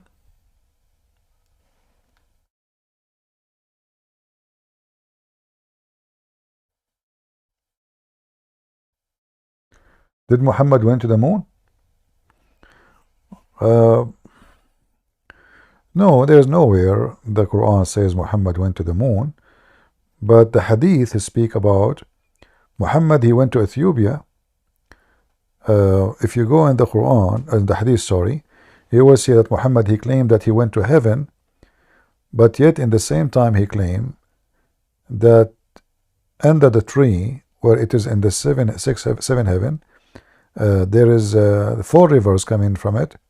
One of them is the Nile River and the other one is the Euphrates. So stupid Muhammad is confused between the heaven in the Old Testament, the garden of Adam and Eve, and the heaven in the sky. So obviously the stupid Muhammad, he think that the garden of Adam, which is in earth, is in heaven. Right? If you go right now, you will find that the Old Testament speaking about the Nile River and the Euphrates. Muhammad, he took the same names exactly written in the Old Testament, but he claimed that the source of them is in the 6th sky or 7th sky of Allah.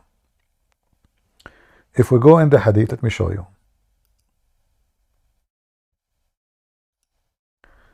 This is how confused Muhammad is. So we look Sihan wa Jihan. Let us see. Sihan wa Jihan.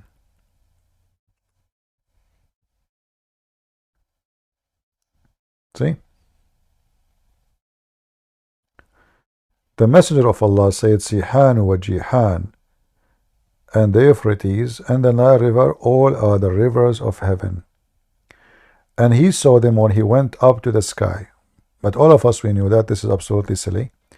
Those are rivers, exist on the earth.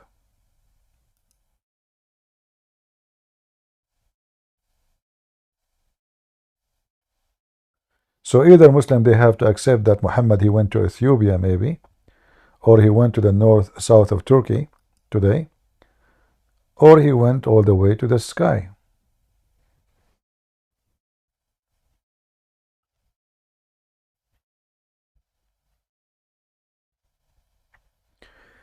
You bought a second-hand microphone? Do you want a microphone with the headset, or microphone, just a microphone, you hook it up to your... I'm using $17 microphone now, $17, $18.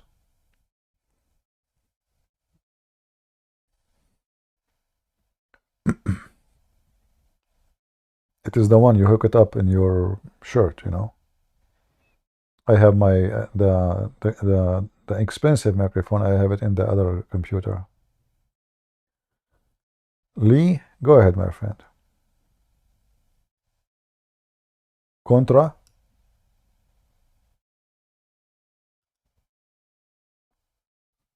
Contra, are you there?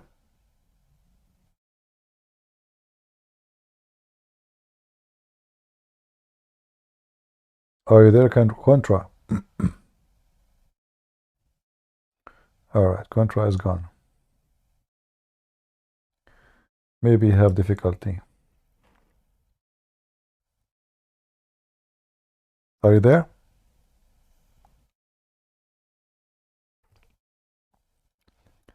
You need to push to talk. Push to talk. I hear nothing. He's not talking.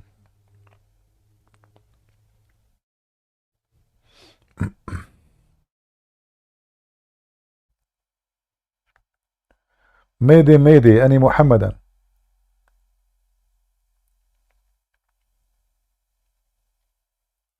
The Muslims offer me to go to their server to have a discussion. I am willing to go to the server of Zakir Naik. Yes, my friend. There we go. Go ahead. Hi, yeah, I actually have a question about chapter 17, verse 1, where it talks about Masjid al-Aqsa. Is it true that it was built 80 years after Muhammad died? And if that's the case, then where is this place? All right, you are talking about chapter? Chapter 17, verse 1. All right. First of all, where are the verses speaking about the Jerusalem? Does it say anything about Jerusalem? It doesn't, and that's the issue that I have with most people, is that it doesn't say that, but everybody says, oh, people just know it's Jerusalem, but I know it's not. My friend, this is not about Muhammad, this is about Moses. And the Mohammedan are stupid, as usual. They don't know their book. This is about Moses when he left Egypt at night, all the way to where the temple will be.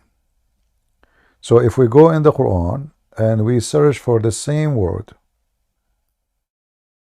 Asra. I'm sure you never heard this before, but this is why we are here. Yeah, this is new to me. Yeah.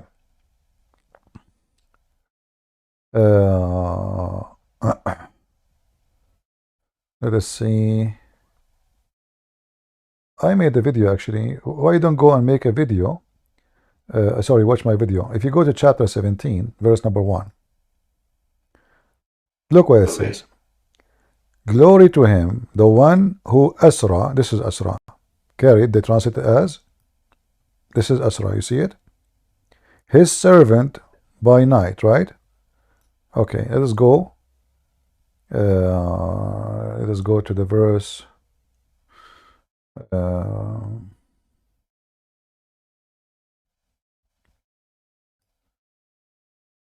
Just trying to remember. Hold on, give me a second.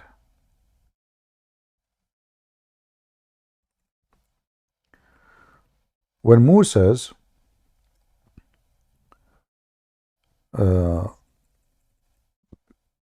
crossed the sea and he came all the way to the Holy Land, which he could not enter it anyway as a start.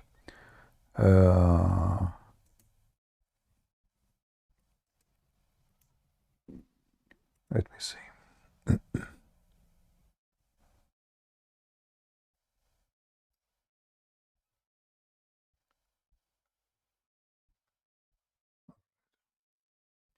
All right, let's go here.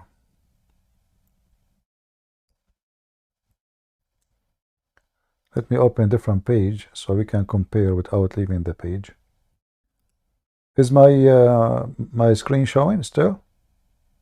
Yeah, it looks perfect. Thank you. All right. So we will do. Oh, I went Quran, not Hadith. Give me a second.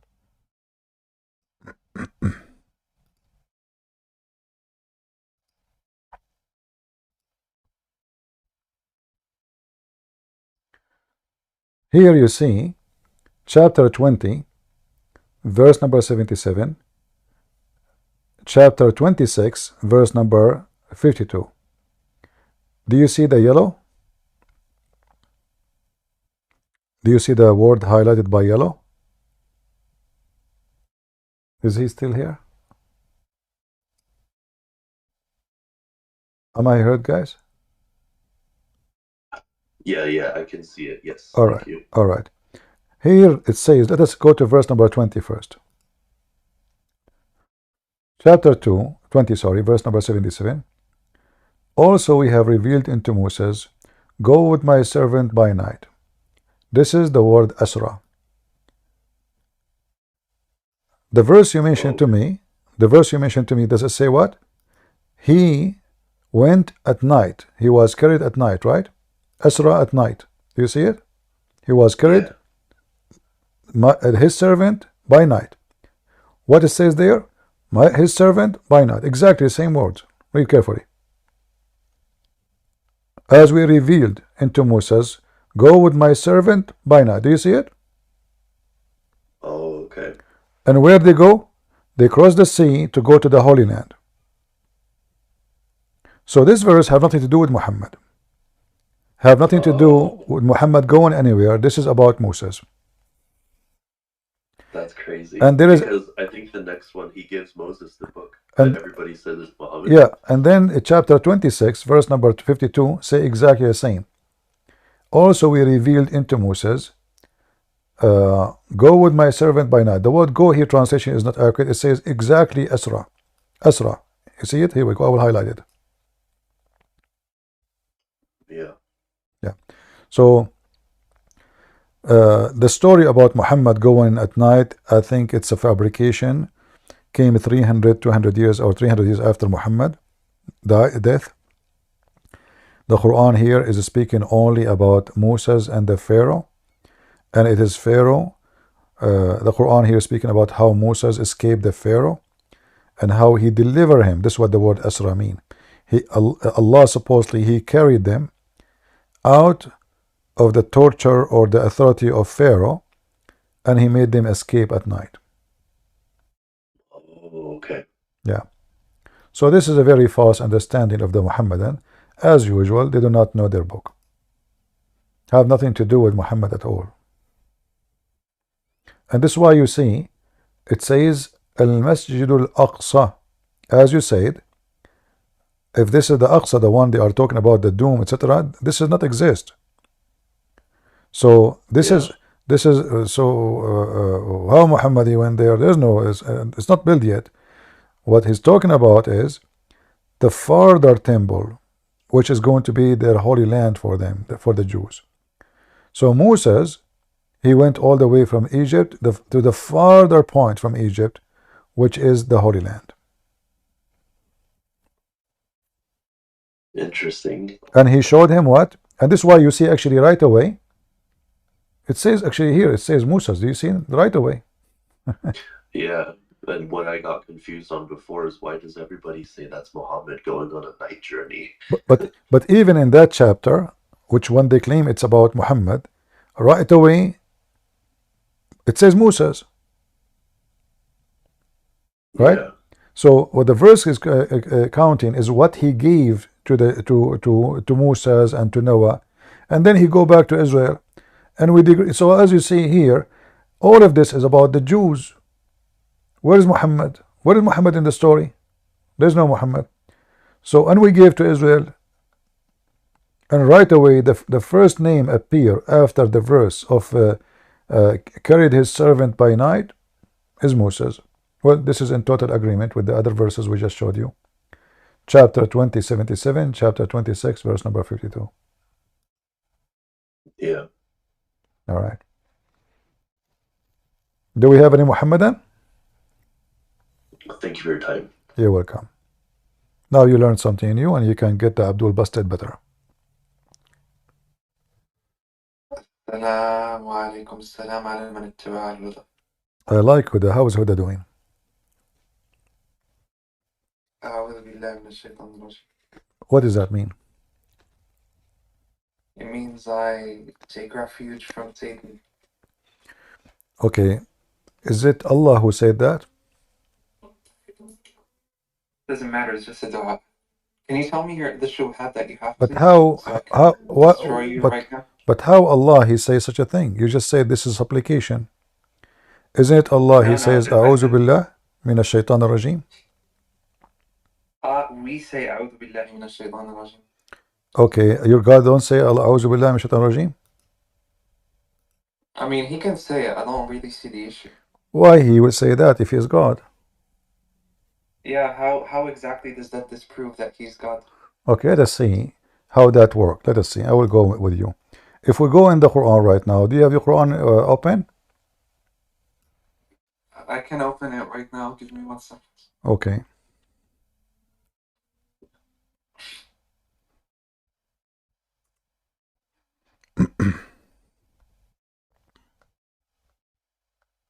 Okay, go ahead.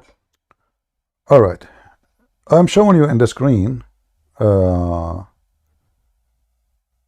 the word appear, but here we see in chapter, as an example, chapter 113 verse number 1 and chapter 14 actually, it says قُلْ أَعُوذُ بِرَبِّ الْفَلَقِ.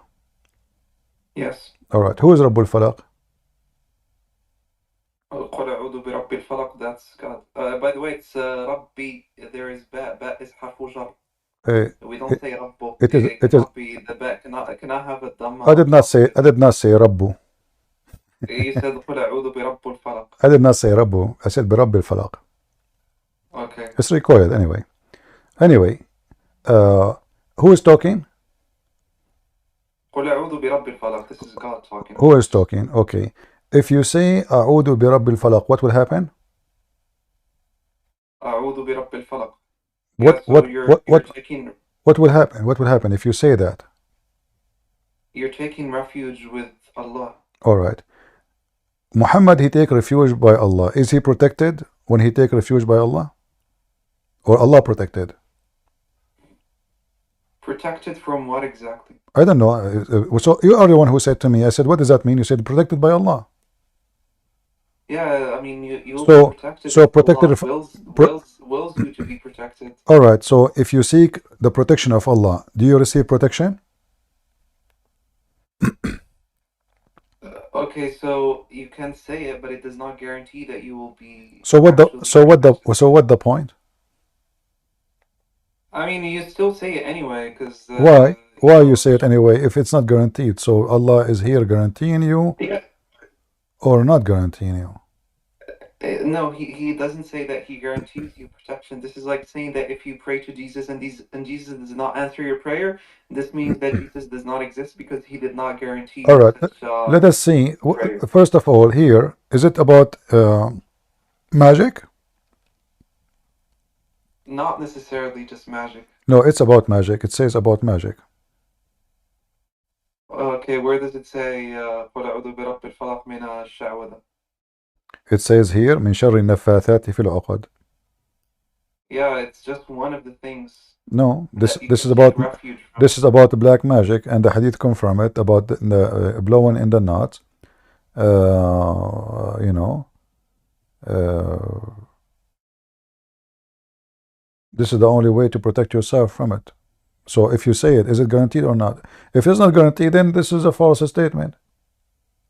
No, nowhere does it say that it's guaranteed. It would only be false statements if Okay. God says So you when are 100% guaranteed that you will be protected. all Then right, yes, it all would be right. a false So when Allah he said that to Muhammad, is Muhammad protected by that or not? Not necessarily. So what the point? So what the point? Not necessarily. Here we go. This is Muhammad. He is the prophet of Allah. Allah says to him, say this, and then it turned to be that this medicine doesn't work all the time. Not necessarily. So what the point? Yeah, this is like saying that because Jesus says you can pray to me, and if your prayers don't get accepted, then there is no point in praying. So You see? the same logic can be applied. No. Here it says clearly that if you say this, you are seeking refuge by me. He is inviting you to do it, so you can be protected from a certain thing, which is the envy and the black magic. So either this was a statement. He's not saying maybe if you accept, I will accept. It's just a prayer. No, he says it's command. It's a command. Say. It's a command. Okay, show me where it says that I guarantee you you will be protected. Go ahead. All right. Let us go to the Quran, different verse now. Then. Okay. All right.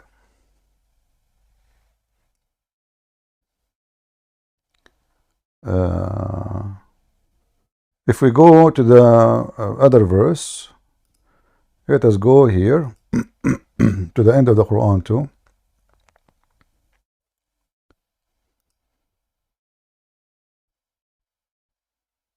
Okay, go ahead. Read this one for me.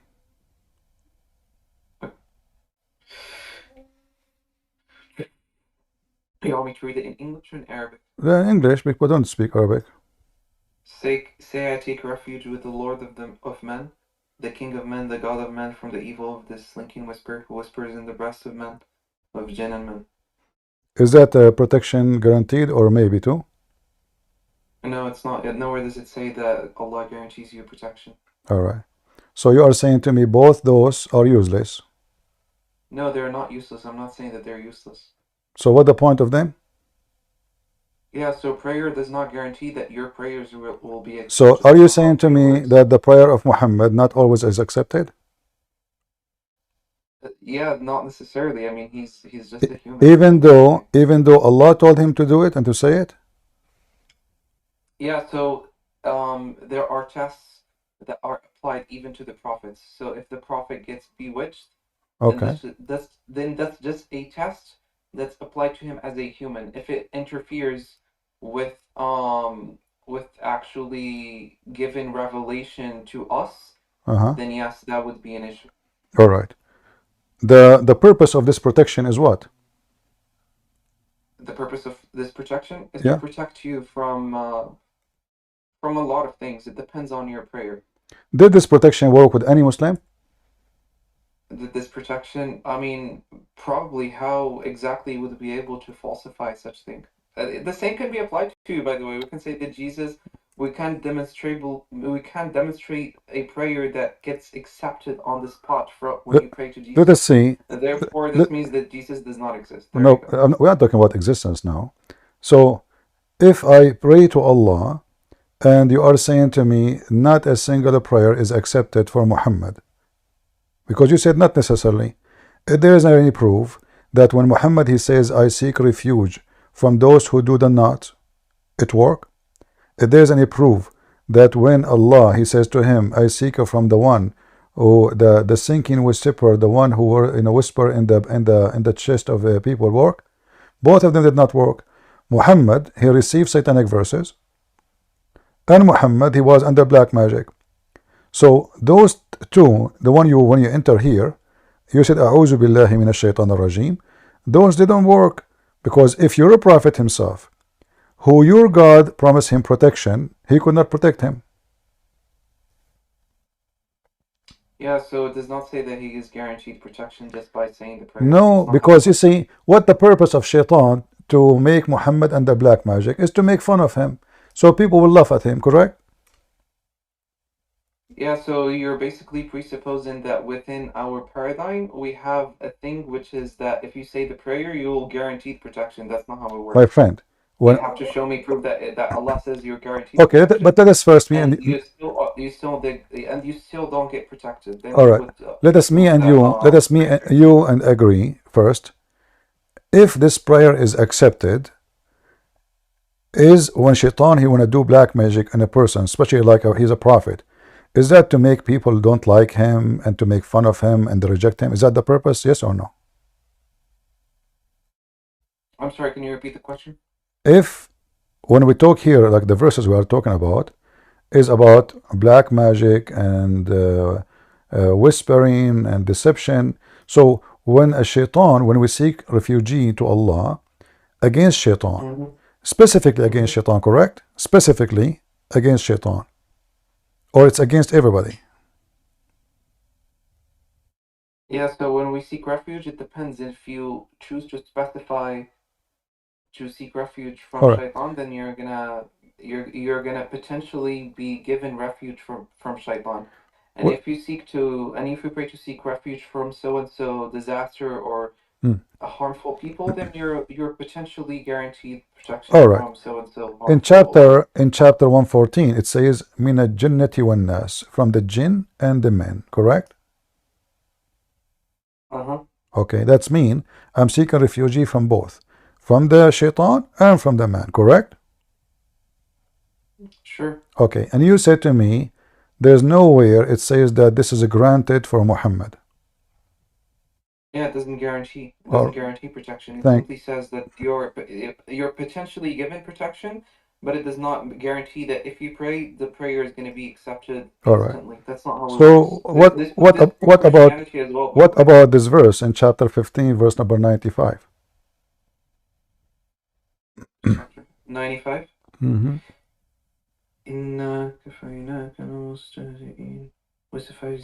So, what exactly does this prove? It is confirming that he promised to protect him. He promised to protect him? Mm-hmm. Yeah, how exactly does that show that he promised to protect him? It says in the front of you. But from anyone, the genie, the human, I just showed you the verse says Yeah, from men, okay, from men show and me, show genie. me where it says, show me where it says that he's guaranteed protection from everyone just by praying. It's in the front of you. It says anyone who is mocking you. Shaitan was mocking Muhammad according to Muslims. A human being, they were mocking Muhammad, and both of them, they are still mocking him according to Muslims. So how this verse work? Hey Allah promised him, we kafaynaka, which means fully, we fulfill to you the protection from both men and genie, and nobody can make fun of you. So what I'm doing right now. Wow, that's crazy. You came up with. Please show me this interpretation. Go ahead. Let's read the tafsir. Okay, what tafsir you want? Ibn Kathir. All right. What do you expect Ibn Kathir to say? Yeah, he's probably not gonna waffle as much as you do. Okay. Do you accept Ibn Kathir or you will waffle? Yeah, just go ahead. I will accept Ibn Kathir. Okay. 1595. Here we go. This is Ibn Kathir. Don't bring me some freaking Arabic. I'm sorry. Don't give me some English translation. I don't trust it. It's not. I don't care. Open the Arabic from your side. Don't. I'm not your waiter here to give you what you like. This is the Muslim website. I will use it. Okay, hold on. Let me call the Holy Spirit to tap in the Tafsir Ibn Kathir. Are you calling Jibril now? No, I'm calling the Holy Spirit. Well, you just made fun of Jibril because according to Muslim, Holy Spirit is Jibril, isn't it? Not really. Not really? So you Muslims are confused. So why you say, okay, so hold on, guys. Did he say not really? Don't jump from shubha to shubha. Yeah, we will go there. Just wait. You just trap yourself with something more stupid. Now go to Ibn Kathir. Okay, hold on.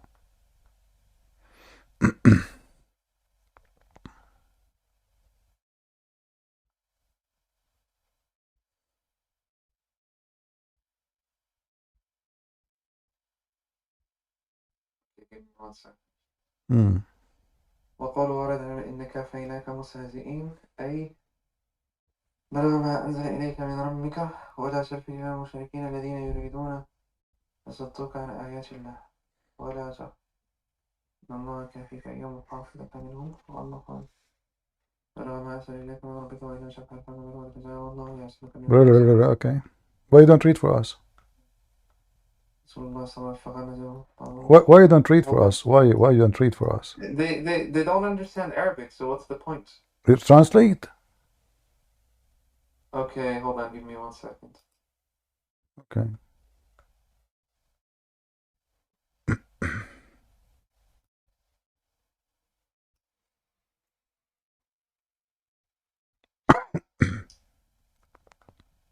Okay, so it says here.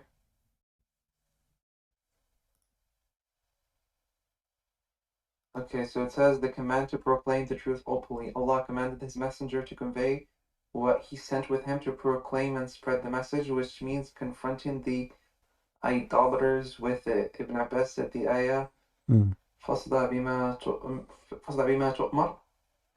Therefore, openly proclaim to what you have been commanded. Means go ahead with it. According to another report, it means إِفْعَلْ مَا تُؤْمَرْ.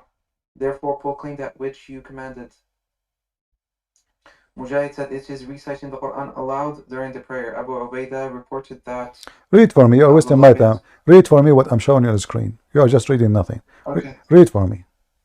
إِنَّا كَفَيْنَاكَ الْمُسْتَهْزِئِينَ بِكَ وَبِمَا جِئْتَ بِهِ وَهَذَا وَعْدٌ مِنَ اللَّهِ وَرَسُولِهِ لا يضره المستهزئون وأن يكفيه الله إياهم بما شاء من أنواع العقوبة وقد فعل تعالى ما تظاهر أحد بالاستهزاء برسول الله صلى الله عليه وسلم عليه الصلاة والسلام وبما جاء به إلا أهلكه الله وقتله شر قتل. Translate and let everybody laugh. Okay, it says إنا كفيناك المستهزئين بك وبما جئت به وهذا وعد من الله إلا رسوله. It says basically it says chapter 15 verse number 95 means that it refers to the revelation specifically, which is my whole point. Do you? Okay. Yeah, so it's about the revelation specifically, and I just told you that if he is only infallible or protected when Listen. We are laughing at him now because of revelation, aren't we? What do you mean? So you said to me, this is, show me where it says this is a promise of protection. In the beginning you said to me, and you repeat many times, who said that this your prayer is accepted? Who said that? And you made fun. Yeah, here it says, hold on. Here you're doing a false equivalence. You're saying that because it says here on this other verse that if you pray, you're gonna be given protection, and you have this verse which says the prophet is guaranteed protection from Allah regarding revelation. This means that the other verse which says to pray means that you're guaranteed. yeah, listen, I don't know why you make sound like a woman now. Listen, does it say here that this is a promise from Allah for not laughing at you? Stop talking about. Listen, does it say this is a promise? This is a promise from Allah. The Holy Spirit. When I'm Listen, if you want to insult the Holy Spirit, I will boot you. I warn you. This is the last time you insult the Holy Spirit. I will boot you and I will shit on Allah. Don't force me to insult your God. Respect yourself. And I will on Jesus. Okay. Shit on Jesus' mouth. Okay, so you see, here you go. It's recorded. It's recorded. You Muslims don't believe in Jesus, and you are a bunch of liars. Thank you very much for saying that. Coward son of Muta. Did you hear him? They claim that they believe in Jesus, and Jesus is a prophet for them. Obviously, they worship Muhammad only. And as you see the verse in front of us, this is why he didn't want to read it. It says it clearly, we grant you protection. And this is the promise of Allah. From who? From those who make mockery on you. So what we are doing here? We are doing mockery.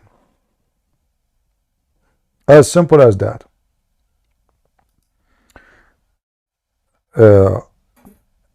Remember. Yes, hello. Hi. Could you unmute my friend as well? Sorry? 1 second.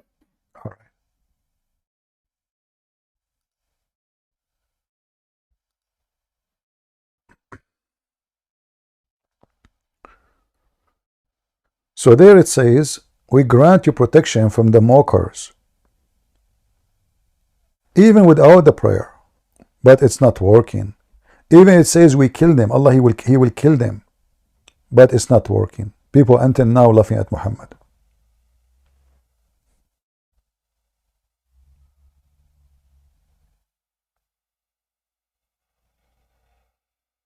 Hello. Yes, go ahead. How we can help you? I had a friend here named Abdullah. He just got kicked off. This is your friend? Is that Starlight? What's your name? No. No, that's not Starlight. Well, your friend is very rude and he was insulting the Holy Spirit. And he insulted Jesus too. He claimed to be a Muslim. Did you hear him calling Jesus a very bad name? Did you say what he said to Jesus? Sigma man. What? All right.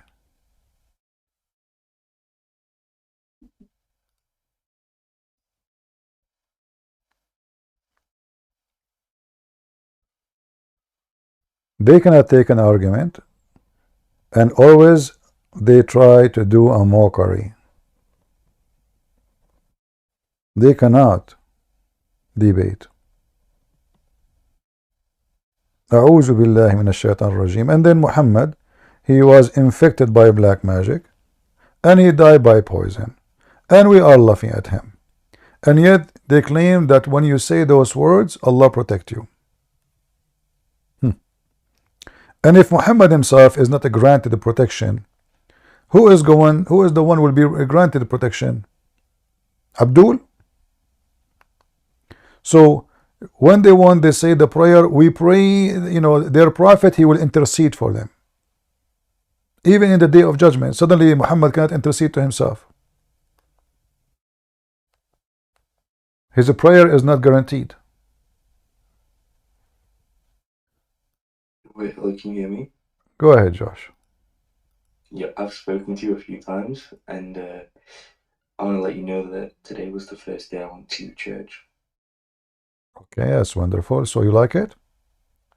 Yeah, it was very nice. It's very spiritual. Like when you go in and you enter, it feels nice.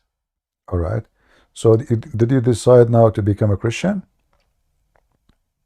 I think so. Yeah. All right. I have a few questions for you though. Right. Okay.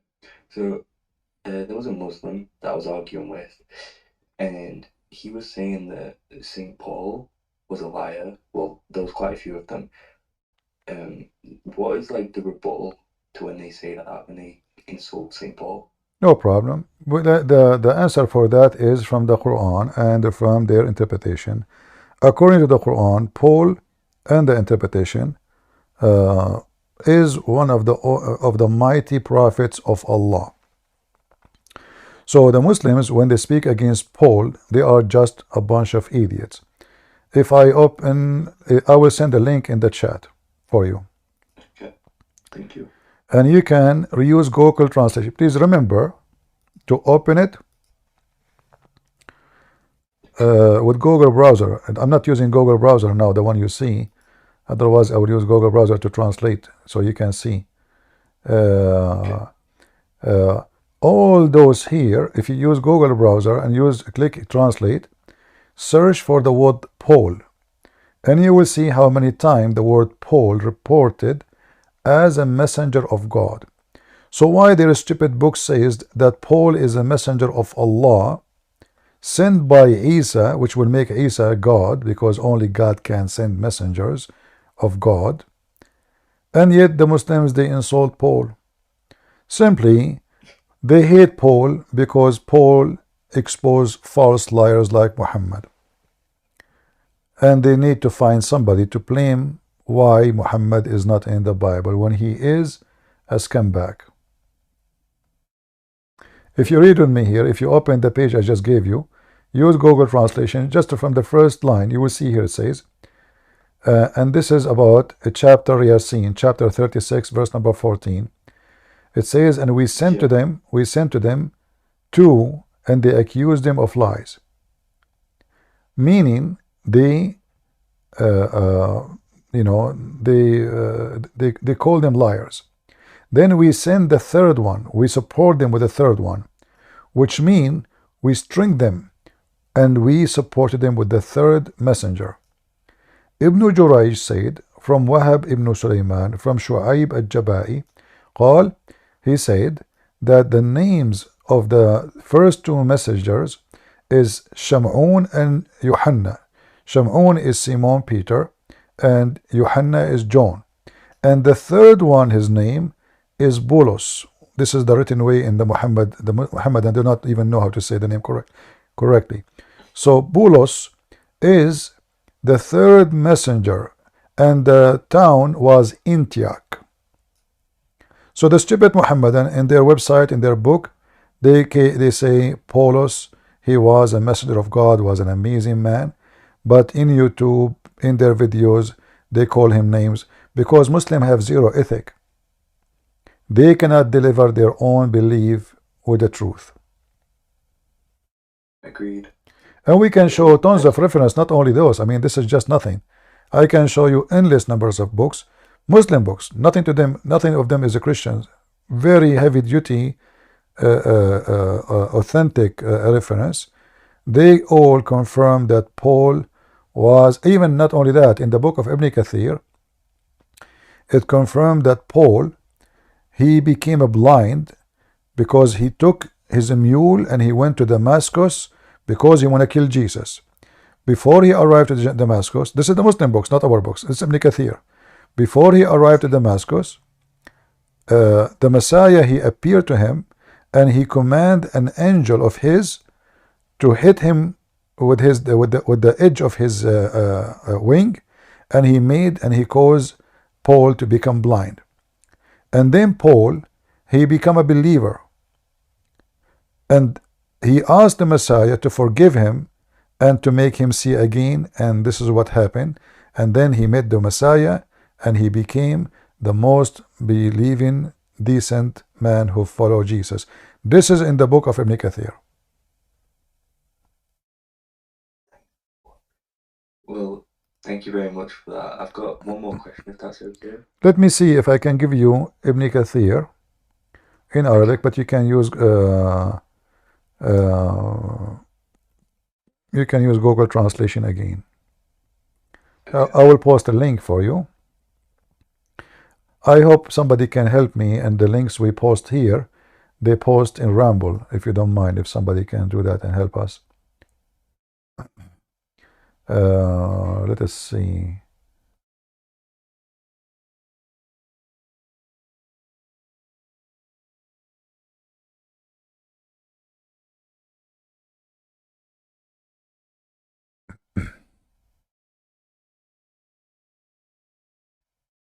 Your knowledge on these things is insane, by the way. It's a privilege to listen to. Let me give you the link. Okay. And I will get you an Islamic official link so nobody can say this is false. So this is the book of Al-Bidayah and Al-Nihaya, volume number 2, page number 119, and this is the link in the chat. And if somebody please can post the link in Ramble. Can you see, guys, the link, or it's not coming? Yeah, I can see it. All right. If you open the link, use please Google browser and use Google Translation, and then you will see the story as I told you, exactly word by word.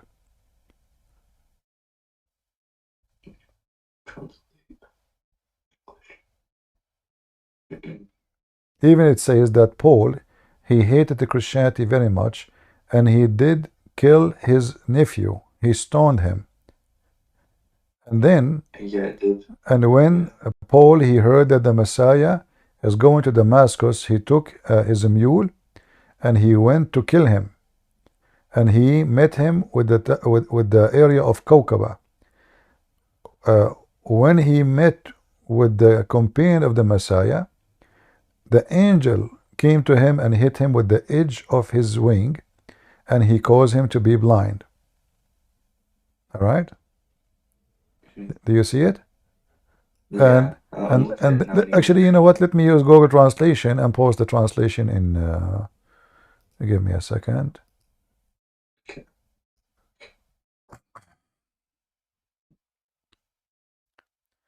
All right. Let's see here. So is this Quran or is this Hadith? This is the book of Ibn Kathir. It's called Al-Bidayah and Al-Nihaya, to explain stories of prophets and other things mentioned in the Quran. I don't know if I can post all the text in, but let me post this part at least.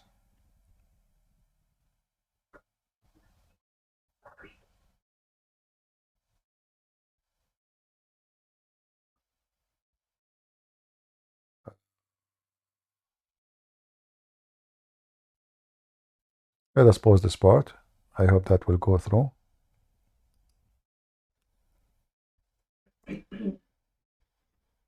Yeah, I can see it. So when Paul, he went toward Damascus, he prepared his mule. He went out to kill him, which means to kill Christ. He met him in Kawkaba. And when he faced the Christ's companions, an angel came to him and attacked his face with the tip of his wing, blinding him. And when he saw that, he felt like having, he believed in Christ. When this happened, he decided to become a believer in Christ. Let us post that in Ramble so people can read. All right. And then he became a believer. And then he accepted. He asked the Messiah for forgiveness. He believed in the Messiah. He came to him, apologizing, asking, begging for forgiveness for what he had done, and believed in him. And the Messiah accepted him, and he accepted him, accepted the apology or the repentance, and he asked him to wipe his eyes so that God would restore his sight. And then he said, the translation here is coming kind of funny. Let's see. Let me go to the Arabic. Give me a second.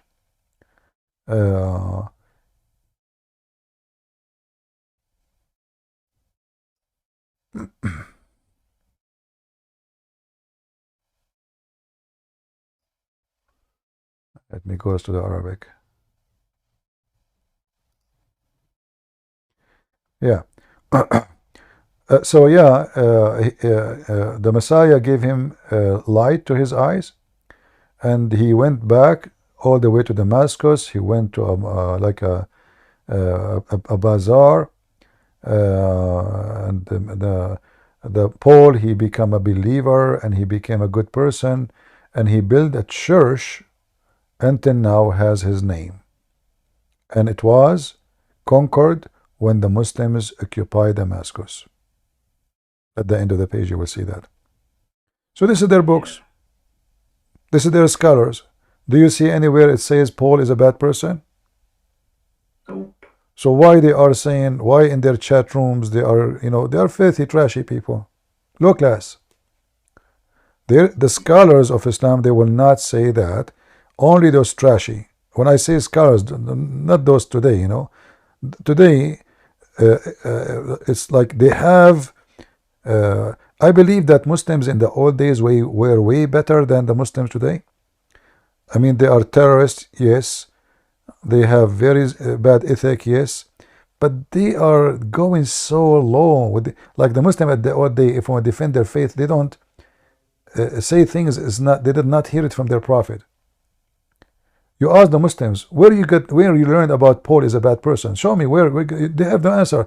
Did your prophet says that? No. Did any of the companions says that? No. So where? Did that? Zakir, Naik. This is their source. Before that, nobody speak against Paul. Yeah, right. Thank you for that. I have another question, Malada. All right. So I've never understood the whole idea of the Kaaba and the fact that they walk around it. Like, to me, it seems a bit pagan, but what's the kind of history behind that and the rock they all kiss? Like, what's that all about? I don't understand really. Your voice is not clear. You don't understand the idea of what? So, what's the idea of the black stone in the Kaaba? The black stone is nothing but a vagina. The hadith says in the books of tafsir that the black stone, the women, they used to go around the Kaaba, and when they have their period, the women, if they want to have a baby, they go to the god of fertility, the moon god. So they go around the Kaaba naked, and they do it only when they have their period, and then they go and they touch their vagina, and the blood will be in their hands, and then they will place their hands inside the black stone, and then they pray to Allah to make them have a children. This is why it says that the sin of mankind made the black stone black. It was white. What sin they are talking about? Those pagan people believe that when a woman she cannot have a children, that means she made God angry. So now all the ones is touching the black stone obviously are the one who make God angry. So when you touch the black stone will observe your sin, and by time will become white, become black. If we go, we can try to find it. Let me see if I can find it.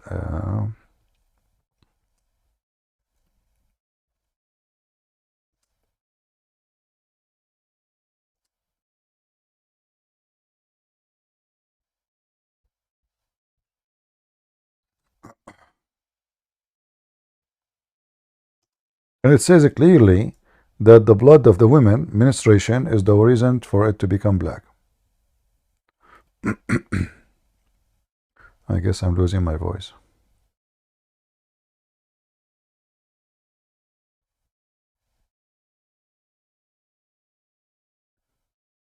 All right, let's see here.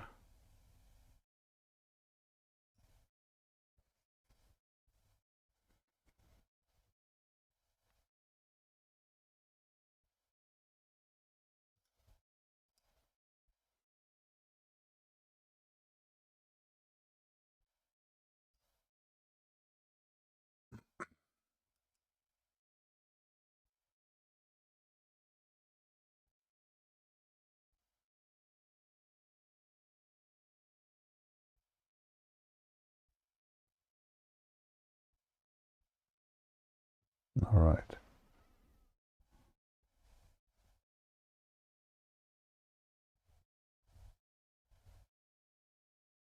I have a height actually, but I'm trying to find an official website.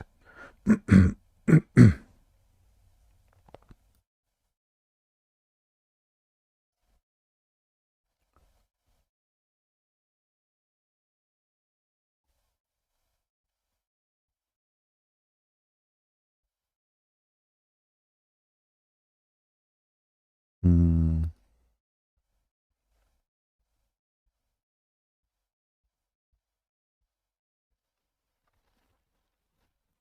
Let us see this one.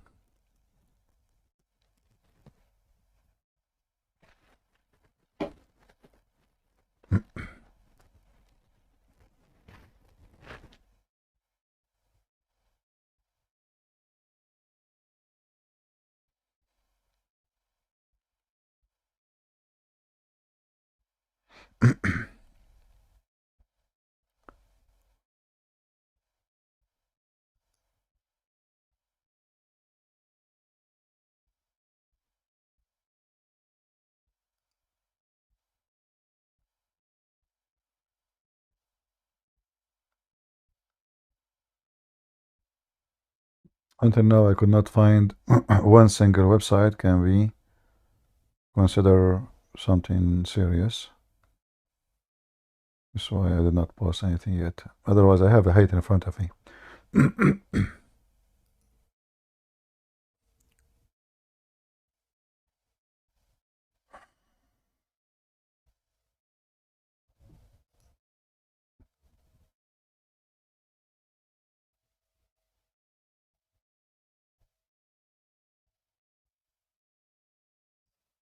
Let us see this one.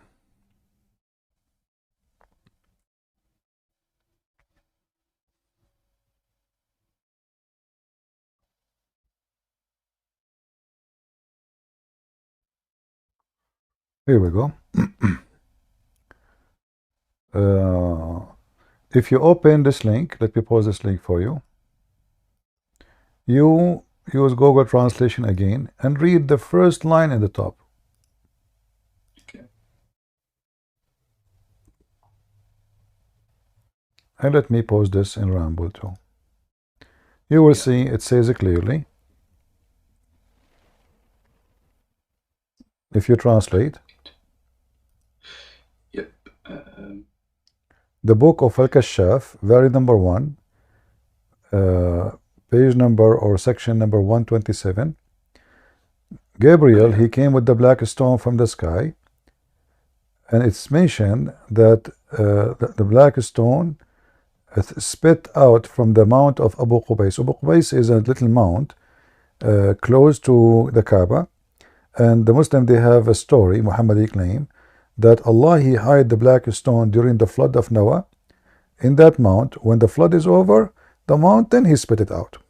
Okay. And this is what it says in front of you in English. It was hidden during the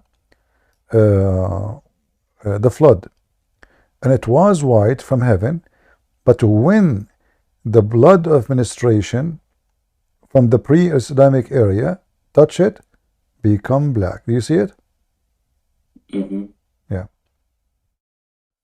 So you know, this is their books. I mean, this is not somebody, the enemy, you know. This is their books. Actually, yeah. The first page in the book, let me pause the translation. And this is the reference, Al-Kashaf.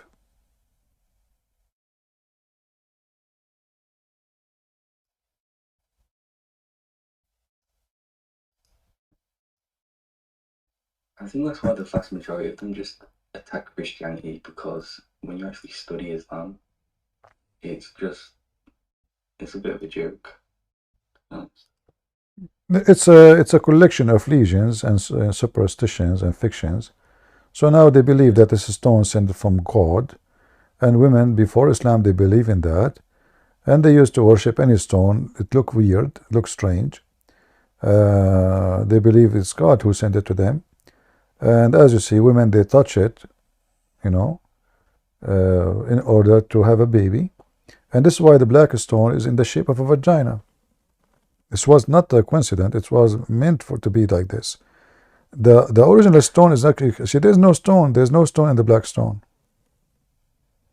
There's no stone. The black stone is gone a long time ago. There's actually, I don't think even there was a black stone.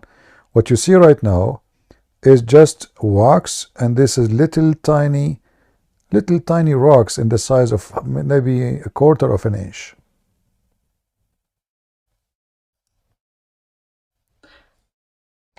Do we have any Muhammadan?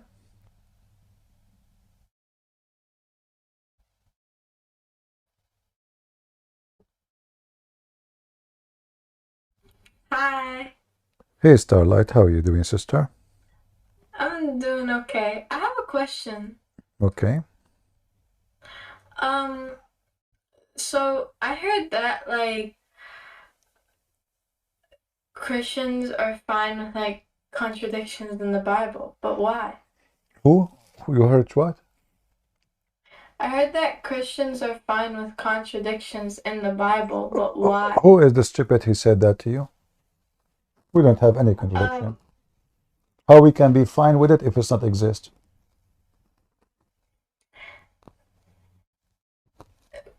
Give me the name of the stupid who says to you, we are fine with the contradiction in the Bible. If we don't have any, how we have contradiction? The contradiction is in the Quran. All the Quran is a contradiction. Bring the Muslim who says that to you. Do you want to bring him here so we can laugh together? Well, I don't.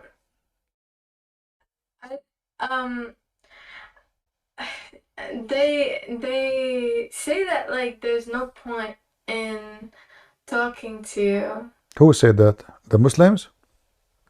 Yeah. You're sure there's no point because they cannot refute me. There's no point.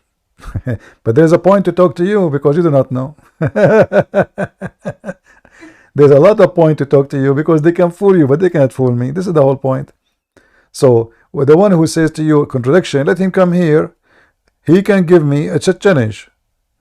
You give me a contradiction from the Bible, I give you a contradiction from the Quran, and let us see who really have a contradiction, your book or my book. Is that fair? I think it's pretty fair. Okay, but they will never dare to do it because simply we have no contradiction. Muslims, they falsify information. It's not there. It's their stupidity. It's their God who don't understand, he don't remember which one he created first. If I ask a Muslim now, any Muslim, which one Allah created first? The trees or the stars? Very simple contradiction. We have tons, we have endless. So the one who says that to you, if he is a truthful, trust me, he will be so happy to come and show me the contradiction. But I will not give him a chance just to attack the Bible. He can show me what he claimed to be contradiction. He's welcome. Then I have the right. I show him a contradiction. He refute me. I refute him, and people be the judge. If he can refute me, which is impossible, let him come. But they knew they cannot make it. That's why people leave Islam. You see, you see, when a Muslim he speak, actually the Bible have contradiction. Let me show you what they are saying. They are saying to you that the Bible of Allah, who is so stupid, he could not protect his book. Allah, he sent the Torah. Guys, listen to this. I mean, the Muslims is really stupid. Because when you say that, regardless if it's true or not, who is the one who sent the Torah, Starlight, according to Muslims? What do you mean? Who is the one who sent the Torah to Moses, according to Islam? Allah, right? I don't know. Allah. Right? Oh, yeah, God. Okay, who is the one who sent the Injil, which means the gospel, to Isa? Allah, right? Yeah. So this is stupid Abdul. He's saying to you that he have a God, his name is Allah. And this is stupid God, he could not stop Christian Prince from putting contradiction in his book. Actually, some of them have come on and spoke to you, but Now, they didn't speak to you about contradiction. Starlight, do you understand how stupid it is? Because they are accusing their God. They are not accusing us. If this is a book sent by Allah, why the stupid Allah? If he is God, isn't it Allah? He says nobody can change the word of Allah. Okay, this is the word of Allah. Torah is the word of Allah. Injil, according to them, is the word of Allah. So what they are saying to you, this is, you see, I just found a contradiction. If nobody can change the word of Allah, and the Injil and the Torah is the word of Allah, and then the Muslim, they say to you, there's a contradiction in the Injil and the Torah, then either nobody change it, and that means this is the mistake of Allah, or somebody change it, that means Allah contradict himself. He promised nobody can change the word of Allah. Right. Christian Prince, if I give you one of the contradictions that they gave me, I prefer, can you explain it? Sure, but I prefer if you can get me the Abdul. Can you get me the Abdul? I could try. Get me to the see Abdul. if he's on right now. Yeah, get the Abdul so we can laugh. We need, even though I'm like tired from talking, but it's better.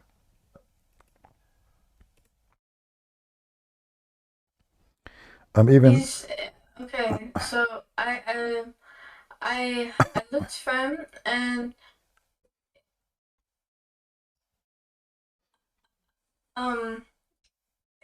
he's right now talking to someone.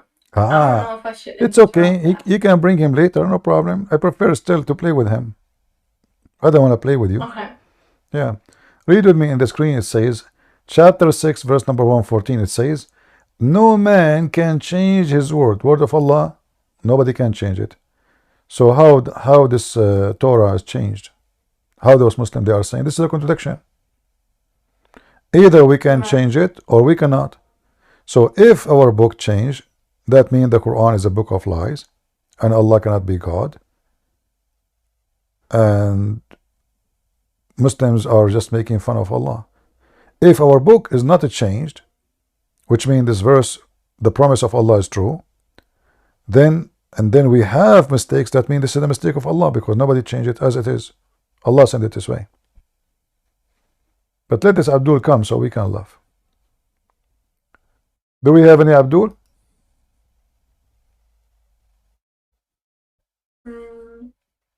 Do you think that the Christians, who they are 3 billion human beings and they study not like the Muslims, and they are not allowed to do taqiyya, they are not allowed to lie, they will accept a book full of contradiction? Give me the question you told me about contradiction. Let us laugh together. Okay. So, wow. Okay. So it says in Matthew 1:17. Here, I posted those two verses. It says that there was 14 generations, but until Jesus, but there was 13 supposedly. What? And that's what they gave me. So in Matthew 1:17 it says, so all the generations from Abraham to David were 14 generations, and from David to the deportation to Babylon 14 generations, and from the deportation to Babylon to the Christ 14 generations. And then in Matthew 12-16 it says, and after the deportation to Babylon, it says like all these names. This was the father of this. This was the father of that. And they said that there was only 13 generations until Jesus, so meaning that you don't count Jesus. But there is no different. There is no different. I can say it depends how you count a generation as. So I can say I don't mention my generation and I don't count it, and then I say from here to this generation there is 13, or I can count my generation and I count the total number, that will make it 14. So this is not a contradiction, and have nothing. How this can be a contradiction? Well, say for example, right, hypothetically speaking, it was right, and if it says one thing but it actually expresses another or says another. Okay, I will go with you. You see, a contradiction will be if the number, if we are speaking about numbers and we they have exactly the same details, but it doesn't have the same exact details. So I can count my generation, says from my generation, but I can start counting from my dad generation, and then I say this and this and this, and then we reach the point we are finally done with all generation. But the real contradiction is when the Quran says, as long as we are talking about numbers, right? The Quran says that Allah created the earth and the heaven in 6 days, and then Muhammad, when he explained it, it turned to be 7 days. So this is the real contradiction. It cannot be both. Here is just about I start with who and end with who. This is not about numbers and mathematics. This is about I start with who and I end with who.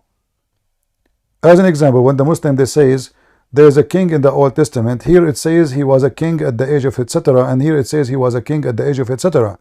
The fact both of them they are correct, but he became a king in a very early age, but he is not really ruling, for he is not old enough to become a king. So he is a king, yes, but he is not the ruler. When he become a king, so his family, there's a number counting how many years his family ruled, and the other number counting since when he become a king. So this is a contradiction only for the fools. But if we go right now, let me show you in the screen. You see my screen, Starlight? Yeah. All right. How many days Allah he created the earth and the heaven? It says 6, but it's actually wrong. But hold on, we're talking about contradiction, no problem. So here, it says 6 days. It's repeated many times in the Quran. If we go here in the Hadith, you will see this.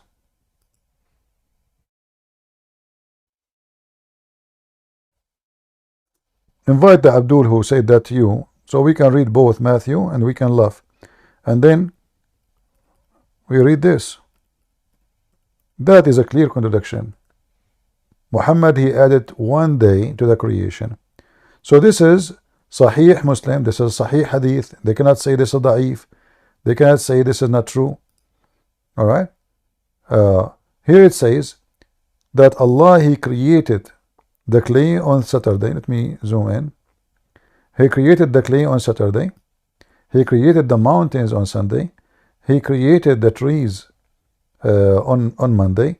Anyway, starting from Saturday, what was the last day of a creation? Friday. What is the total? Like 5 days? 7 days. 7. 7. So how the stupid Quran says 6 days and Muhammad he made them 7? That's a good question. There's another one that's like, it says like he took 2 days to make heaven, took this amount of days to make earth. Like it says all that in the Quran, but the numbers don't add up to 6. Yeah. So the funny is, this is the hypocrisy of the Muslims.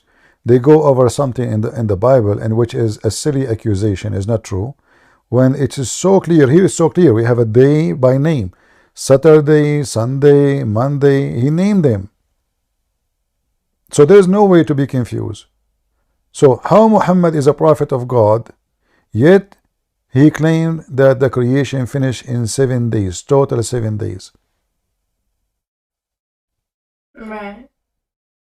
And we can You know, we can go and see there's tons of contradiction. What the Muslims here are saying to you is just a false statement. At the same time, you know, let us say, for the sake of argument,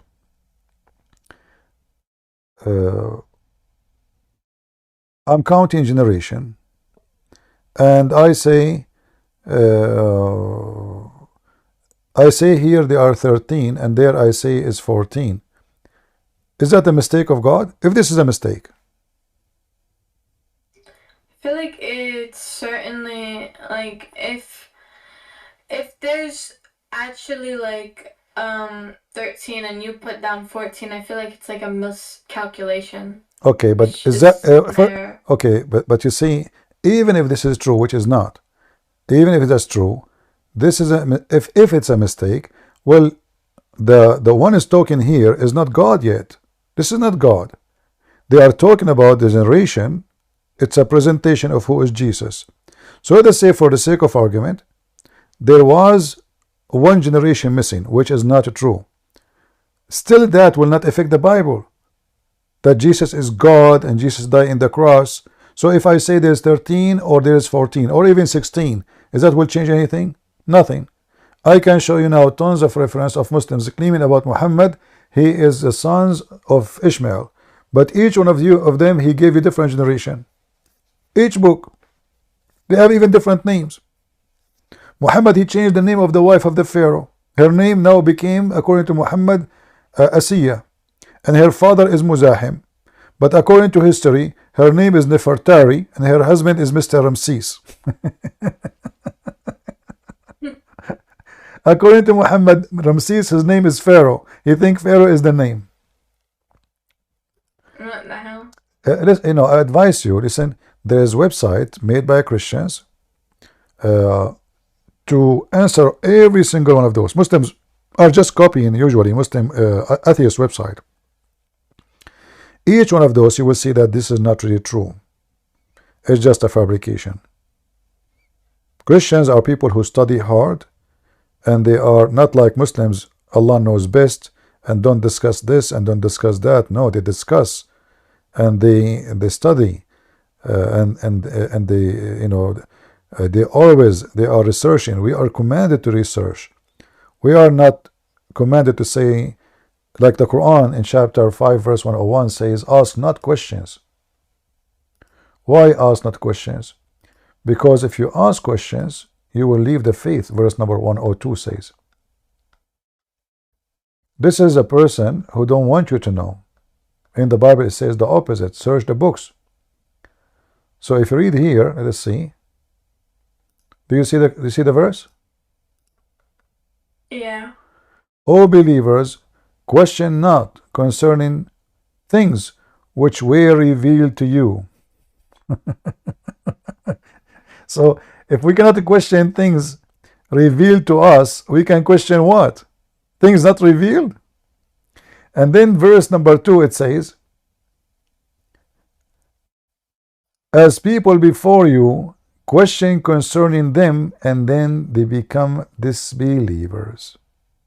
So the second you start questioning Islam, what happened? Well, you leave Islam. This is what happened to you. Yeah. In Christianity, you are welcome to question everything. It's not even right to believe in something blindly. You better understand, and if you find something wrong, then you don't believe in it. In Islam is the opposite. Ask not. And the Muslim, they try to find the solution. They say, oh, there's people, they were asking Muhammad silly questions. That's false. The verse is so clear. Ask not questions specifically about something revealed to you, and those questions are not your concern. You should not even think about it. Why? You will leave faith. So Muhammad, he is happy to tell you about the women masturbation and the women who have how the baby is made. Suddenly he became a doctor. He is a specialist in biology, But you cannot ask him about God, and you cannot ask him questions he cannot answer. Simply, this is just to avoid the questions he cannot answer.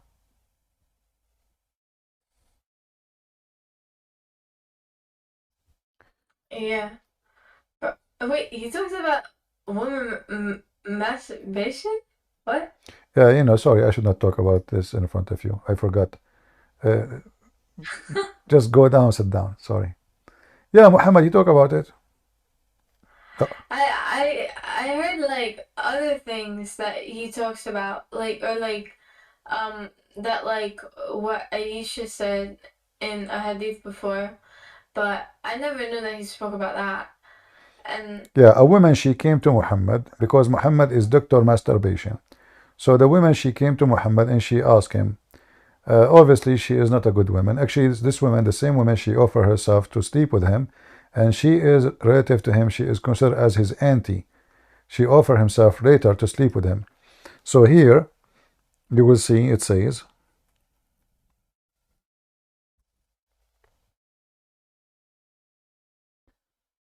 I asked the Messenger of Allah, BBUH, about the woman who has a wet dream.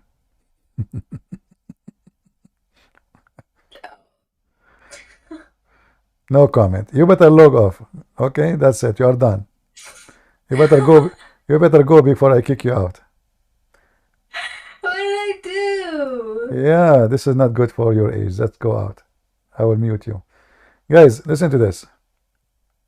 Salama said to Salim, "Oh, Messenger of Allah, Allah does not refrain from saying the truth." She's going to tell him the truth. What happened to her private part?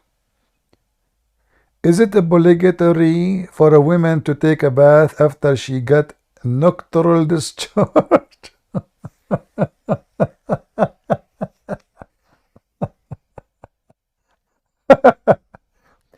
The Prophet, he said, yes, if she noticed the water, i.e. in her private part, i.e. discharge.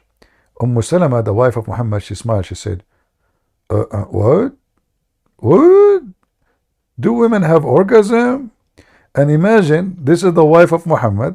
She never had orgasm. Obviously, Muhammad, he snore after 2 seconds when he go to the bed. Never. And then Muhammad is smart. Look what he said to her. Oh, yeah. Then how does the child resemble his mother? What orgasm have to do with the resembling the mother, you idiot? The wise prophet of Allah, and the Muslims looking for a contradiction in the Bible. They found a contradiction in the Bible. Who can beat that? Nobody.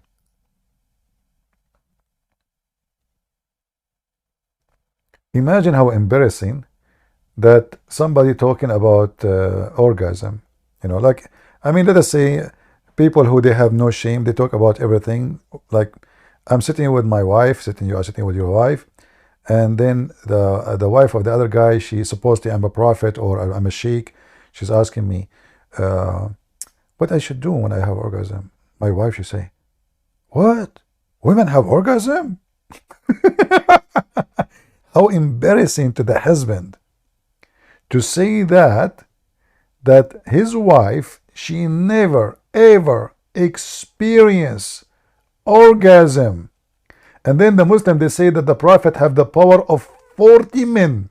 40 men. So the guy have a power of 40 men, but he could not make one of his women have orgasm. I wonder what power he have. What he was using exactly. No more comment. Like what? The women, they can have orgasm? What the heck?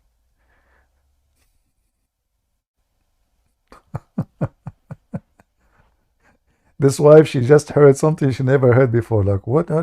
This is news to me. What kind of husband I have? What? And look at this trashy women. She go to a strange man. So what if he's a prophet? And she is asking him about what happened to her vagina. What about this woman? She asked the wife of Muhammad to ask her husband, not her. You know, can she do that? Let us say she want to get a religious opinion about the right thing to do. She can ask the wife. The wife, she asked the husband. The husband tell the wife tell the woman again. No, in Islam there is no shame.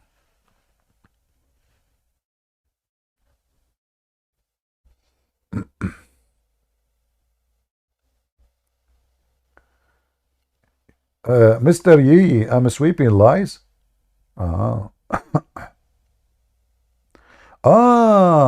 Guys, look what this guy he said. Just because it is Sahih Muslim, it doesn't mean it's true. That's deep. If it is Sahih Muslim, so the name of the book is authentic. Listen carefully, brother. The name of the book is authentic, but the hadith is not authentic. It doesn't mean it's authentic. Oh boy. So the Muslim, they call the car blue, but they are not talking about the color blue. It's the color will blow your mind, will blow on you. It's full of exclusive. So what if the book is called Sahih, huh? We Muslims, we always backward. We call the wrong book authentic book, right book. And we call the right book wrong book.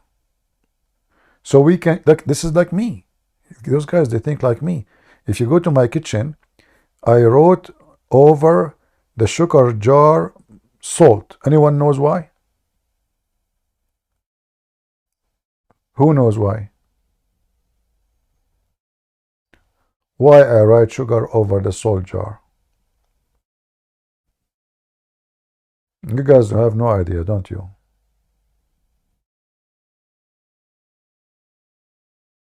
Nobody knows? What about people on Ramble? They don't know? Hey, people on Ramble, wake up. Do you know why I write the word salt over my sugar jar?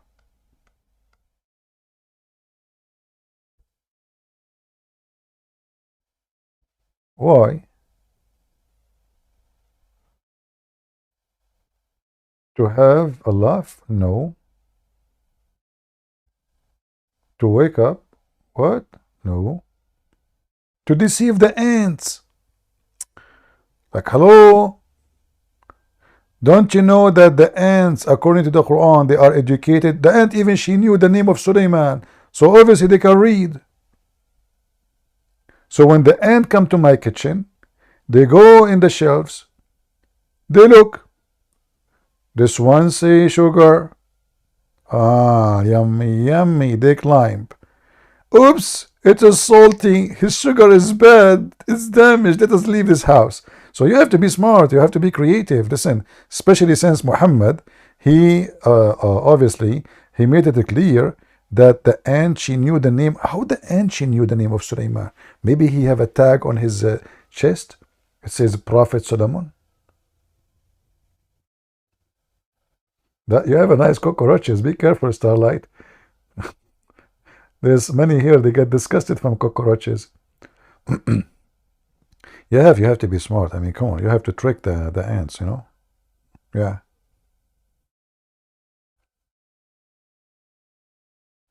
Once I have a, you know, if there's something moving in the garage, you know. But I don't know. Maybe it's a snake. You never know. It might be mice. So I put a camera on the ground. The camera, you know, did not really it give me alarm, but when I open it, there is nothing. It doesn't. There's something wrong with it. It's not recording. So first day did not work. So I formatted the camera. I put it back again, hoping it's going to record. And then little tiny mice, small, like small tiny. She come in front of the camera and she said, I was going to post the video actually in YouTube. It was funny. So she sit in the front of the camera, and she is staring, looking like looking right, looking left. She get close to sniff, and then she go retreat, and then she come back. She stand in the front of the camera, and then she go back. So it was very funny. So I said to myself, how I'm going to catch this mice? I put a bait, didn't work. I put a bait and trap, did not work. I give up. I mean, it's not eating the bait. I said to myself, as long as she liked the camera, what about if I put the camera in the top of the trap and it worked? I'm sure she was a female. She's coming to take a selfie. So I put the camera on the top of the trap. The mice came as usual in the front of the camera, but now because the camera in the back of the trap, she had to get it closer. Boom. I got it. Yeah. Selfie.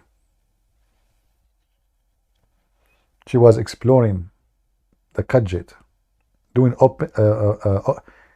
box opening. Who is a Muslim I do unboxing for the Quran with me?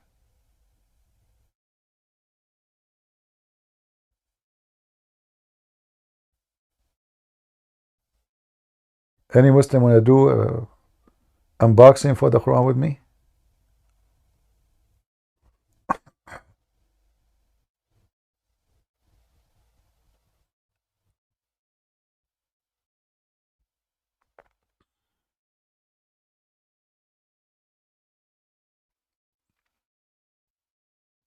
Anyone?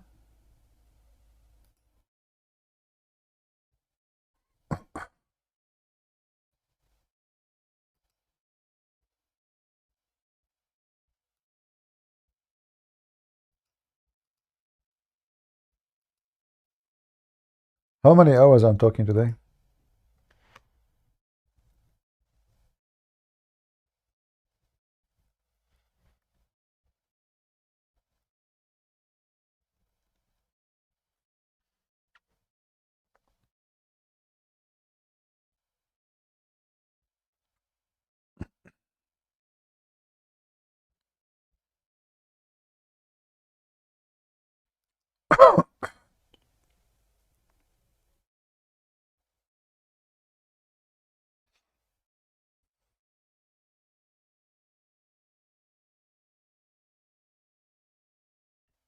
Anyone?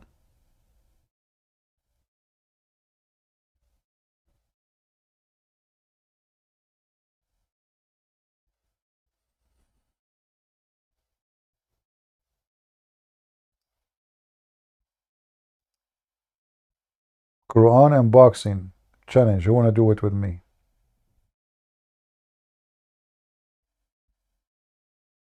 What 4 hours? I'm here for many hours. Only 4 hours?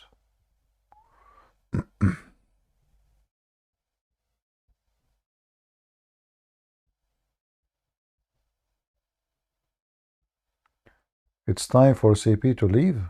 Not really, but if there's no customers, get me customers, we stay.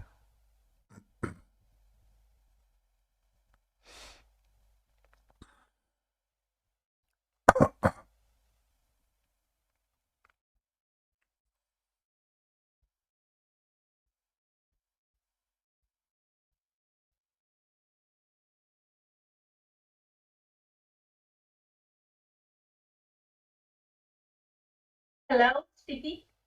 Hello. Hi. Yeah, I have a question. All right. I grew up in the Middle East.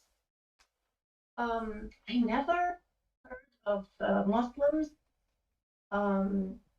connecting their religion to Christianity.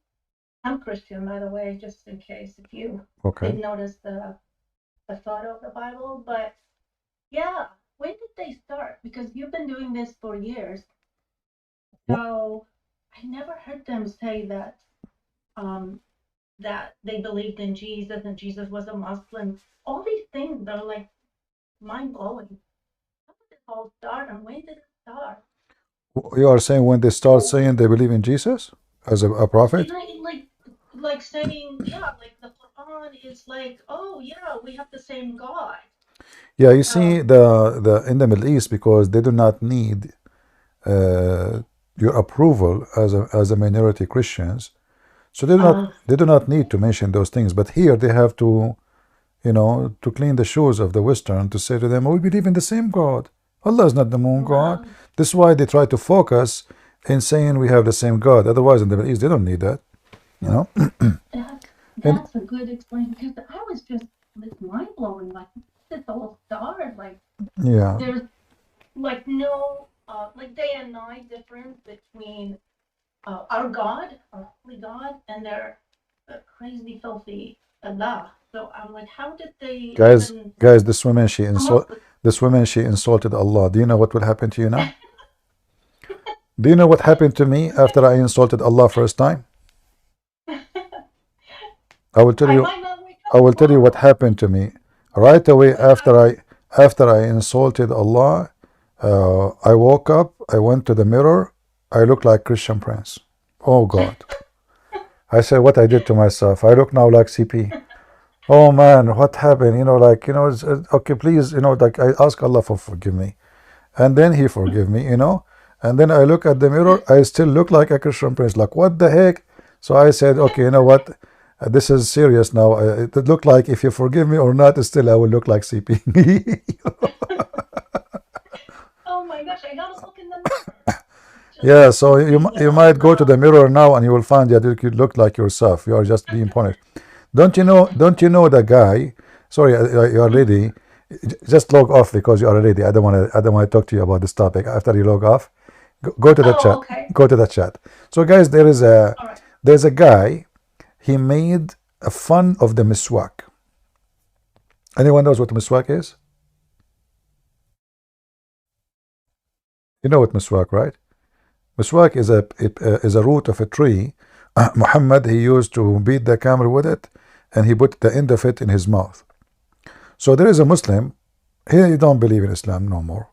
He made fun of the miswak, and according to the story, he pushed it in his anus. And then, brothers and sisters, because he made fun of the miswak, Allah made him bghetnet. The guy himself, yes. And he delivered a baby after 9 months. The baby have a head of a rat or a rabbit, I forgot. No, I need to find the hadith. Anyway, like the baby, it looked like an animal, and then after he delivered it, he died right away. Do you see what happened to you if you make fun of the miswak and you put it in your anus? Hey Muslims, who want to make a challenge? Put the miswak in your anus, make a video, and prove to us that this is really what happened, is true. If it happened, all of us, we Christians, will believe in Islam. Who want to do that? Record it in camera, post it on YouTube. Maybe one of you can look for the hadith and post it for us about the story of the miswak, so people they can see. We have Yaakov. How are you doing, Yaakov? Go ahead.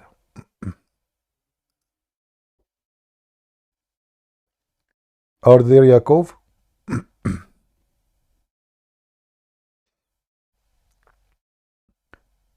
Yaakov, are you there?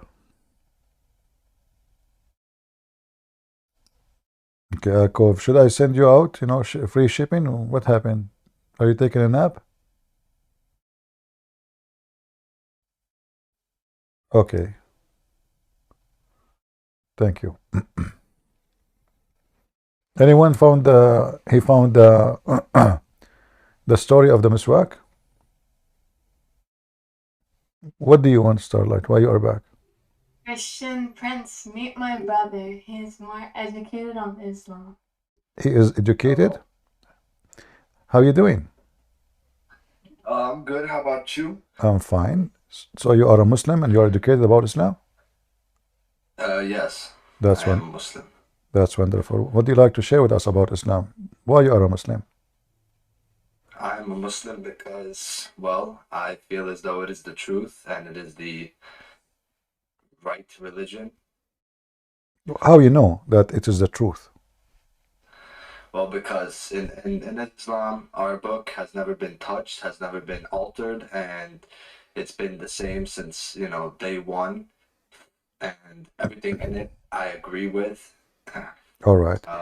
Can you recite for me the chapter of a breastfeeding for adult? A what?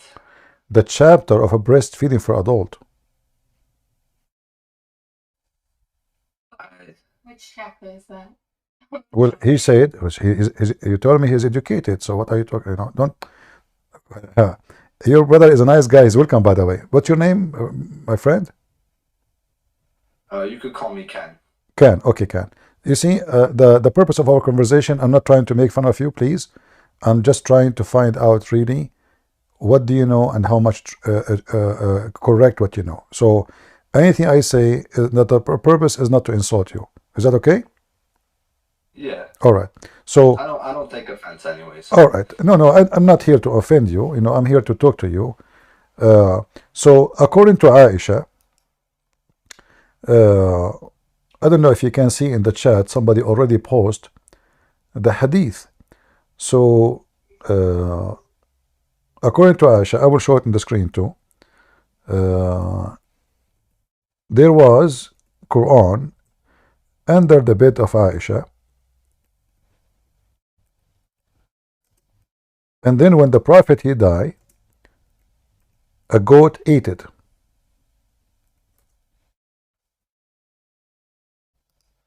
Can you see? Ate what? It ate the Quran, ate the chapters. Do you see the screen I'm sharing with you? Yeah. All right. Can you read it for us, please? The verse of stoning and of breastfeeding an adult 10 times was revealed, and the paper was with me under my pillow. When the messenger of Allah died, we were preoccupied with his death, and a tame sheep came in and ate it. All right. Do you remember what you said to me? You said, because our book never been changed, never been touched. Even the goat ate it. And now if I ask you to recite either of those verses, you do not know them. Where are they? Where is the verse of breastfeeding for adult? Have you ever heard of it before? Breastfeeding for adult? I don't really. Okay, so the thing about hadiths is that a lot of them are not necessarily, you know, this is good. have to be. The hadith is good. The hadith is good. It's not rejected. It's not da'if. It is Hassan. Hassan means good. The grandson of Muhammad, his name is Hassan.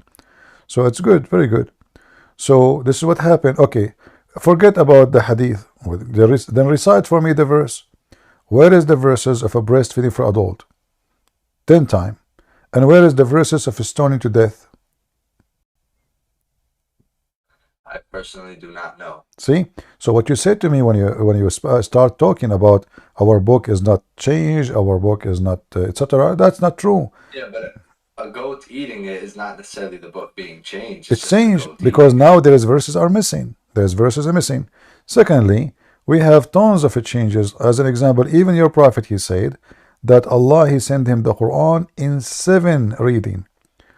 Do you know the 7 reading? So Allah he sent the same verse 7 times in 7 ways. Where are they? Where is the verse adult for breastfeeding 7 times? And where is the verse for stoning 7 times?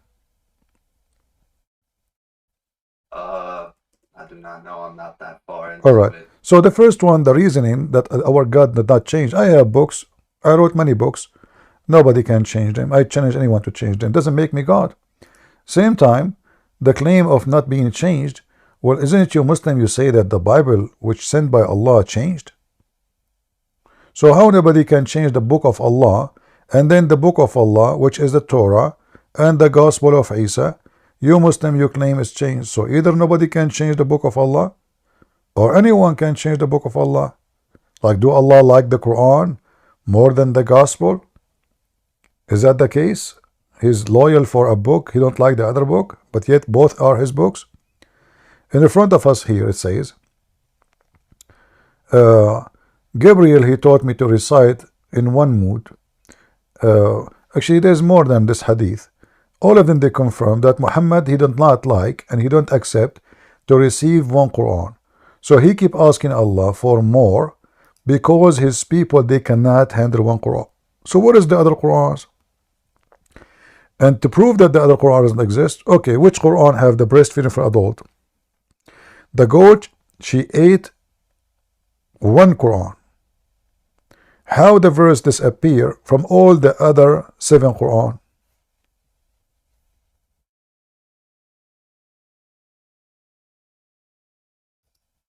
Are you there, my friend? Yeah. So your book is not preserved.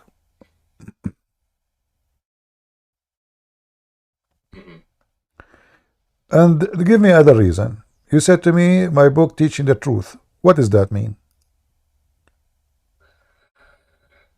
Well, I mean, do you believe that Jesus is God? Well, the Quran teach that Jesus is God. Isn't it the Quran says, okay, isn't it the Quran says that Allah is the creator? But isn't it the Quran says that Jesus is a creator too? No, it says that Jesus is the prophet, Prophet Isa. Well, as I know, it says he is the creator too. Isn't it the Quran says that he created from the mud the bird? You don't remember such a thing? No. What I know is that Jesus is a prophet, and his name is Prophet Isa, and he is well. Okay, let me help you. Yeah, well, according to the Quran, Jesus said, "I create to you from the mud a bird, and I breathe into it, and it become a living being by the permission of Allah." But doesn't matter. Still, Jesus is the creator. So right now, as we speak, there's many birds in the sky created by Jesus. Why Allah share the ability of a creation if he is the one who gave him? He gave Jesus such a power, as the Quran claims. Why Allah he share such an ability only with one person in the universe? His name is Isa, aka Jesus, supposedly. Why he does that? Is that because Jesus is Son of God, or because he's God? Now we have two creators. We have Allah. Look what it says. I breathe into it. Who is the one breathing? Jesus. So Jesus, he make a clay. I'm showing you the verse on the screen. This is chapter 3, verse number 49. I create for you a clay. Well, this is how Allah supposedly created Adam. He made a clay. Okay, wonderful. And then in the likeness of a bird, Allah he made clay of Adam in the likeness of Adam, a human being. And then I will breathe into it. Who is the one who is breathing? Jesus. That means Jesus, he creates souls. He created the soul of any living thing. From his breathe, soul is coming. So he is the creator. Not only he created the mud, he created the life, and he gave life to the clay and become a bird. And it will be a bird by the leave of Allah. So now, based on this verse, Jesus was given permission from Allah to be a creator like him. So now we have two creators. So you said Allah is the creator, but the Quran confirms there's only two creators in the universe. Jesus is Allah. Jesus is not a creator, but what he is a prophet, and prophets do have the power to not create things, but to heal things. And so, but in front of you, my friend, does it say in front of you, I create for you? Does it say here, read, I will create for you? Do you see the word create? Okay, he did not say I will heal. I said I will create for you, and I breathe into it, and it become what? A living bird. So he's not healing the bird. There's no bird, there's a clay. And this is supposedly how your God Allah, he created Adam. He made clay, he breathed into it. Actually, it took Allah a lot of time, because according to your prophet, Allah he made the clay, took him 40 years to dry it, and then after that, Shaitan he go inside the nose of Adam. He came back, he came out from his anus. He found him empty. He told the angels, don't worry about him, he's empty from inside, not like Allah. Allah is full. And then after 40 years, Allah he breathed into Adam, and Adam became alive. Here Jesus made the clay. He breathed into the clay. The clay become bird and he's flying. So that is God. Same time, if you see, Jesus even can tell you what you hide in your houses. He can tell you what you ate. He can heal the leper. He can make the blind see. So what is left? And he can resurrect even people from death. So look what we have now. He is a resurrector. He is a creator. He is a healer. He see the unseen, which means the future, even what you hide from him. What is left for him to be God?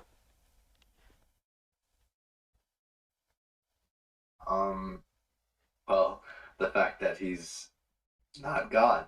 How that is a fact? If he can tell you the future, he can tell you what you are hiding, he can read your mind, he can make the blind see, he can control nature, he can feed thousands. Where does it say that though?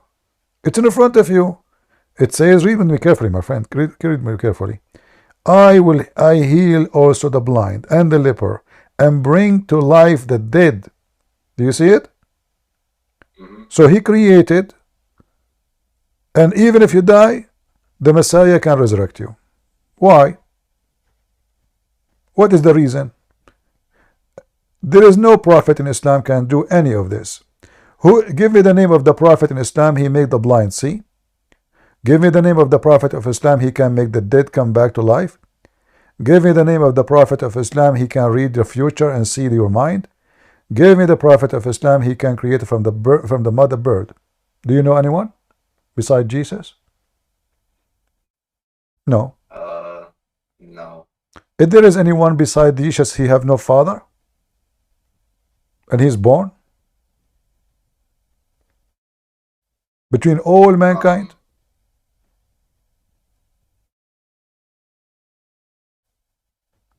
I don't know. There's nobody. So as you see, the Quran and your religion, which trying to deny who is Jesus, even though it's trying to deny it, but all of this, anyone who read this, he will say, man, this is a God, this is not a man. I mean, I do not need all those things to believe that he is a prophet of God. It's enough that he can make the blind see, and then that's it. This guy is amazing. But creator, resurrector, he know even the future. Go ahead. So instead of debating with someone, me personally, right, because I'm not a sheikh, nor am I that educated on my religion, I simply just practice it. Okay. Have you ever debated with like a person of knowledge? Absolutely. I challenge them all. Someone that would know maybe more. They will never be able to answer me. And let me do this with you, my friend. What about you invite the best sheikh ever you know to come and debate me, and you sit, you and your sister, and watch what would happen? You will laugh, because that will be more funny.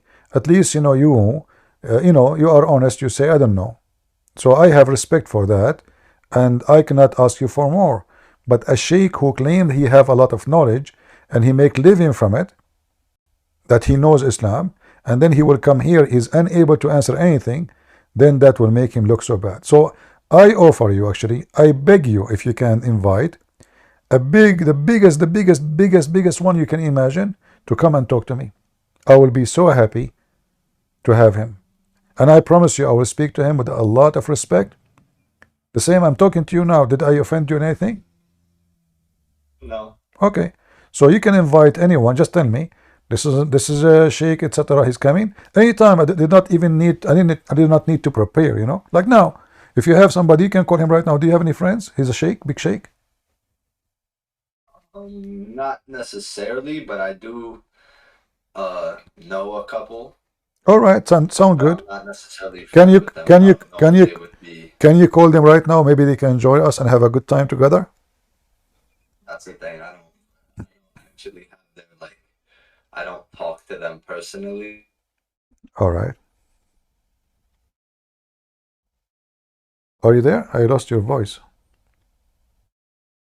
Me? Yeah. Okay. So as you see, Islam is invalid. I mean, everything there is wrong. If there is anything you said to me, Islam has the truth. Like what? Here we go. I mean, there's no truth in Islam. Islam is a book of lies.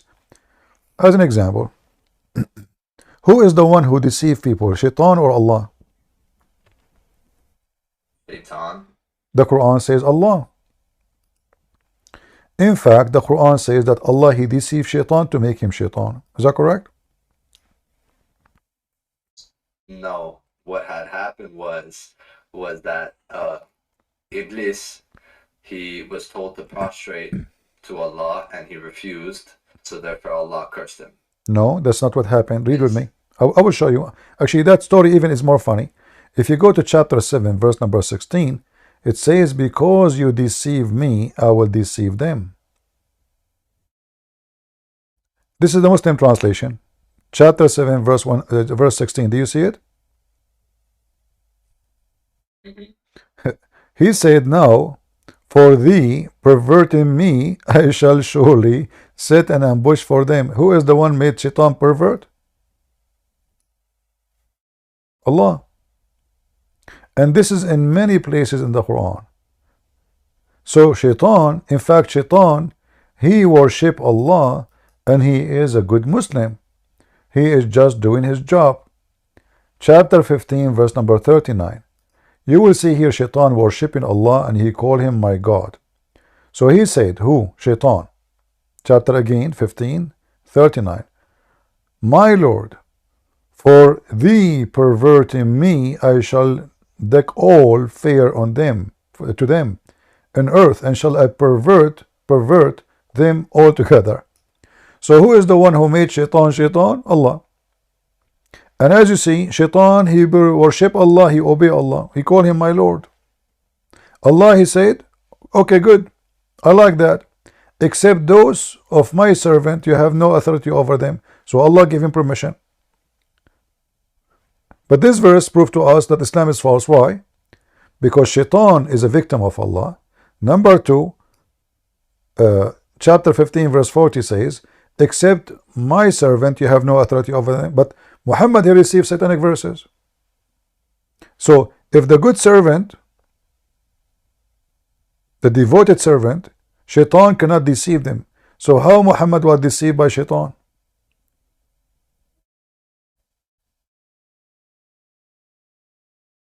I do not know. See?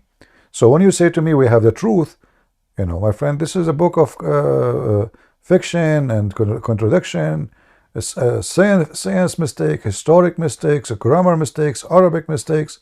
Nothing there is right. You sound a nice guy, you know, your sister, she is a wonderful lady. I spoke to her before. But you cannot defend this book. And this is why I say to you, you can call the sheikh right now. You will see they will say the same as you say. They will say, I don't know. They will try their best to give an answer, but all answers, you can be the judge. You will see they cannot answer anything. If Allah, he said, only bad ones, you Shaitan can deceive them. That means only bad ones. So if then we find that Muhammad was deceived by Shaitan and he received satanic verses, then Muhammad is from the bad ones. He cannot be the good one because the verse is so clear. You, Shaitan, okay, no problem. You deceive them, I agree. I give you this job. But you have no authority over my good servant. So he have authority over who?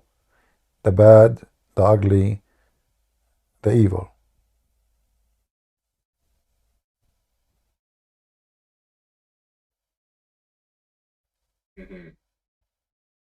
Your sister, actually, she mentioned to me, a Muslim, he tried to deceive her. He said to her, in the Bible there's a contradiction, so give me 2 verses from Matthew.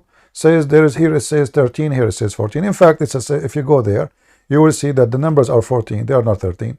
So Muslims, even they lie about our book. I'm not saying you, but there is many Muslims, they lie about books.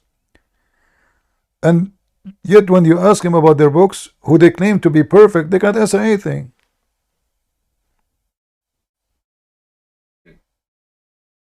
If there is anything else you can say, make you think Islam is good, nothing. Like the Quran says you can beat your wife. Do you accept, with my respect to you, Do you accept someone, he marry your sister and he beat her? Again, I don't know where that says. Chapter, says that. chapter 4, verse number 34. 4:34. So what do you think? Do you accept? She get married. Her husband is an idiot. He want to practice his right as a Muslim. And he decide to beat your wife. What his wife? What you can do? Is that a religion from God?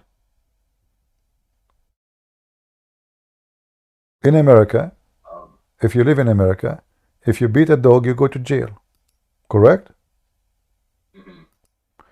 Which means dogs in America are well more respected than Muslim women, sadly.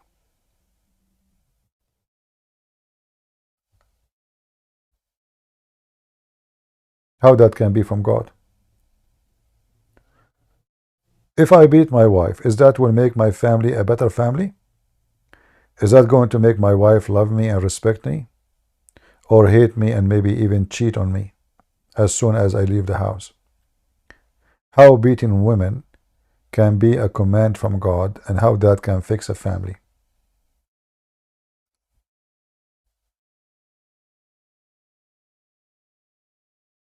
I don't know. See? So you came to me, you said to me, Islam is the truth. What truth about this? What you would do if your mother, with my respect to her, her husband is beating her, you would sit watching? Which is your dad. Do you accept that?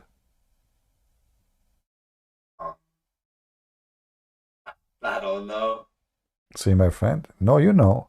There's no one, none of us will accept anyone to touch his mother. None of us. No way. Even if it's my father. There's no way. So either Islam is coming from the devil, teaching satanic things, which is harmful for society, or it will make our life better. But obviously, as you see, Islam does not make your life better, it make your family destroyed. Melty women, melty wives, then many children, then the children hate each other, then I beat this wife, I beat the other wife, the wife, they fight with each other. This is not life, this is hell.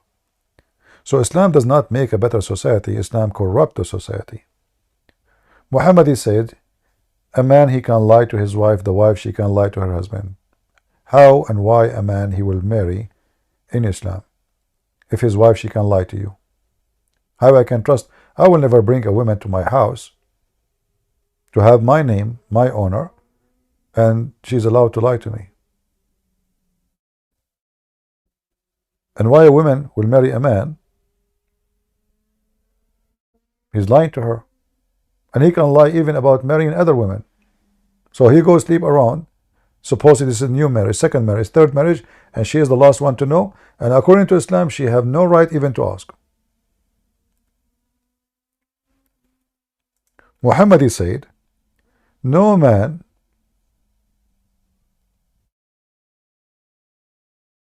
should be questioned why he did beat his wife. So imagine your wife, your sister, she get married. She tell you, my husband is beating me. You ask him why you are beating her. He said to you, Prophet Muhammad said, no man should be asked why he is beating his wife. I own her. She is my property. Who are you to ask me? How that can be the truth, which you told me when you first joined. So you are a nice person, I can tell. And you are honest, I respect that on you. But what you said to me is absolutely not true. There is no way this is from God, you know.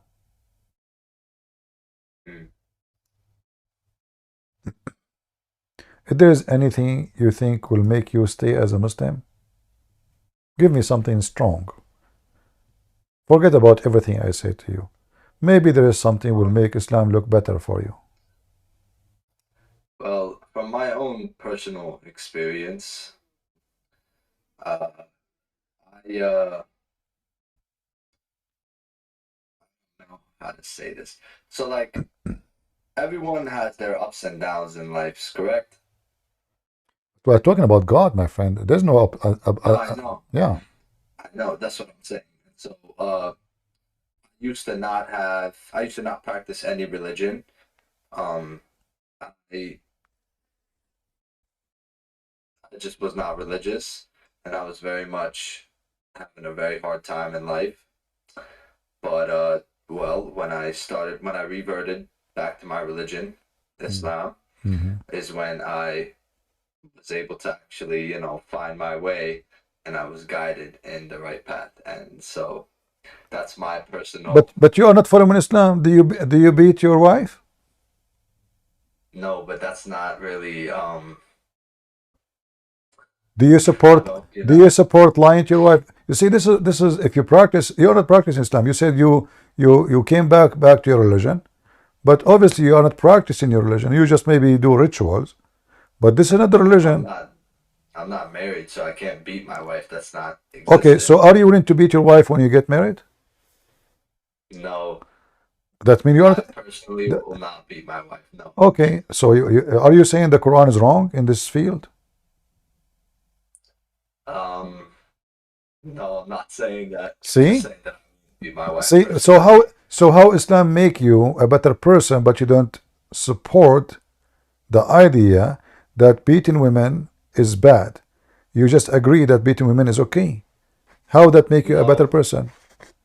No? I did not say that. I just said that I personally am not going to beat my wife. Why? Is that because it's wrong? No, I don't know. So, I don't know. I'm not married. So is it wrong? You see, I sense you are trying to avoid the answer, which we know what it is. So let me make it clear. Is beating the wife wrong or right?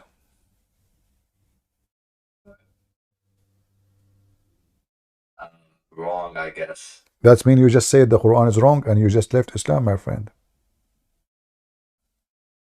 You just left Islam. You depart yourself from Islam. You just said Allah is wrong. And I agree with you. There's no way this is from God. You just left Islam.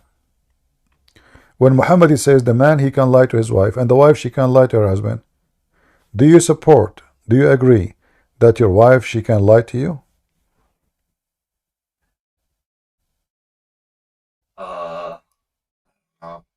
Just say yes or no. Or be honest, my friend. Do you support your wife? You come home, your wife, you ask her where you been. She said to you anything, but it's a lie.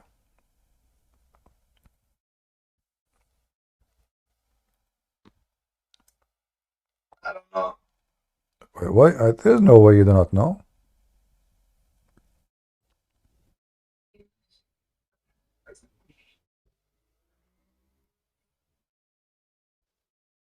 What do you think? What do you think?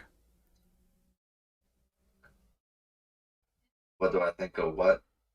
Is it okay for your wife to lie to you, as the Prophet Muhammad he taught? Do you support that? Well, depending on the lie, yes. So you have no problem if she lie. Depending on the lie, yes. Okay, and you lie to her. There's a good lie and bad lie in Islam? Yeah. Oh, okay. Well, I don't know. In my book, there are lies that are permissible because of the circumstance, but other than that, I mean, I don't really know. Lying is not really. Okay, what about cheating? Cheating on your wife? Yeah, or your wife cheating on you? I don't know. According to your prophet, if you come home, and I hope that will never happen, you come home and you find your wife naked with other man, You have to wait until you go and find 4 witnesses, and the 4 witnesses, they have to say, excuse for my language, but I have to read as it is. They have to see the private part of the man going in and out the same as the pen go inside the inkwell. So how in the world you are going to catch your wife cheating if you just saw her naked, maybe in the top of him or he is in the top of her, yet you cannot prove that she is cheating? What kind of religion this religion is? And if you bring 4 witnesses, let us say the women, excuse me for the details, if the woman, she is wearing a skirt and she is sitting in the top of the guy, how in the world they can see his private part going in and out? It's impossible. So now the woman, she is sitting in the top of the man, cheating, having sex in the front of the husband. And there is 1,000 witnesses, but none of them can see the private part going in and out. She did not cheat yet. So what is a cheating in Islam? I don't know. See? This is not a religion, this is a joke. And not only that, the Prophet of Allah, he said, even the Quran says, if you accuse her, you just saw her now naked, you go to the sheikh, you say, my wife, she was cheating, they will beat you 80 times. Why? Because you don't have 4 witnesses who saw his private part going in and out as the pen go in the inkwell. So now instead of being she is guilty, it turned to be you are the guilty. You are the one who will go to jail. You saw her, I swear by Allah, I saw her, she is in the top of him, moving up and down, and he was hugging her. There's a story.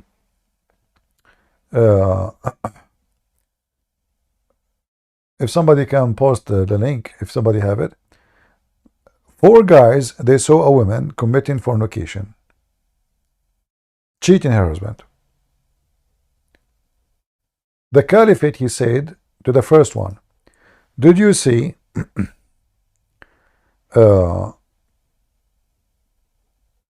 did you see the private part of the man going in and out? He said yes. He asked the second one, did you see the private part going in and out? He said yes. Okay. He asked the third one, did you see the private part going in and out? He said yes. He asked the fourth one, did you see the private part of the man going in and out? He said no. I saw her feet around his neck and they were shaking like a rabbit, like a donkey. Her feet, they were shaking because of the sex action, was shaking like the ears of a donkey. The Caliphate, he commanded to punish them all because yet there's no proof that she was fornicating.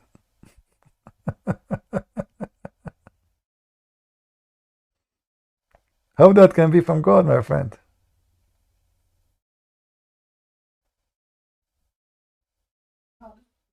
I don't know. See, that is a joke. That is not. This is not godly, you know. All of this because Muhammad's wife, she was cheating around, sleeping around, and Muhammad, he wanted to protect himself, so he made them 4 witnesses, and he make it impossible. There's no way. So if you come home, you find your wife having sex with a man, you open the door, they are naked, you know, or they are in the top of each other. They are doing it. You have no 4 witnesses. You got nothing. You got nothing at all.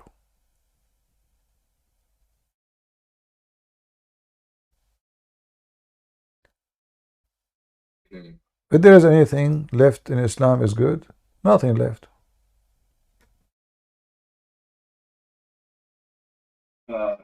That's what you say, but I don't know.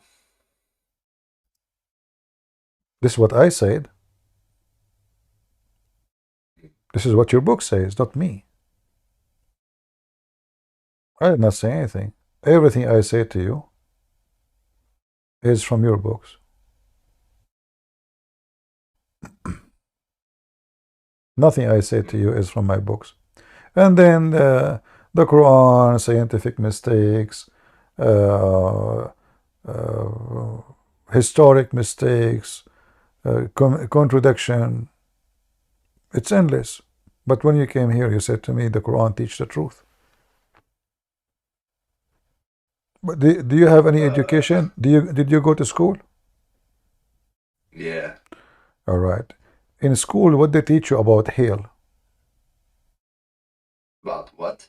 Hail, like the ice come from the sky, hail. When we have us, yeah.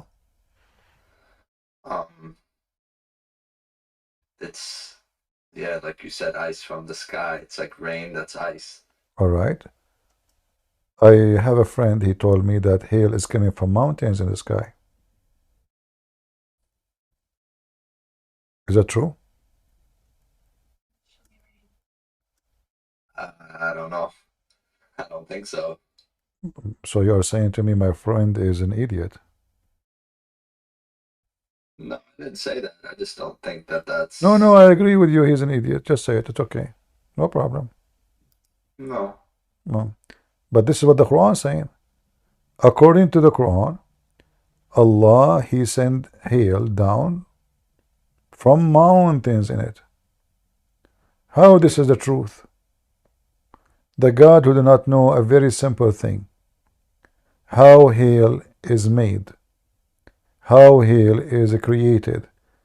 What is the reason for hail? So according to the Quran, there is mountains flying in the sky, and those are mountains of ice. Allah break ice from them, and He sent them down on us. That is a super intelligent God. The one you told me, He is the one who have the truth. Read with me. Chapter 24, verse number 43. He sent down from heaven mountain where is hail. Chapter 24, verse number 43. This is the book of God. A child, he can say. Yeah? You're reading off of a website. I don't personally... No, my friend, I'm reading Quran. Open your Quran. What website? Who cares about website? And this is the Arabic in front of me. Alam tara anna Allah yuzji sahaban thumma yu'allifu baynahu. This is the Arabic. وَيُنزِلُ مِنَ السَّمَاءِ مِنْ جِبَالٍ فِيهَا مِنْ بَرَدٍ فَيُصِيبُ بِهِ مَنْ يَشَاءُ. It's clear. He sent down from mountains in it hail to hit with it whoever He wish. That's what the Quran is saying. How that can be from God? Does God did not know a simple thing about rain and cold and weather?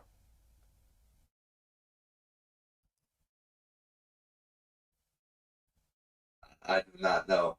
See, for me, I think, with my respect to you, you are trying to avoid the truth by saying, I do not know. It's just to escape, like, I don't know. But, I just show it to you in front of your eyes. Not necessarily. I'm just trying to...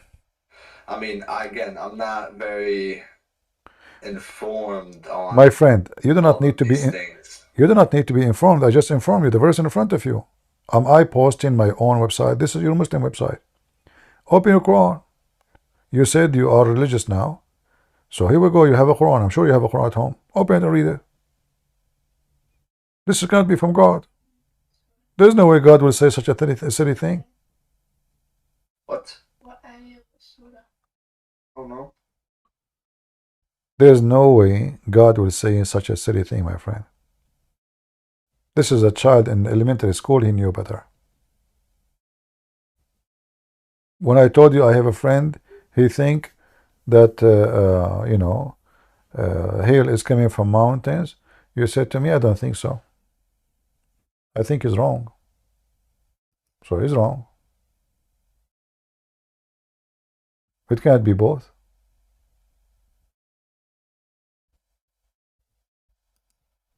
What do you think?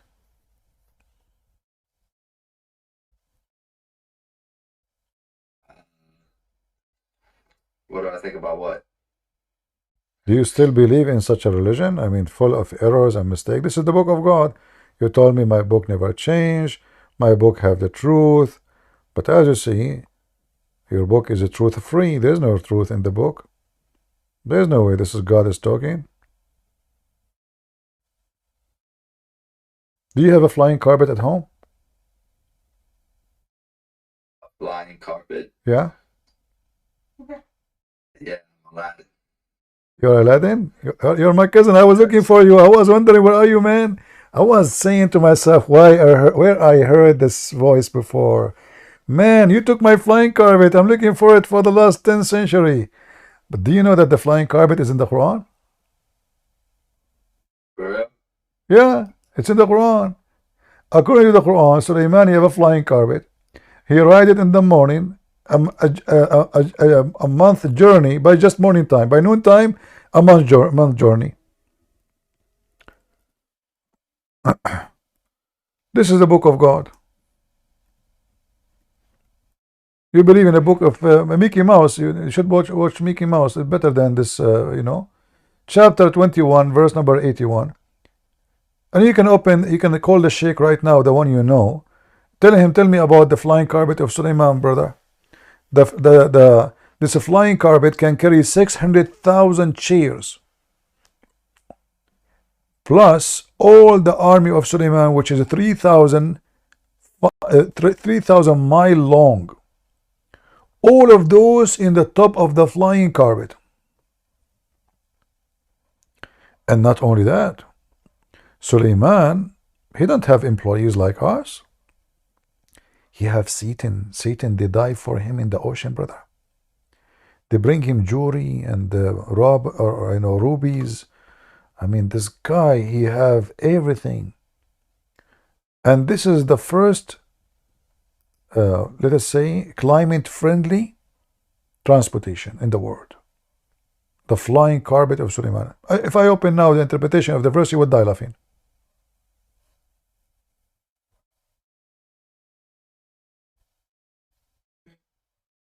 This is your book. This is the book of truth. This is a book of kids, fiction. There's no way this is God. I mean, those are stories the Jews, they used to tell it to their kids before they sleep. Muhammad, he took it, he put it in his book, claiming this Allah told him. What is this? Sulaiman, do you know how to speak the language of the chicken? What'd you say? Do you know how to speak the language of the chicken? No. Well, Sulaiman, he can. Allah, he sent Sulaiman to Hori Butter school to learn how to speak to animals, specifically birds. So if you go with me in the chapter of the ants, amazing. Even the ants, they have a say in the Quran. You will see here in chapter 27, verse number 16, it says, and Solomon was David higher, and he said, O mankind, lo, we have been taught the language of the birds. Wonderful. We go 2 verses after, and by the way, you see the army of Sulaiman contain a human, genie, and birds. They go to the battle with him. Chicken, turkey, you name it, all of them are his army. Then when Sulaiman was flying, till when he reached the valley of the ants, one of the ants, she said, O ants, enter your dwelling, lest Solomon and his army will crush you. So now, what do you think of this story? I do not know. And here, by the way, what is making me, I want to talk to this ant. I want to really know how in the world this ant, she knew that his name is Sulaiman. Like imagine, I don't know your name, but let's say you are walking in your garden, and then this ant, she says, oh, look, this is Yasser. Hide, because Yasser is going to... How she knew the name of the guy? She's an ant. He was flying, and why he will crush them? The guy is flying with the flying carpet. So this is a story is not even good for 6 years old. And then Sulaiman, He laughed and he heard her speech. You can go right now to Google, you will find that ants are deaf, totally deaf, and they don't talk. They talk, yes, as a communication, but they don't have lips and tongue, and no, they don't. They communicate by vibration and chemical only. They don't talk, and they are totally deaf. How this guy, he heard her speech? And how Allah, he taught him the language of the birds, as you see in the previous verse, verse number 16. Yet now he understands the language of the ant. Allah taught him the language of the birds only.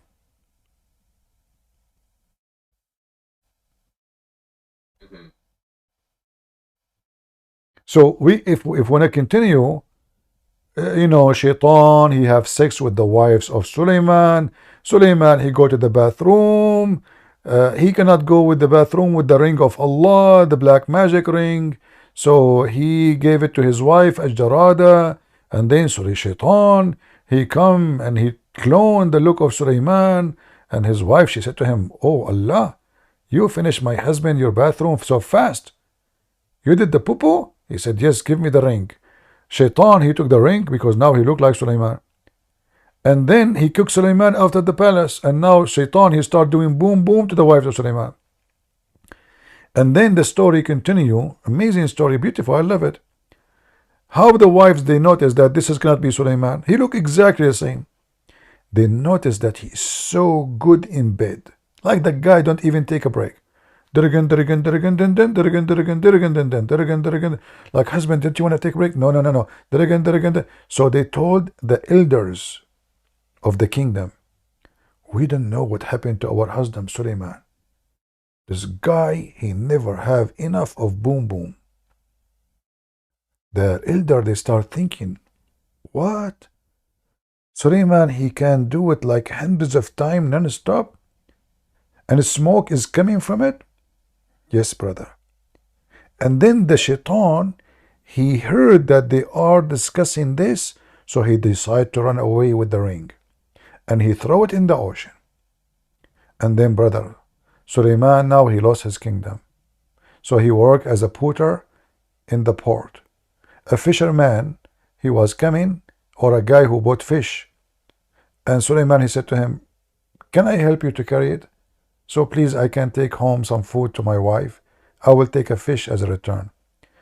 The guy, he agreed to give Sulaiman 2 fish. Sulaiman, now Sulaiman became poor because he lost his kingdom, remember? The Shaitan was the king because he looked like Sulaiman. So Sulaiman, he went to the house of this guy, carried a fish. The guy gave him 2 fish as they agree. Sulaiman, he went to his house. Now he have a new wife. He is cleaning the fish. And he found what? He found the ring of Sulaiman. And then Sulaiman, he put the ring, and again he become the king. Aren't you amazed of such a prophet and such God?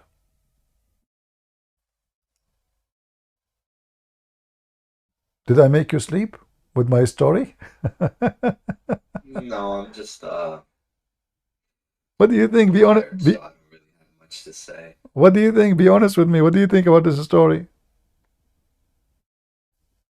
This is really happened?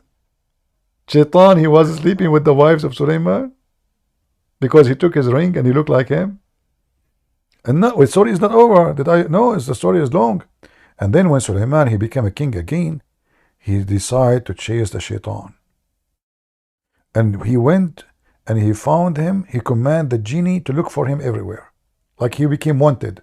They put his picture everywhere. And then they send the police of Sulaiman, the genie, looking for him in the 7 seas.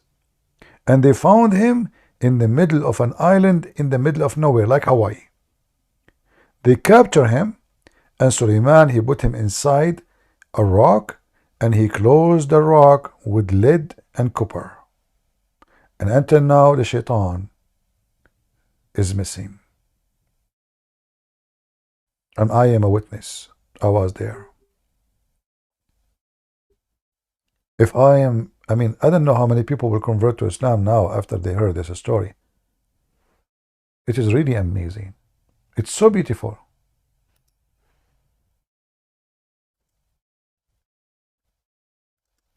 No, for real. Well, it was nice talking to you. You're still a Muslim, or you left Islam yet? You don't leave Islam yet? Did I leave Islam? Yeah, all of you, what you heard, it will not make you leave Islam yet? Well, again, I'm just, you know, I don't really know you, nor do I trust you, so I'm not. I'm not asking you to trust, my friend. I'm not asking you to trust me. Anything I say to you, ask me for reference, and I will show it to you. Anything, you know, anything I say to you, I will not even show you a reference from a Christian website. I will show it to you from your own websites. I don't make things from my own.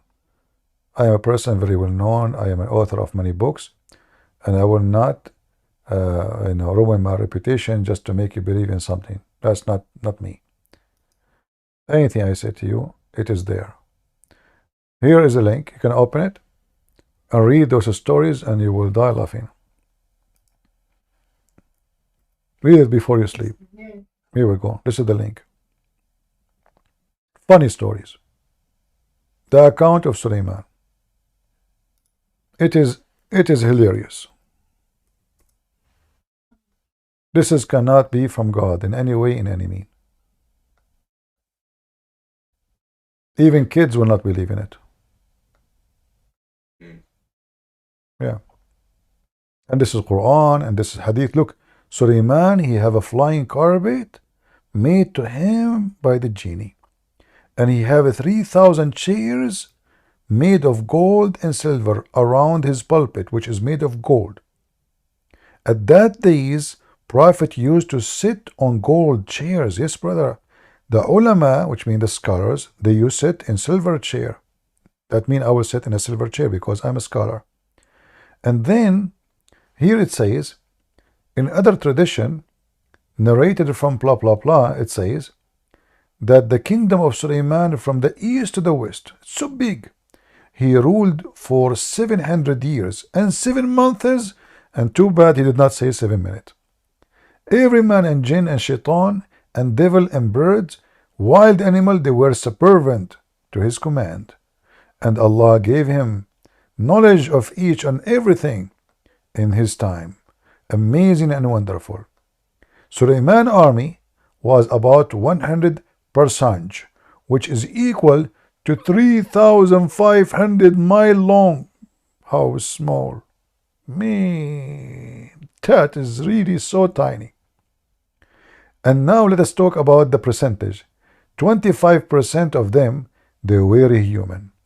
25 is genie. 25 is desert animal. 25 is birds. 1,000 houses of glass. I like houses. All my life I want to live in a glass house. Yeah. And they were made above wood. In them 300 wives and 700 slave girls lived. Sulaiman used to order the strong wind to lift the house and order the soft wind to move the house slowly. Therefore Allah revealed to him when he was between the heaven and the earth, I have increased your kingship. He just got hired, you know. He got a new, like in the army. Hey, he received a fax. Hey, Sulaiman, I just increased you, okay? And then the story continue. Look here, this one, I like it. This one, really, I love it. Unbelievable. I want to be Sulaiman. I mean, look at, I am a Christian prince. Instead of being Sulaiman, having all of this, look, Christian prince. Okay. So here, the kitchen of Sulaiman. Oh boy, here I'm really angry. Also used to be with him, flying with him. The kitchen is flying in the top of flying carpet. Large vessel in which at the time 120 camels could be cooked. In the front of there was a ground for guard beds, guard beds. Oh yeah, I don't know to say, where they used to graze. Chief, there was they were busy in the chef. They were busy in cooking. And I mean, let us go here. I mean, this is so beautiful. I don't know what to say to you. I know I became more believer now in Allah. It's amazing. And by the way, Suleiman, he found where is the gold to grow. You know, there's a valley. I'm trying enter now to find where it is. Look, it says here, there is one valley of Allah where silver and gold grown. Really? Yeah. And he was protected, he has protected it with the weakest creatures like ants. And if a powerful army went to enter it, they cannot. Why? Because the ants will attack, like takbir. So Allah, he have a valley, he grow gold and silver. How Allah, he can stop the thieves? Huh? How he can do that? Very simple. Ants. Do you know how painful the ant bite? Oh boy. So imagine you are an army and there's like 1 trillion ant attacking your army. You are dead. I'm serious. I will tell you a story about my dad. He have an army. So once he went to occupy Germany. At that time, Germany was in Venezuela. So he went all the way, and when they stopped in Venezuela, like in Tokyo, there was like a very big river. It's called the Amazon in Tokyo. And he wanted to cross the river. Before he arrived there, he was attacked by ants from all kind, red, blue, you name it. So my dad, he have no choice but to retreat, but it was too late.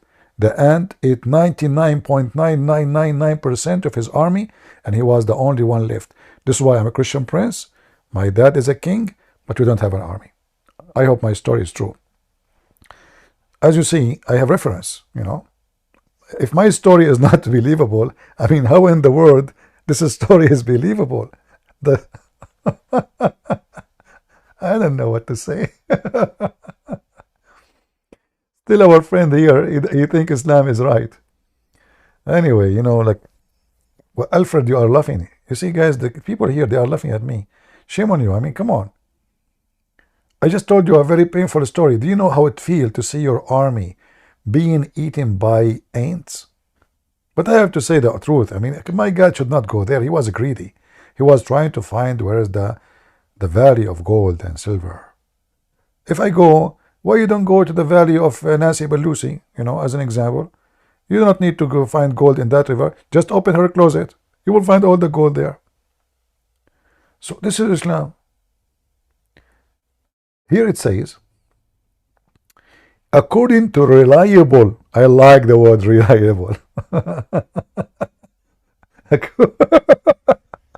Lord have mercy. According to reliable chain of narrators, narrates from the Imam as-Sadiq that when an ant conversed with others,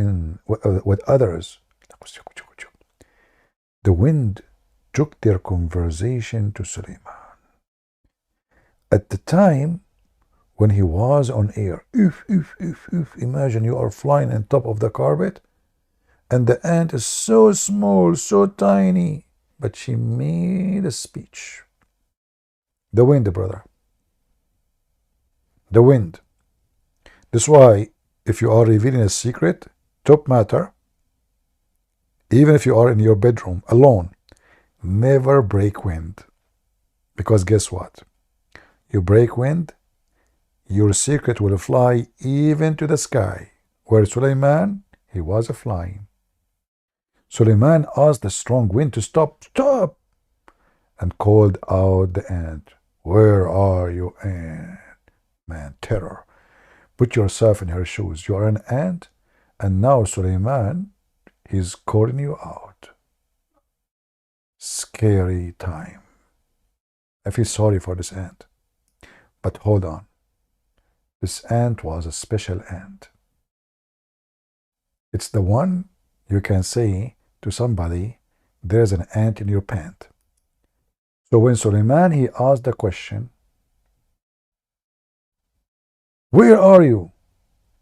She came to Sulaiman. He said to her, "Don't you know that I am a prophet of Allah, and I do not do oppress anybody?" And she said, "Yes, yes, I know, Sulaiman." Sulaiman said, "Then why did you scare others from me and order them to enter their holes?" And she said,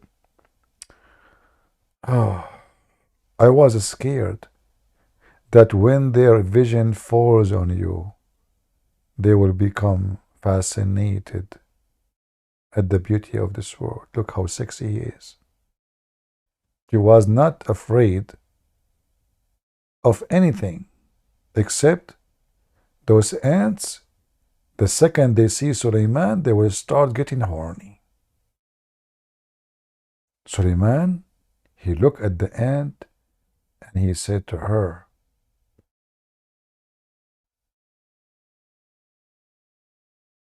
oh sorry, she said to Sulaiman, "Who is more honorable, you or your father Dawood?"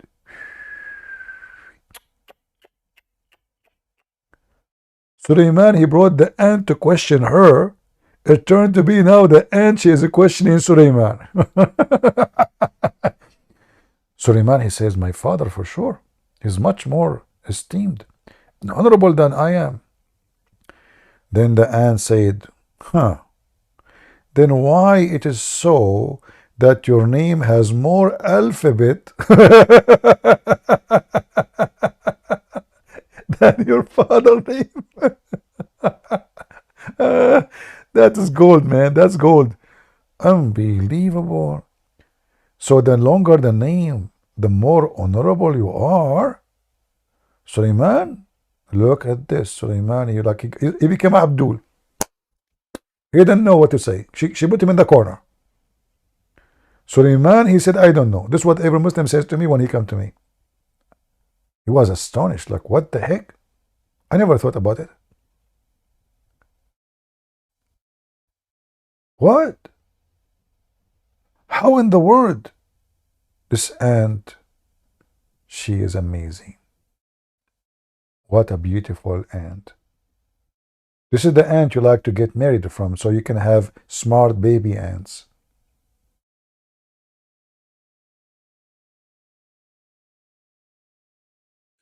What do you think? I think it's very interesting. I would have to do my own research on that, and then, yeah. Well, I'm happy to meet you, my friend. You sound like a nice guy, and I'm here to help you. But as you see, this cannot be from God. This is fiction and fairy tale stories, and a smart person, and with my respect to you, will not accept such a thing. This is not from God. We will not even read the rest. I mean, I can give you endless stories. We can spend time for the coming 10 years reading for you funny stories about your prophet. Hilarious. And then you ask yourself, I believe if there is only one, there is one miracle in Islam. How human beings believe in this? This is a miracle. Otherwise, there is no other miracle. But this is a miracle of madness. How anyone believe in this? And as you see, those books written by Muslims, published by Muslims, printed by Muslims, and they are taking it seriously. It's not like, let us laugh. No. Let us read and learn. Sulaiman, he said, I don't know. The ant said, because your father did Tariq al-awla. He commit sin.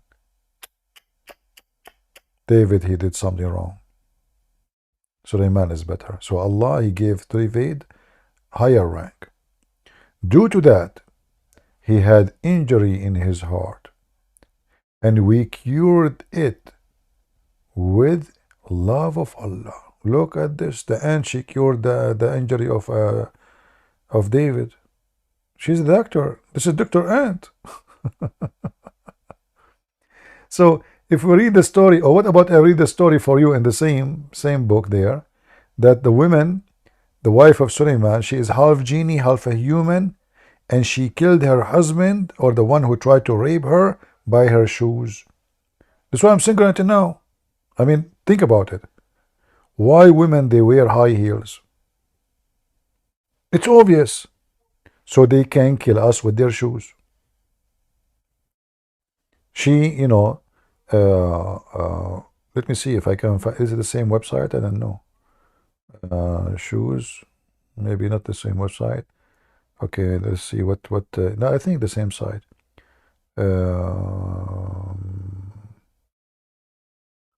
Let us see. No, it's not. Yeah. I'm very tired, so I'm gonna head to bed. But it was nice talking to you. All right, my friend. May peace be upon you, and inshallah, may Allah guide you all. Well, have a great night. As you see, Allah misguide shaitan. He cannot guide anyone. But anyway, thank you. We pray to Jesus to guide you and to bring you out of Islam so you can see the truth, and the truth will set you free. Otherwise, Allah cannot guide anyone. Next time you come here, if you like, I will show you how many verses in the Quran confirm that Allah is the one who misguide. Actually, one of my books is called Deception of Allah. He left? Yeah. Oh, you guys were routing me out in the chat. You're terrible for that. So what happened to your brother? What do you think? Was he shocked? No, he just like doesn't know what to say. Like, yeah. I was actually surprised when he kept saying, I don't know. It's like, what? You told me that he's very educated in Islam, right? I figured he would be because he preaches so much about it to me. Like, he barges into my room and is like, Allah subhanahu wa ta'ala say blah blah blah blah. Like, I figured he'd know so much, but it turned to be he know nothing. He turned to be zero. Yeah. Yeah. I know more than him, and it's wild to me. Yeah, well, I did my best to be nice to him, you know, just because he's your brother. You owe me 5 pesos for that. I'm glad you didn't rat me out to him. But remember, you know, don't change the topic. You have to pay me 5 pesos because I treat your brother nicely. Yeah. All right. Of course. When do you want this by? No, I'm just joking. I don't accept pesos. I accept camel urine, you know. Oh. Yeah. Oh, I actually have that too. You have a camel at home? Yeah. All right. I own one. Okay, my dear sister. Anyway, thank you for explaining things to my brother. And I'll let you know if he does come out of Islam. Yeah, he can tell him why you don't invite those sheikhs to debate this guy. He don't know, no problem. But what about the sheikh? I will be so happy to debate any sheikh he wish. Anyone. He can choose the best he have, you know. He should. Yeah. Because having a sheikh is a great opportunity for all of us, Christians and Muslims, to see who can stand an argument about the truth. But I tell you, they will not come. They will never do so. Yeah. Yeah. Honestly, like he doesn't actually like know a shit because we don't really go to a mosque, so he only sees them online and he takes what they say and puts it into his words, almost like a copycat basically. So he doesn't like, he's never actually read the entire Quran, and like he just takes the words of others and puts it into his vocabulary to say it back to somebody else. Like, he's quoted things so many times from a sheikh to me, and it's just like sometimes it just doesn't make sense. There is somebody in the chat, he's a Muslim, he says, you don't read from the books of the Shia, read from the books of the Sunni tafsir. Why you don't call me and I will read for you from the books of the Sunni? Do you dare? Hello? The guy who's in the chat asking us to read from the books of tafsir of Sunni about Sulaiman. Do you dare? It disappeared. Yeah, they talk as long as I am not noticing them. Yeah. As long you want the books of Sunni, call us, join us. I will show you the books of Sunni immediately. And then you will say, I don't accept, this is false, this is not true, this is not from Allah. So do you think your books as a Sunni is better than their books as a Shia? You have the same madness.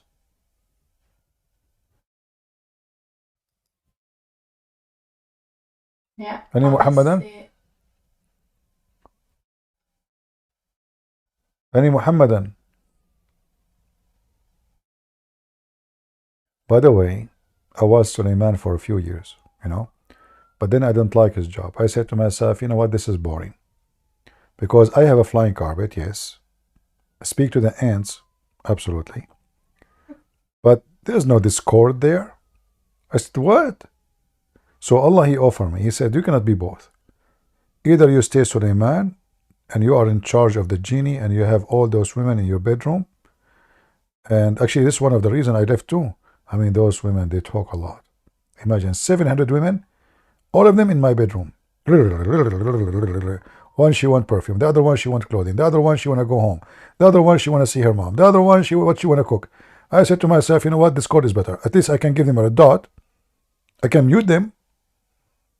Here I can shut them up. So I said, Allah, please, it's time for me to go.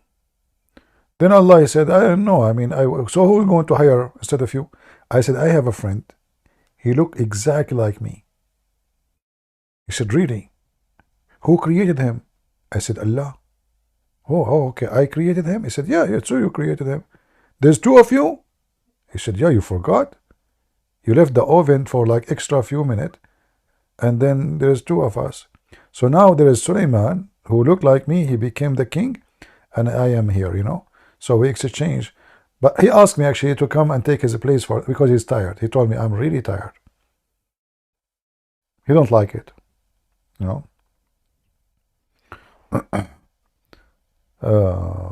Do we have any Muhammadan would like to join us?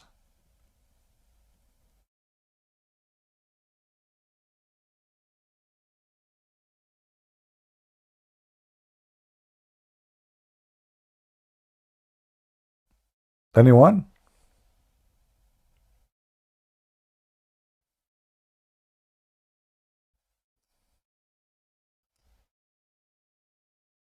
All right, we have a person, his name, One Christian Truth. Hello?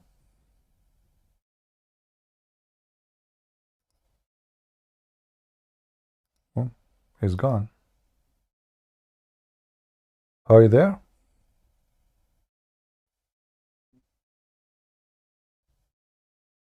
Mr. One Christian. Hello. How are you too? Okay, I have a question about the books. Are you Muslim? No. What do you think about Muhammad? He's a loser. Piece of shit. He's what? Loser, piece of shit. Okay, so what is the question? How would I go about making sure when I purchase your books, I know and I'm guaranteed the money going to you? I don't hear your voice. You are talking about my books? Yes. When I go to purchase your books, say for Amazon, how am I guaranteed you will receive the money? Don't worry about the money, where the money is. Just go and buy the book. Doesn't matter. Okay. All right. As long as it will go for you. Don't worry about it. Okay. Thank you very much. That's all I would like to know. You're welcome. Have a good night. You too. My books is protected by the ants of Allah.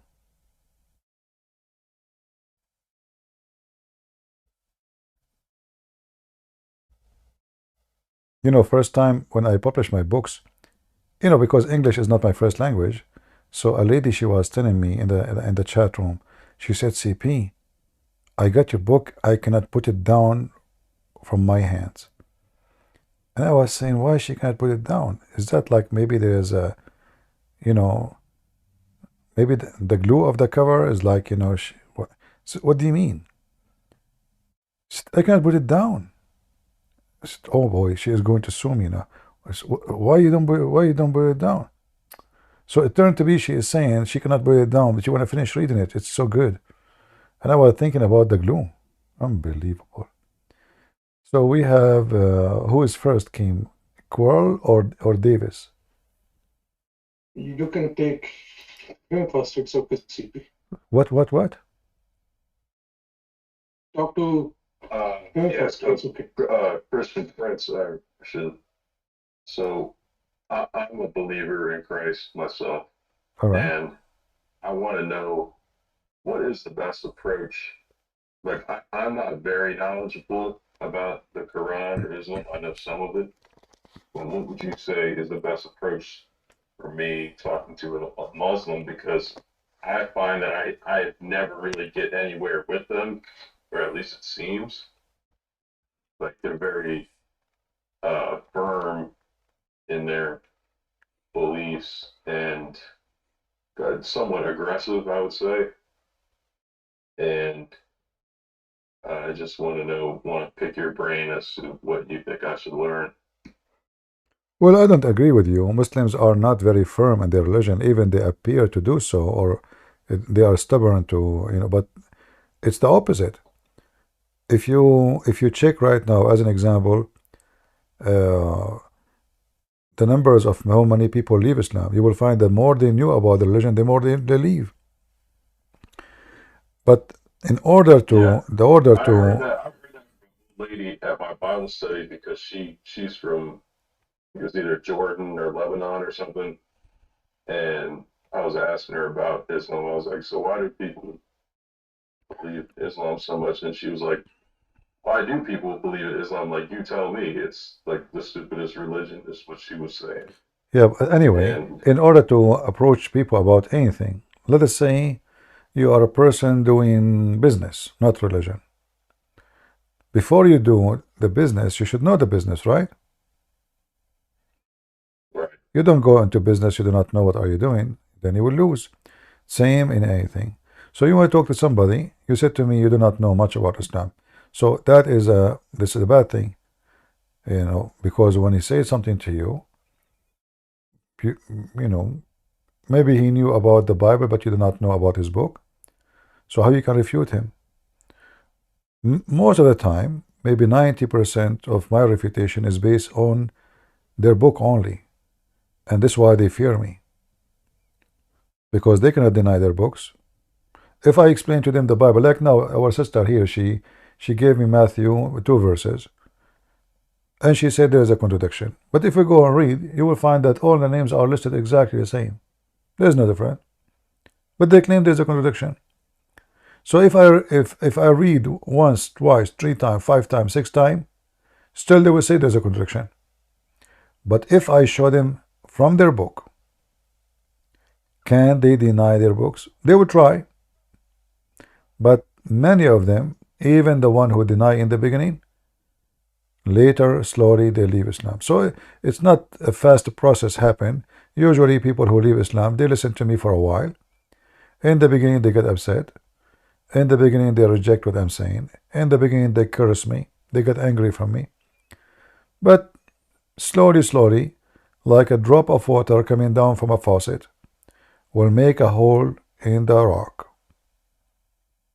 A drop of water can destroy a lot. You used to be Muslim yourself, right? No. I never been stupid. So you say that you do have success with these conversations, and you have seen people change or kind of not adhere to I have thousands and thousands and thousands of people left Islam just in the last 3 days. Like the lady she was talking now, she brought her brother. She left Islam here 2 days ago only. We have in the last 3 days, I think we have, I don't know, 3 or 4 here left Islam, and other 4 left talking to me, sending me messages. So we have at least 8. We did not even finish the week. I think a lot of it is based off of like fear and like anger you know, so it's like people are afraid to leave, I feel like, because there is so much social pressure from relatives and from They will leave. They will just leave. the religious They will leave. community. They will leave. There's always a moment of a break. You know, it's like the same as a camel. The camel, he can carry 500 kilos, 600 kilos. Then you put 1 gram, the camel collapse. He cannot take it no more because there's a limit. And this is, and always Muslims do the same. They can resist. Even the one who refused to leave, he left Islam in his heart already, because they can see I am not lying.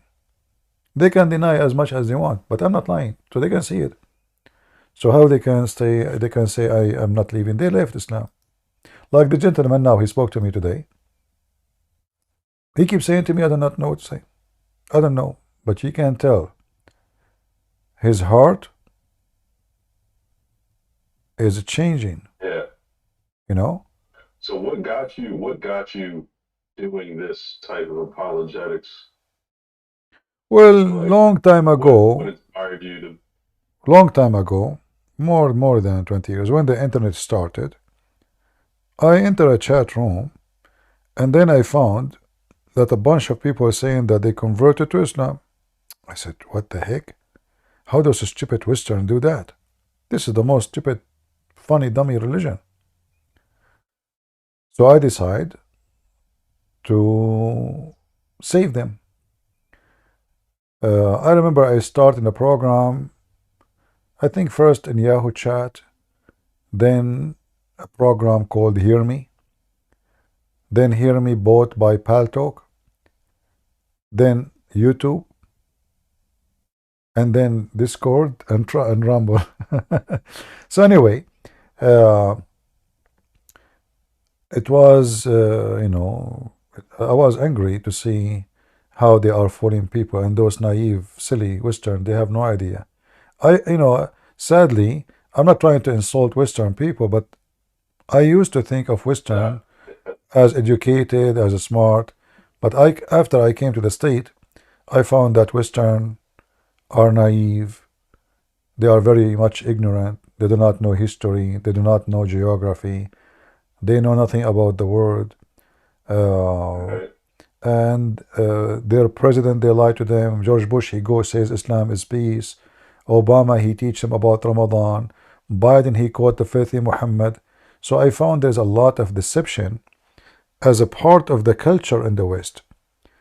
And Western, the public, can be deceived so easy in any way. Like you elect a president not because he's smart, but maybe because he's funny, or because he's from a party, but not because he's qualified. They elect a congressman or a congresswoman even if they are the most stupid idiot ever. Like this woman from Puerto Rico, that's what his name? The woman, she want to kill all the cows so farting will stop. So AOC. I changed my mind about the Western, but I still love to save people, so that's why I took it as a mission for me.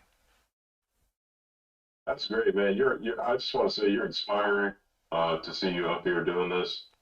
And I myself have had some good conversations. I have a lot of apologetic experience, not with Islam, but just in sharing the gospel, and you know, so just keep doing what you're doing, brother.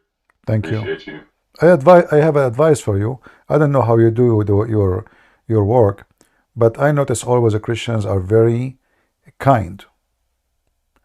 I don't like to be kind, and I will tell you why. I can be kind only if the person in front of me, he deserves it. Most of the time, when you are kind, people are not listening. You have to get their attention.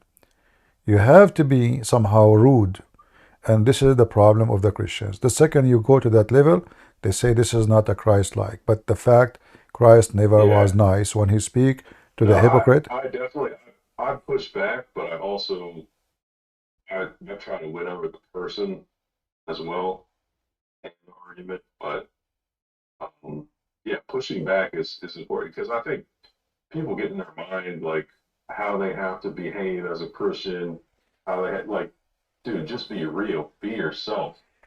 And if they're saying nonsense, call them out on it. Just talk to them like you would talk to anybody. Call the Your liar. friend or your relative. Call the liar liar. Call the pervert pervert. Call the one who say the truth. You are saying the truth, and this is how a Christian have to be. Never be sugarcoating, and don't be afraid to say what you think it's right, what's wrong. Like they ask about homosexuality, it's absolutely wrong. They ask about Islam, it is garbage. The one who sugarcoat, he is not Christ-like, and he is not following Christ.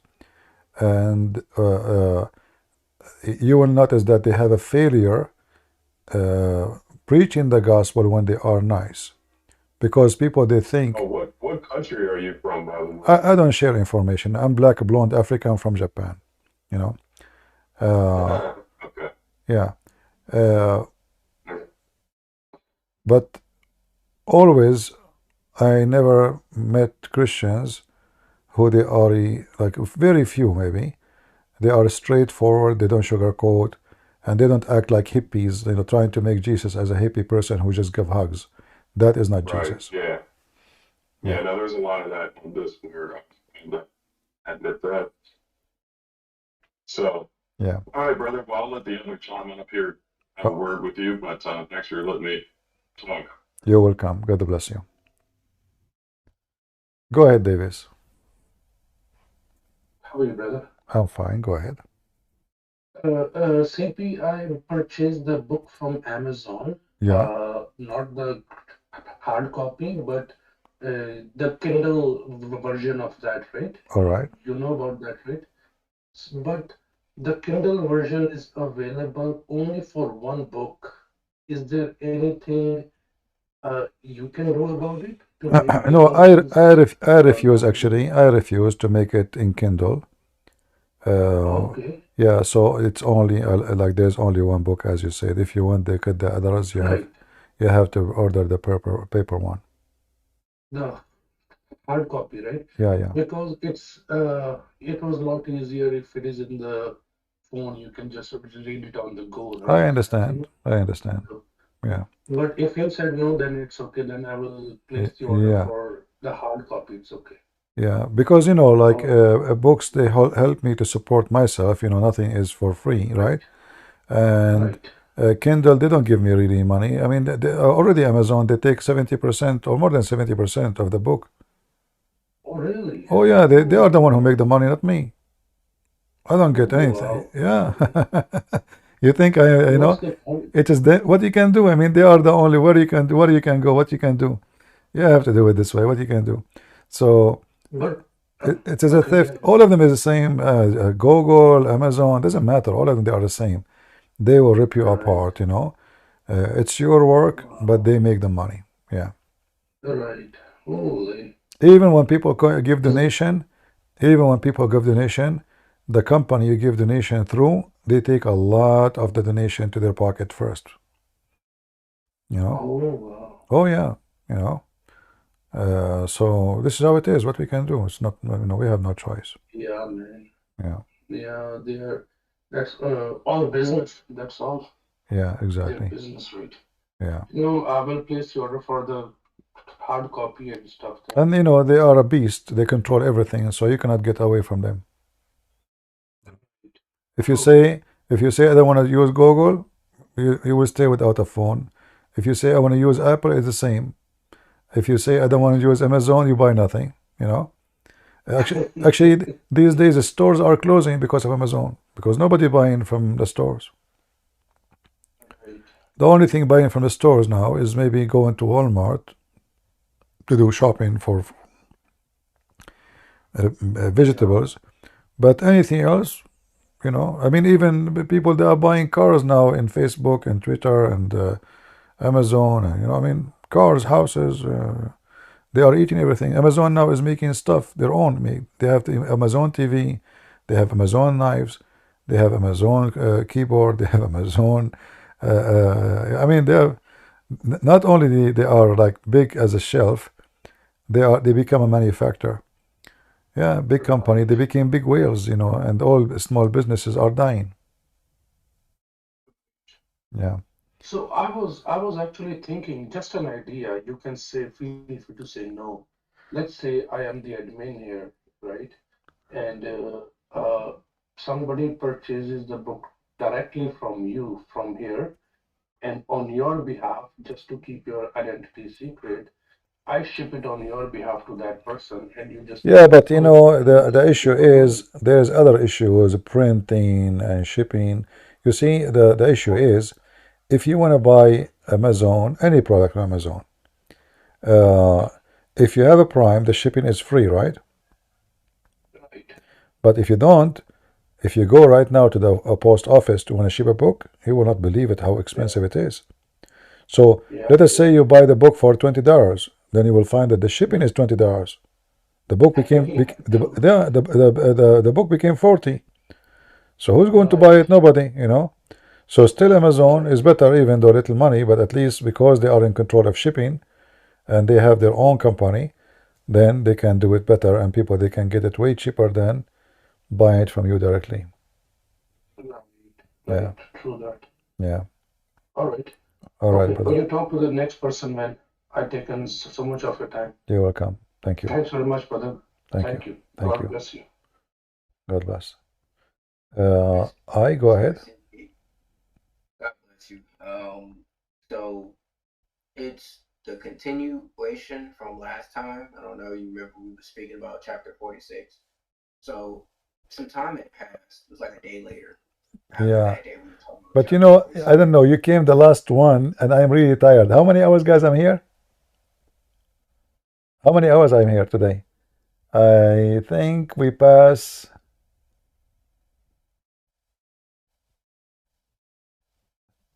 7 hours, 8 hours, 7 hours and something. Yeah.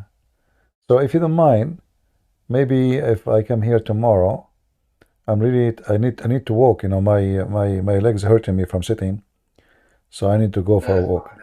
Yeah. I will try to come here tomorrow. Yeah. Yeah. Sorry for that, my brother. You know, it's not about you. You know that. Nothing personal. No, I understand. But like you know, it is the breaking point. So I better go out for a walk, even though it's cold. But I have to. Sitting all day and you know, not moving your body is not healthy. And actually, I say to myself, I'm going to go for an hour, but the hour yeah, my timing is always wrong. I'm like Allah, you know. Yeah, I understand. No Yeah, actually, not only this, 7 hours now, and I was up in the morning, correct, guys? For how many hours in the morning? 2 hours or 3 hours? So you can say today I was live for like 10 hours. You know? Put in work, yes, sir. Yeah. So I mean, the whole day is gone. Like the whole day. How many hours we have? So it was a long day sitting, and that's why I need to walk and stop talking. My voice, I can feel my throat, you know, voice change. Do you know when you'll go live tomorrow? I'm not sure really. I have some work to do, but I will be here. You know, you know, I don't know really. Sometimes I say I'm not coming. I don't actually.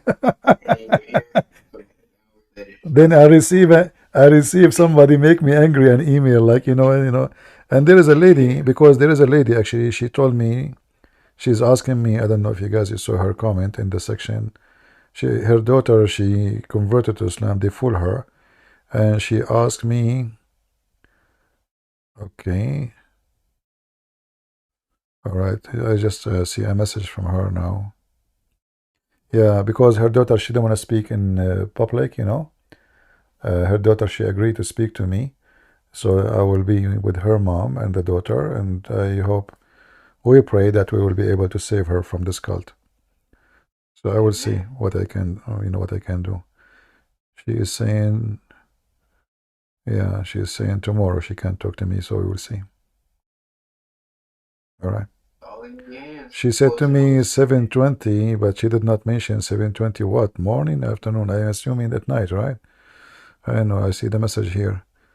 Okay, 7:20 p.m. New York time. Are you in the chat, lady? My sister? Maybe not. I don't know. If she's here, I'll let her speak. Well, you said you're tired. So. Maybe she don't want to talk in public. Anyway, I sent her a message. I told her to send me a message in Patreon. Anyway, thank you, brother, for being here. I want to say thank you for people, and I want to say thank you for the ones in Ramble. I see that you guys are copying the links from here and sharing them there. I appreciate the help of the one of you doing that, and I hope until we see you soon again. May the Lord bless you and keep you safe and healthy from every deception and every thief. Satan is a thief. He steals souls, he destroys souls, he destroys houses. And protect your house by the word of God, by God himself, and don't let the devil, don't open your windows and doors. The Bible says clearly, don't welcome the one who teach and preach false scriptures. It's forbidden. The devil is very powerful, and he will target the naive ones of us. And don't be insulted if I say there's many of us are naives. Many of us do not know a single word in the Bible. Many of us do not know even what they are, why they are called the Christians. You will be targeted, and he can take you down. This is why you have to read the Bible. You have to arm yourself. Don't depend on others. Don't depend on me. You have to get the immune system strong. It is your immune system. And to strengthen yourself, the best way is to read your book, strengthen your faith, so when the devil comes to test you, it doesn't matter what the matter. It can be about cult, it can be about Jehovah's Witnesses, it can be about Mormonism, it can be about any garbage. If you are not prepared and armed, you will fail. There is losers and there is winners. And the winner is the one who arms himself by the wisdom of God. Knowledge is power. The Bible says, my people have been destroyed because of their ignorance.